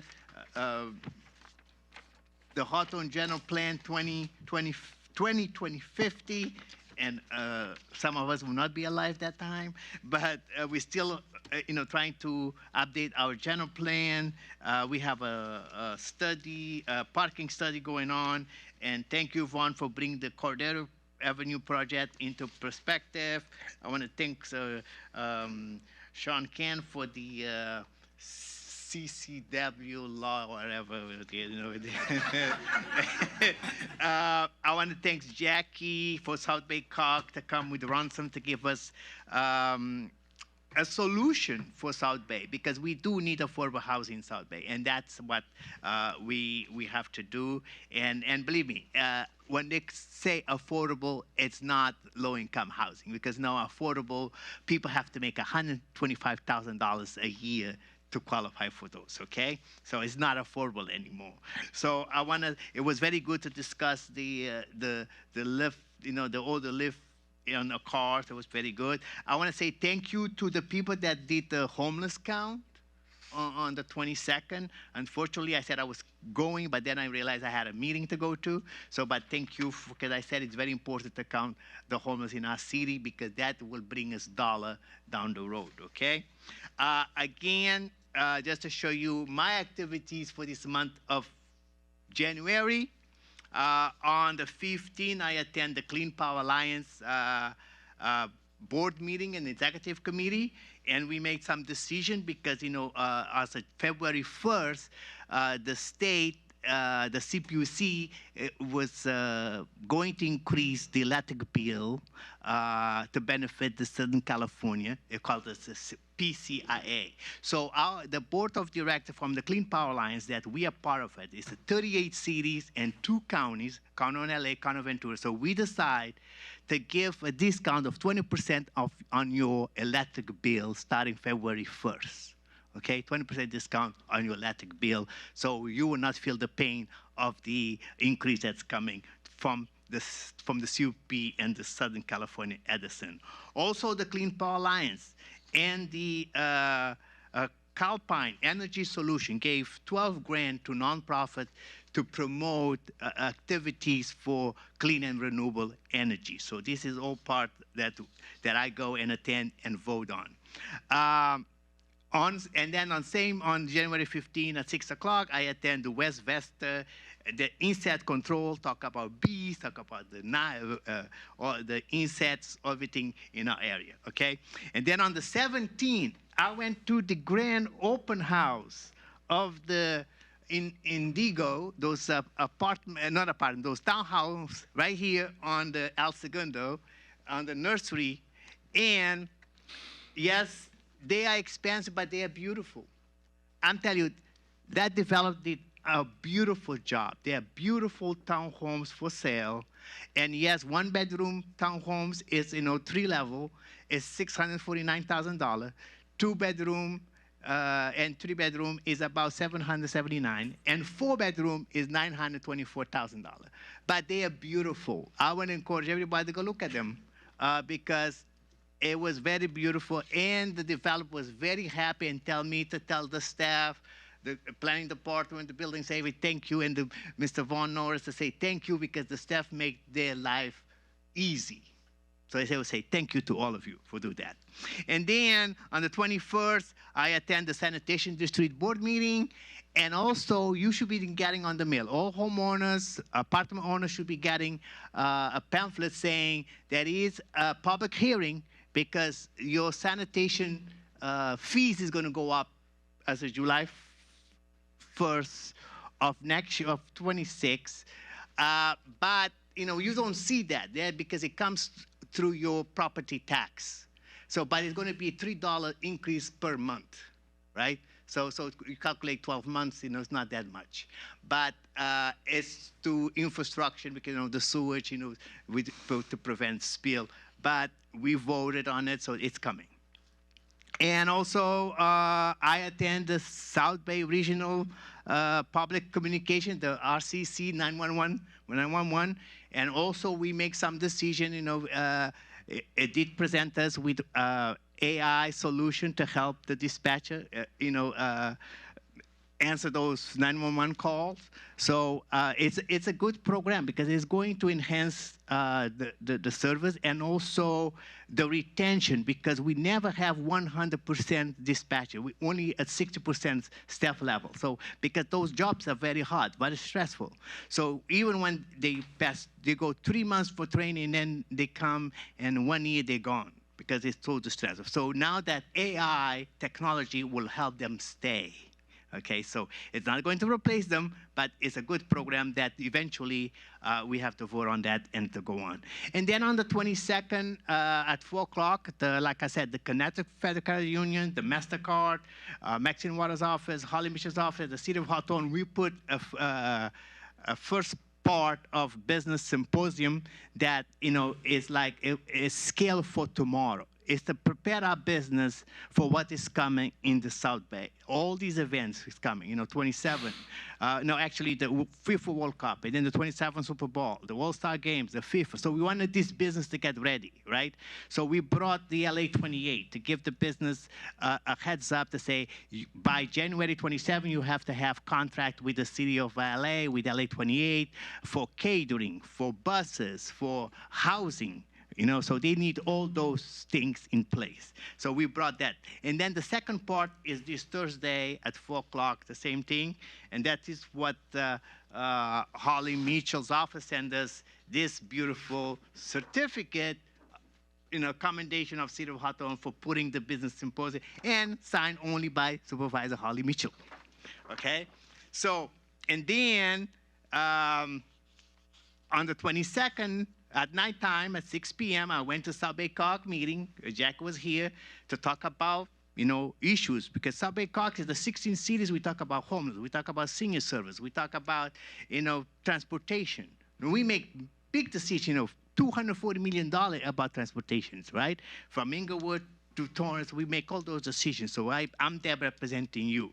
And then the same time, on the 22nd, I went to the Ramona School and give $5,000 to 5 classes because they participate in the SoCal Rent and South Bay on how to teach the young kids, the 3rd graders, to save energy and water. And they create projects. So each classroom got $1,000. It was 5 classrooms of 3rd graders. But the whole entire district, 7 schools participate. So they got a total of $7,000 from the SoCal rent. Okay, so I went there to represent. And I have to say, and then on Friday the 23rd, the Hawthorne Education Foundation did a fundraising, and then I was there helping them. And I have to say, one of the things that Vaughn and the committee and the consultant did a fantastic job for the Hawthorne Eat Week, okay? This restaurant week has been so far a great success because we're seeing on the social media how many people is responding because, you know, we started like Councilwoman Johnson said on Sunday at the Medici at 5 o'clock to 8 o'clock. It was an ambient of classic, you know, with music, jazz, food, wine tasting, okay? And we got, you know, about 50 people show up there, and it was a very nice to showcase Medici so people can go there, have dinner, have parties. So that's what we want to showcase, all our small business, especially the restaurant in Hawthorne. And then on Monday, we went to Zacatecas, and then we went to the SoCal Wings at the 120 next to the 24, you know, the fitness center 24. Those SoCal Wings go there because they have flavor chicken is to die for, okay? And then they have some other food. They have, you know, they have like a fried rice with shrimp. Even they have fried fish, catfish. Okay, so it was delicious. And then today we went to meet we went to meet California yesterday too. We eat some delicious, you know, wet burrito for, you know, and the menu is only $10. If you go there and you can eat for $10, a very good menu for lunch was fantastic. And then today we went to meet California for the facade improvement project. Thank you, Kimberly. Thank you, Vaughn, again. So we're going to do another facade improvement. And like I said, if I would have money, we could do it all facade improvement all around from Imperial all the way to Rose Grand. But we don't have the money, so we did it one at a time. Okay? So, and then it was a restaurant week. They had a $10 menu, and we ate very good, right? So, and then at 4 o'clock, we went to Ziggy Coffee. We got coffee and pastry. So this is the kind of things that's going on in your city, okay, that I want you guys to pay attention. That we're not just here, you know, scrolling among ourselves, but we're moving Hawthorne forward. Our staff is working 24/7 for us. And my heart goes to them, that we are doing stuff to make sure that Hawthorne is a city of good neighbors, is a city that is looking for economic development, is a city that is promoting small business, left and right. And that is what we supposed to be here to do our job. And another thing that is coming to Hawthorne, I don't know how they're going to survive, but as you know that the Lutheran Church on Inglewood and 130th, they closed their school, the parochial school. Now there is a new school coming. It's a private school for K-5, and the tuition is $21,000. I think they're on the wrong side of the freeway. Okay, that's what I have to say on that note. And then I want to show again that how the staff continuing to work for our glories, right? This is another award that we received, that we got gold, okay, of staff doing about energy and saving us money every month on energy saving technology. And our staff is doing that. Thank you, Public Works. Thank you, Akbar. Thank you, Selena. Thank you, Angel. Thank you, AJ. All of you over there. You guys rock. So thank you, okay? Then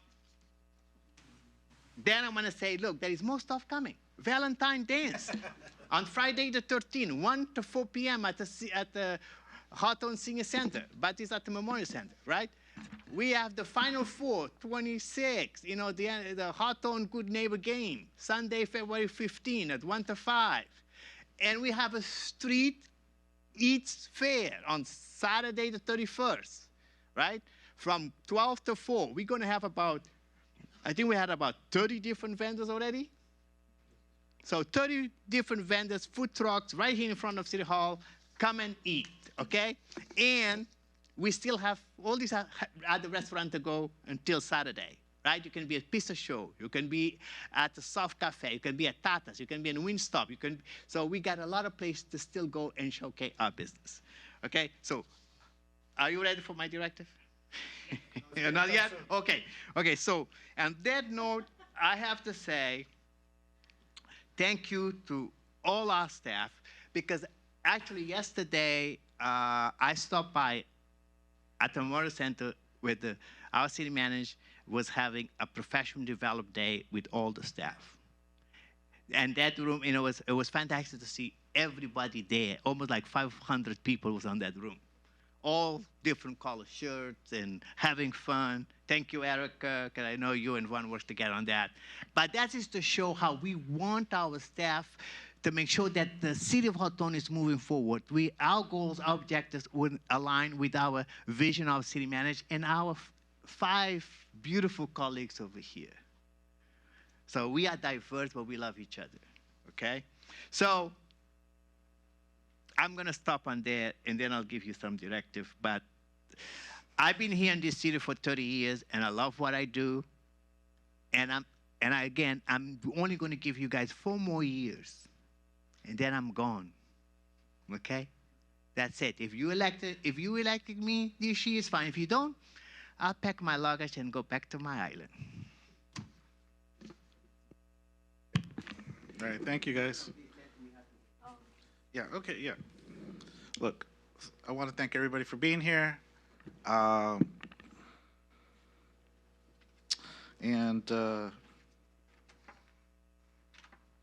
I just have a lot of notes, but I think I'll try to cover it as best as possible. I mean, I heard what you said, Councilwoman Katrina Manning, et cetera. And, okay. But it's really concerning when I get calls from state legislatures, people from other cities, and state federal people who are working for federal officials, residents, community members, all asking me what's going on in your city, and it's not like the whole of the council that they're referring to. They're zeroing in on one individual who keeps kind of repeating some of the same behavior, okay? And they asked me, why is that person so upset? Why do they not want to follow rules? And just other indecorous comments as well. It's not even worth repeating. So I'm tired of getting those calls. I'm trying to, at one point, defending that individual. I can't do that anymore. It reached a helm at the last council meeting. There's a way of expressing your ideas that does not involve raising your voice, attacking people, and insulting people, whether it's disrespecting employees, staff, the residents. That's sacred. That's off limits. When you do that, that's disrespect. That's off limits. And then ultimately disrespecting and thumbing your nose at the processes that we have established as a city, and especially when everybody here has voted on it unanimously. Even if the vote was not unanimous, and if there's a majority vote to be established processes, they need to be respected. Look, you can't win your arguments by yelling and just trying to bully your way through stuff. You can't do that. That's not the way it works. Study the topic at hand. Research what you're going to talk about. Line up your points and argue for that. Debate that. Study it. Yelling and trying to shout other people down and make other people, intimidating people and making them feel like what they said was awful. That's not a way to win an argument. And unfortunately, it's been like that for a while, and I think, it's reached a helm, and, I'm just sick and tired of it, getting those calls and having to deal with this. We do need to address it, so that's good that you brought that at the next council meeting. Three things that I wanted to address that were said today. I mean, I just don't want to focus. I don't even know if I'll have that much to say at the next one. I think everything's being kind of covered today. It was very uncomfortable hearing at a previous meeting the use of the word racism against me, that I mentioned 3 black individuals, and then therefore that means that it's racism. Yet a black resident was accused of being my mouthpiece. A black pastor was accused of being my mouthpiece today. I mean, which is it? What is it? And then being uncomfortable that a black pastor, expressed his opinion, and that he's a man. That it's like, what? There's this male female thing, this sex. Come on, we can't use those cards anymore. That's passé. That already passed. It's not valid.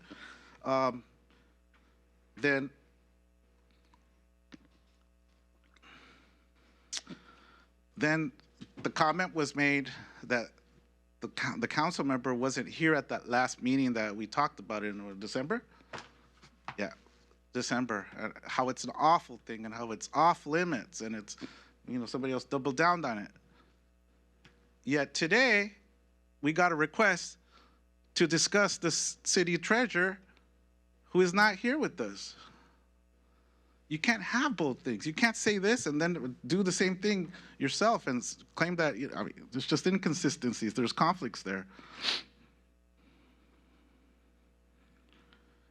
Another one that was kind of really astounded me was this issue of an investigation of me. There's not an investigation. It's an investigation on all of us. That's actually a very delicate thing, and it's something that got breached. That was disrespect and not being respectful of the process that was established in order to do these investigations. That's not something you blurt out just because you're grabbing for straws to try to make a point and just feel like you're losing an argument. That's messed up. Because the reality is, you did mention an investigation that's taking place. The council member mentioned an investigation that's taking place on them in the city of LA, and nobody's throwing that into the mix to be able to make an argument over here. That's like not tactful. That's kind of like, yeah, that's not good. That's unacceptable. Whatever you said, but please don't speak out from the thing. You'll get an opportunity. So I'm tired of it. Don't want to deal with this. We just can't have it anymore. There's a way to win your arguments. Study the stuff. Study it, argue it. And like I said, argue your point. Argue the subject at hand. Don't make it personal. In actuality, I should have hit the gavel early on today. But these insinuations, this indecorous language took place again. Could it be that I missed it? Could it be that I let people see it so they could see again for themselves that this stuff continues to happen in order when somebody wants to make a point? At this point, I don't think, we just don't need it anymore. And you're right. So I'll be using the gavel when needed. Residents are off limits. Please be very careful with them. Okay? So this needs to stop. We're going to have a discussion. Hopefully after that, we'll stop. Everybody up here has an opportunity to shine together.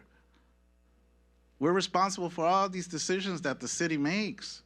Archer, a lot of other things some of the Indigo and other businesses that are opening up and sprouting, all these restaurants and all these things that we do. We all need to be able to celebrate that.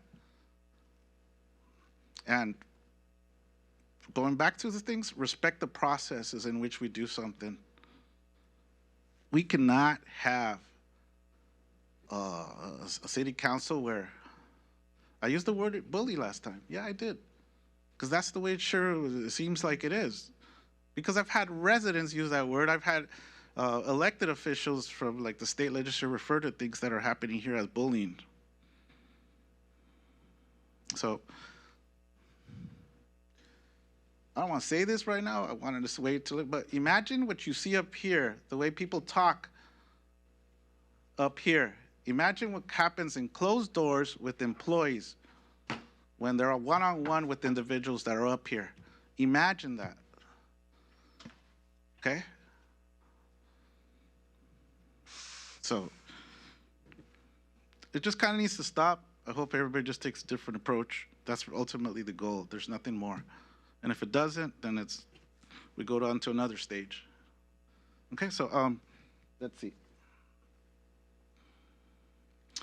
I think we talked about LA 28. Do you have something that eventually you'll be able to present with regards to the facilities for LA 28, Mr.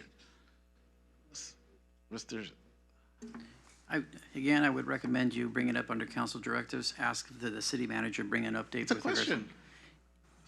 Well, yeah, yes, you're right. It is a question. I got so trained on council directives. Sorry about that. I'm sorry, Mr. Mayor, what was the question? Do we have like information that at some point you could present on LA 28 and like the welcome package or the marketing thing? Well, so again, it's a very subtle distinction. You're asking a question. I respect that. I'll try to ask it somewhere else. Okay. I think you just said it as a council directive. We got a lot of great things happening. There's a lot of people wanting to move into the city, businesses. We have a renewed relationship with the Hawthorne Chamber of Commerce. Let's celebrate that. Let's celebrate that and make sure we work with her and the elected board. And there's just a lot of different things we can. And I hope that after you go back today and think about the thing with regards to the certificates, you can see how it's going to work and that it's going to work really beautifully. You're going to get what you wanted ultimately. So, all right. We can do better up here. That's ultimately. And self-reflection as well. So, all right. So what's the next order of business, Ms. City Clerk, with regards to the city council directives, action items? Yes. Finally. Are we terming it action items as well, or just council directives? Council directives, and they're basically implied it's an action item for the administrative, yes. We could probably strike the action item, maybe? Their Sure. council direct? All right, go ahead. Anybody, the floor's open? Can I? Yeah, the floor's open, man. All right. So one of the things that we've been doing every year is the Black History Month, right? It's coming. It's February. It's Black History Month. So I would love for myself and anybody who wants to work with me, with our city clerk Dana, to come up with a list of nominees that we can give some proclamation on February 24th as a Black History Month, recognize Black leaders in our community, and maybe we can do it before the city council meeting, like a meet and greet, and then has the proclamation, give it away to those folks, so we can maybe ask Pat Donalds to do another meet and greet, so we can make some food, and then we can do this at the next council meeting on the 24th. So can I have a motion? I made the motion, so I can have a second. Second. Please vote.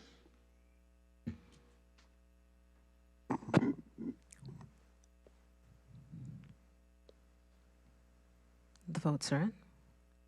Oh, wait. Wait. The votes are in. Yes. Voting reflects mayor and council voting yes. That's number one. Go ahead. Thank you. Okay. The other one is the annual autism walk. It's going to be the third annual on April 26th. I just want to ask so I can use some of community service department to help me plan the walk.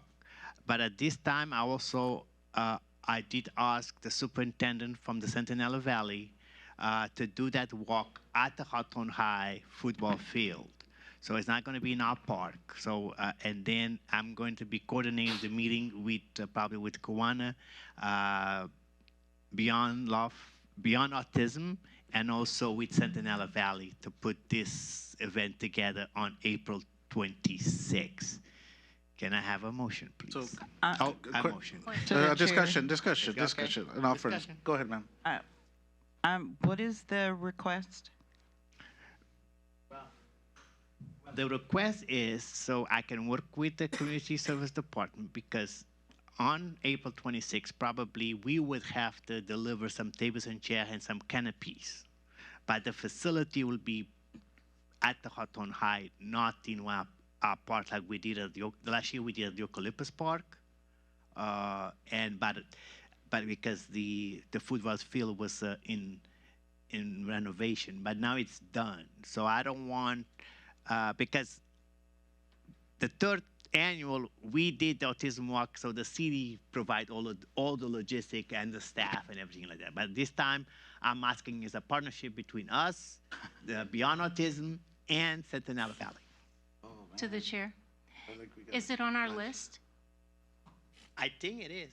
If it's on the list, you don't have to ask for that. Well. It's already been approved. I want to be transparent. That's fine, but I mean, point of order. Yes, absolutely. If it's on the list, you just need to work with staff. I need clarity for that. Mayor Pro Temp is asking to use staff resources. That list is for donations of council stipends. No, I'm talking about the event list. Is the autism walk on the event list? No. I think it was. Yes. Yeah, it is because all 5 council members voted to have their first annual autism walk. Okay. Okay, through the chair. I am the chair. Point of order. Point of order. So we need to be very careful here, especially since we've already talked to some of our other council members. I mean, respectfully, man. I mean, I love these events and et cetera. But we established that any event that the city is having shall not have the involvement of elected officials. And if it's a city-hosted event, et cetera, we would pass it over. Right? That's just being so, I hate to do that, but. To the chair. But no, just a moment, let me finish. But that list is only meant for donations from our stipend, that one that we have. It's not on the list of events that the city has undertaken. Is that correct? It is. Well, we just have to. We need clarification. It is what it is. I would like to have clarification. Maybe that list I should bring to every meeting so I could know what we can do and what we can't do. So I don't recall if that was approved. I do remember in the staff report, that was one of the items that city council was going to discuss. So I would recommend making a recommendation to add it to Mayor Pro Temp's request. To the chair. Go ahead, sir. Well, like I said, this is the 3rd year. So the first year, the Beyond Autism CEO came and asked for help. And we decided to help her this event. So we have done it first year, second year as a city event. Because last year, the staff did everything. And now, so this year, I'm trying to diminish staff involvement by involve Centennial Valley Union School District so that we can do this event at the Hawthorne High that is going to minimize staff time and staff facility and all the stuff, because even public work would have to go on and put cones and everything. So we have minimized that, okay? And then if you don't want me involved, sure. But the thing is, look, the Beyond Autism is a nonprofit. She does all the fundraising and she does the volunteer. So only the staff is going to do is deliver those canopies and tables and chairs and then pick them up. But who would be, sir? Who would be paid for the delivery and for the cost of the rental?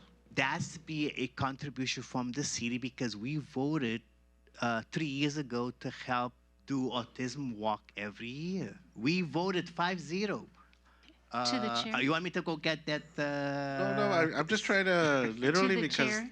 Go ahead. Can we just, because we don't know if it's on the list or not, maybe your ask should be, let's add it to the list to make sure it's on the list.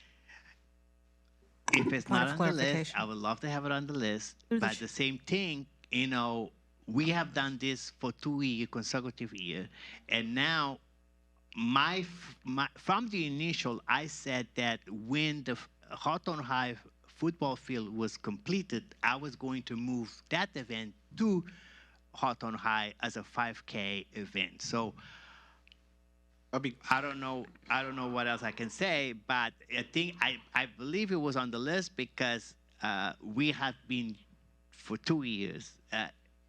The lady came first year, and then we voted 5-0 to help her out because it was autism for kids. Okay, so that's why, and that's why I brought it up. Is just because I want to make sure that I want to be transparent, and I want to make sure that I have your blessing. If what you're asking for is this action of the chairs and stuff, I'd be happy to donate money for my stipend to make that happen. Just a point of clarification. Yeah, point of clarification. Mr. I City have the agenda from the last meeting. So page 2 of that agenda report, events under review for potential partnerships, Autism Walk, Juneteenth car show. There was never any decision made on that. So per my previous conversation, I would recommend making a vote to add it to the list. Yeah. You can make a council. Make a motion. With that, All right, I made a motion there to the list. I'll second it. I'll Okay. second it. But Santa Mr. Maria City Madre Manager, Dios. Mr. City Attorney, will that satisfy and make everything legit and kosher if we add it to the list? Yes, he can do a council directive and add this to the list. If there's a motion, a second, and a vote, and if there's a majority, it would carry. Within the spirit of what we intended this whole list to. Yes, because apparently it was But under you review for have to potential step partnership. away. You have to give it to the staff. I'll be happy to step away. Sounds good. Thank you. Please vote. And I have 2 other items, Mr. Mayor. Yes, sir. Votes read. Well, Voting reflects mayor and council voting yes. Katrina Manning abstaining. point of order? Point of order. Is there a limit on requests? 2. 2. You could pass them on, maybe somebody here would assume them. Okay? No, but this one is an explanation that the city needs to take action, or we're going to be in big trouble. Do it. Just talk about it. You could talk about it, and we'll just. All right. So like we talk about, but so there is a bill that we discussed at the Sub-A COG with the West Basin Municipal Water District. They call AB 1572, AB 1572 that was passed. That is about non-functional turf. That mean is by 2027 and 2028, all the grass that you see on sidewalks, on the other side of sidewalks, or on the medium, is supposed to be non-functional turf. So the city have to replace those turfs. So I'm asking is for the to request for the West Bay Municipal Water District to come and give us a presentation, because not going to affect just the city, it affect also the home HOAs and apartment building that have a little turf. Great news. That doesn't have to fall under council directive. You can make a request on the agenda presentation. It doesn't count as a directive. Right. Thank you, Mayor Pro Tem, on that one. Okay. Sounds good. Keep going. You had said you had something else. No, the one thing that I want to talk about is the study session that Ms. Johnson is mentioned. I don't want that study session to be on a regular scheduled meeting. I want that to happen on a separate day that all of us agree to come together to talk about rule of conduct and Brown Act, and even maybe bring an outside consultant, a DA, that knows about rule of conduct and integrity division, to talk about all these rules that we've been talking for us to be clear. But I don't want that study session to be pointing finger at anybody. I want that study session for us to come together as a group and learn what we should be doing correctly or incorrectly. So, but I want us to be basically informed what we should do and move forward. But I don't want to be, we're going to discuss about A, B, C, D. No. We want to discuss is what we have on the books and what can we improve, and how for, like say, from March beyond, we will be a complete, revitalized city council that does good work for the city of Hawthorne and forget about and put everything in the past. But I don't want that meeting to be because A said this, B said that. No, I want somebody come from outside, a consultant, to teach us how to obey the rule of conduct, our ordinance, our resolution, how to conduct business with staff, with our city manager, our city attorney, our head departments. So we do not making mistake after mistake after mistake. That's it. I have it. Point of information for him, we already voted on that item coming back as described by Councilwoman I think Faye Johnson. Councilmember Johnson indicated she wanted to bring it up for future discussion, and I think Mayor Pro Tem Montero is adding to that. So you can both do that. Each of you can put it on the agenda. But she asked for it at a regular meeting. He's asking to add something. That's not germane to what she asked for. That is a little different. That is kind of a special meeting. It's a retreat. It's done. We could do that, sir. Yeah. We could do that, but we also have this other separate action over here.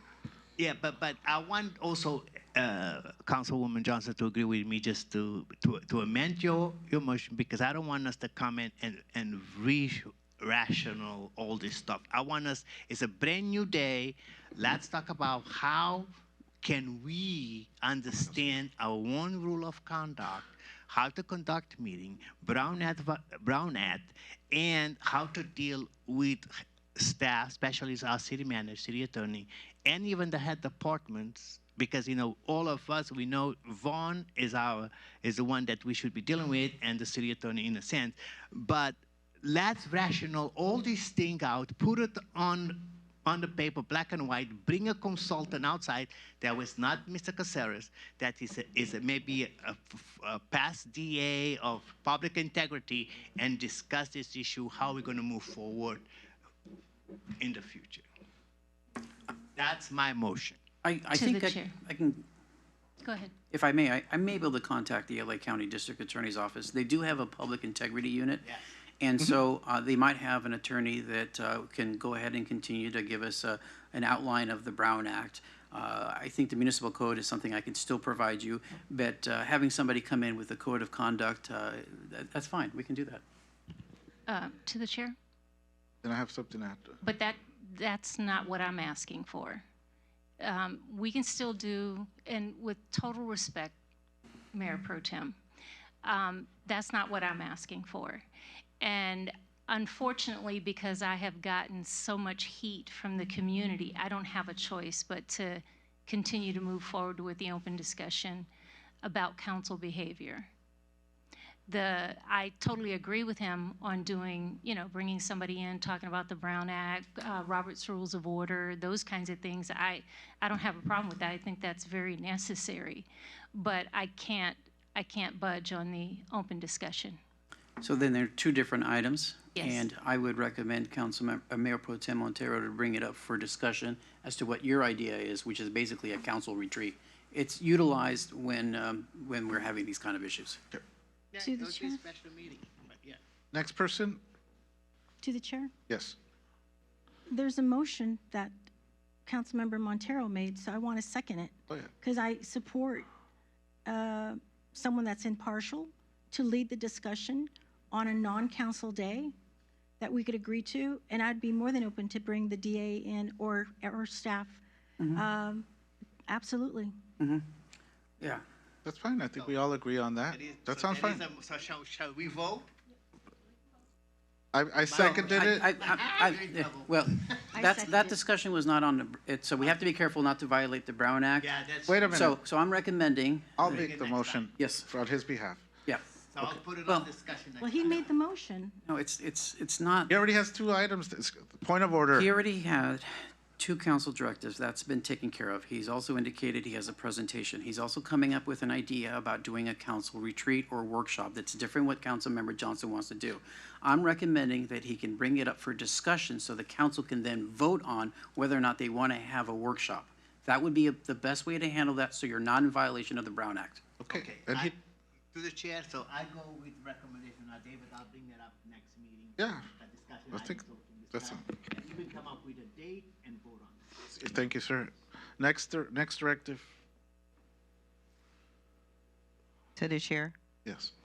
So I actually have 2 directives. One is that I often get, not just me, but in the community, Edison workers come throughout the day, any time of day, wanting to go in my backyard and check my poles, dig up dirt, whatever they want to do without setting an appointment. So I'm asking if you guys can reach out to Edison and ask them to request an appointment. If they want to come to any of our residents and do any kind of work, they need to make an appointment with that resident as opposed to showing up. Where I live, we have a lot of senior citizens, and there's a lot of scams go around, and they wear badges, and we don't know for sure if these people truly work for Edison. And sometimes they could be very eager to get into your backyard. And so for me, when they come, if my husband is not there, I will not open the door because I do not know for sure if they are legit, because I assume that if you need to do some work on any electricity in my backyard, you would make an appointment. So my directive is if you can reach out to Edison and ask them to have their employees, if they want to do some work, to make an appointment with the actual resident. If I may suggest, I would be very happy to conduct some legal research, contact Southern California and find out what legal authority they have to do that. And I can give you a confidential memo as to what they can and cannot do. To the chair. Does this require a vote? Yeah, she's giving a directive of yes, administrative task for the city attorney to do that. So Second that. That sounds reasonable. To the chair. Yes. I 100% agree with her because they literally were walking on my roof without me knowing about it, getting to places behind my building that were tall, but they crawled on my roof to get to that roof without my permission. They crawled on my wall, crawled on my roof, and went to another building. And I mean, you just don't do that. You end up getting shot doing that kind of stuff. Absolutely, It's not a good actually. idea. let me go ahead and do some more research on that. I can tell you that I know that when you buy a home, you generally there's a utility easement that allows the utility companies to go on your property. But let me do some more research on that and give that definitive on you, and I can give you a memo as to whether or not they can or cannot do that. Okay. Please vote.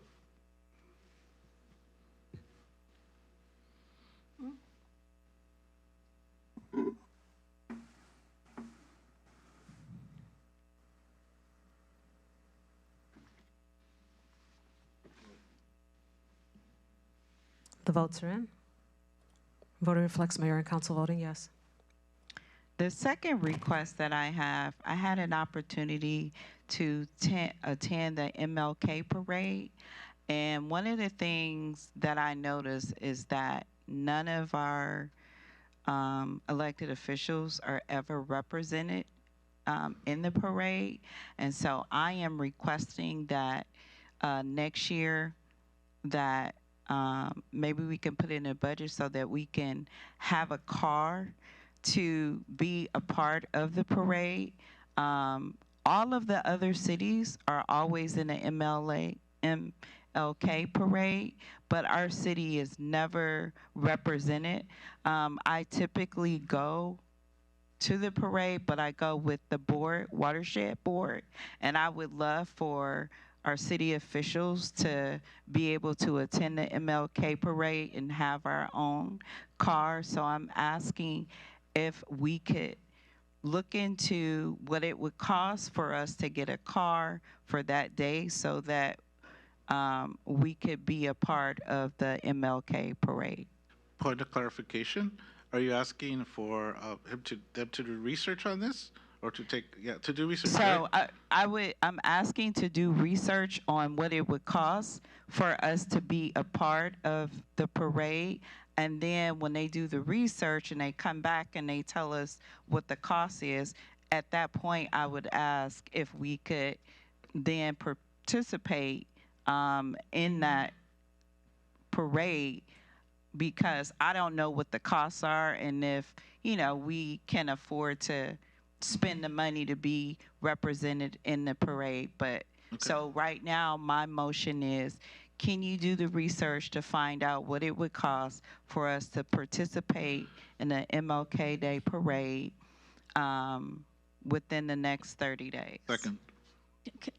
To the chair? Yeah, Just- go ahead. There's still discussion, right? No, I'm gonna Is open it this. still discussion, right? I made a second, but I'll grant you the discussion So opportunity. the discussion is, Katrina, the MLK parade I've been doing for 15 years. I've been getting my car from Gary Primo, South Bay Ford. Oh. He's lent me the car on several occasions. I Oh. provide my driver's license, I fill out a form, and he's always given me the car. Oh, okay. The parade is based off of donations. So you got to make a donation to the MLK committee to Okay. be able to participate in the parade, or you can partner with the float. That's already part of the parade, but there's not going to be any way of saying which people on that float you belong to. You know what I mean? City, because it's kind of mixed. But if you do the float, what you would need finances for is the car stamp on the door on each side that says City of Hawthorne official or City of Okay. Hawthorne. You will need fees, you will need funding for that.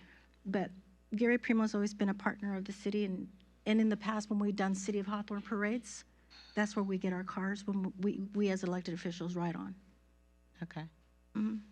That's just, I concur, that's a true statement. Okay. Think of the research. Let's vote on this, please. So based on that information, Councilmember Manning, how would you like to proceed? I'd like to proceed for us to be a part of the parade. The cost, okay. Please, please vote. We already made a motion in a second.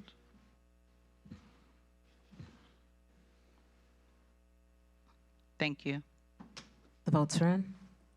Voting reflects mayor and council voting yes. Okay, how many directors do I have? I haven't done anything? Which one was it? You have two more. Okay.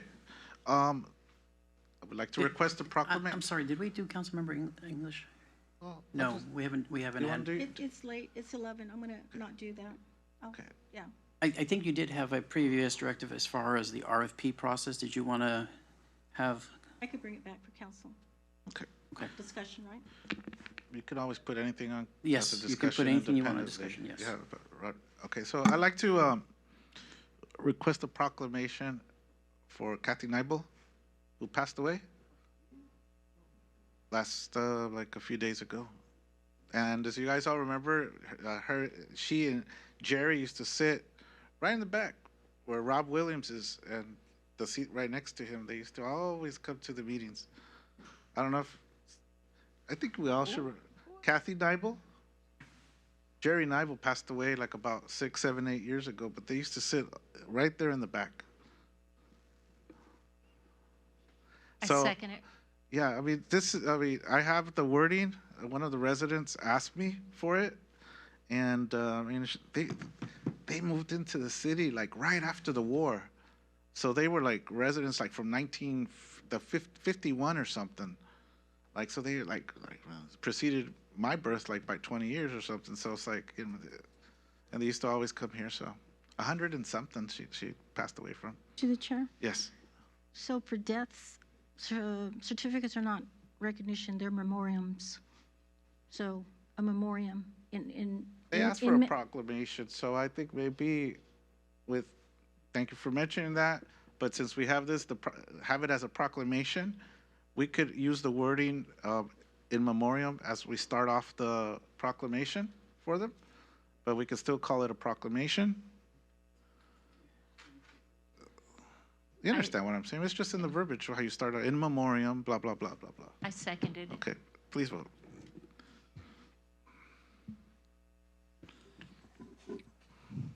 The votes are in. Voting reflects mayor and council voting yes. I personally won't be carrying this because I might not be able to make it, but somebody will be able to come and pick it up to be able to deliver them on behalf of the city. Yeah. Surprised you didn't hear about it, my friend, but okay. That's it. All right. So everything else is okay. Just a request for those maps. Is that something administrative? Hey, can you give me the map, or do we need a vote on that? It is a council directive. You're asking an administrative task of the city manager. If you can please clarify which map. Both of them. Do you want those in your possession or online? A link, I guess. A link that you can send us. Hey, here that is. I just can't find it right now. I can imagine it, but I know Selena's over there looking. She knows about all that stuff, so she could probably quickly help out, right? So there's a motion. Right? Is there a second? Second. Second. Oh, sorry. Yeah, well, yeah. Okay. Oh, but she could help. Oh, you could talk to her as well. I'm saying. Okay. Sorry. What's up, man? You can call Metro guy. I'll represent. Mr. City Manager, you could. Mayor Pro Tem. Right. The votes are in. Sounds good. Voting reflects mayor and council voting yes. Thank you, Mr. City Manager. I think it's good that we just kind of stick to it. But. All right. So I would like to close the meeting in honor of Mrs. Kathy Neibel. May she rest in peace. She made it over 100, longtime resident for the city of Hawthorne. You guys remember, right, Mr. and Mrs. Bubba? Yeah. All right. So I'm going to adjourn in her memory. Meeting's adjourned at 11:04.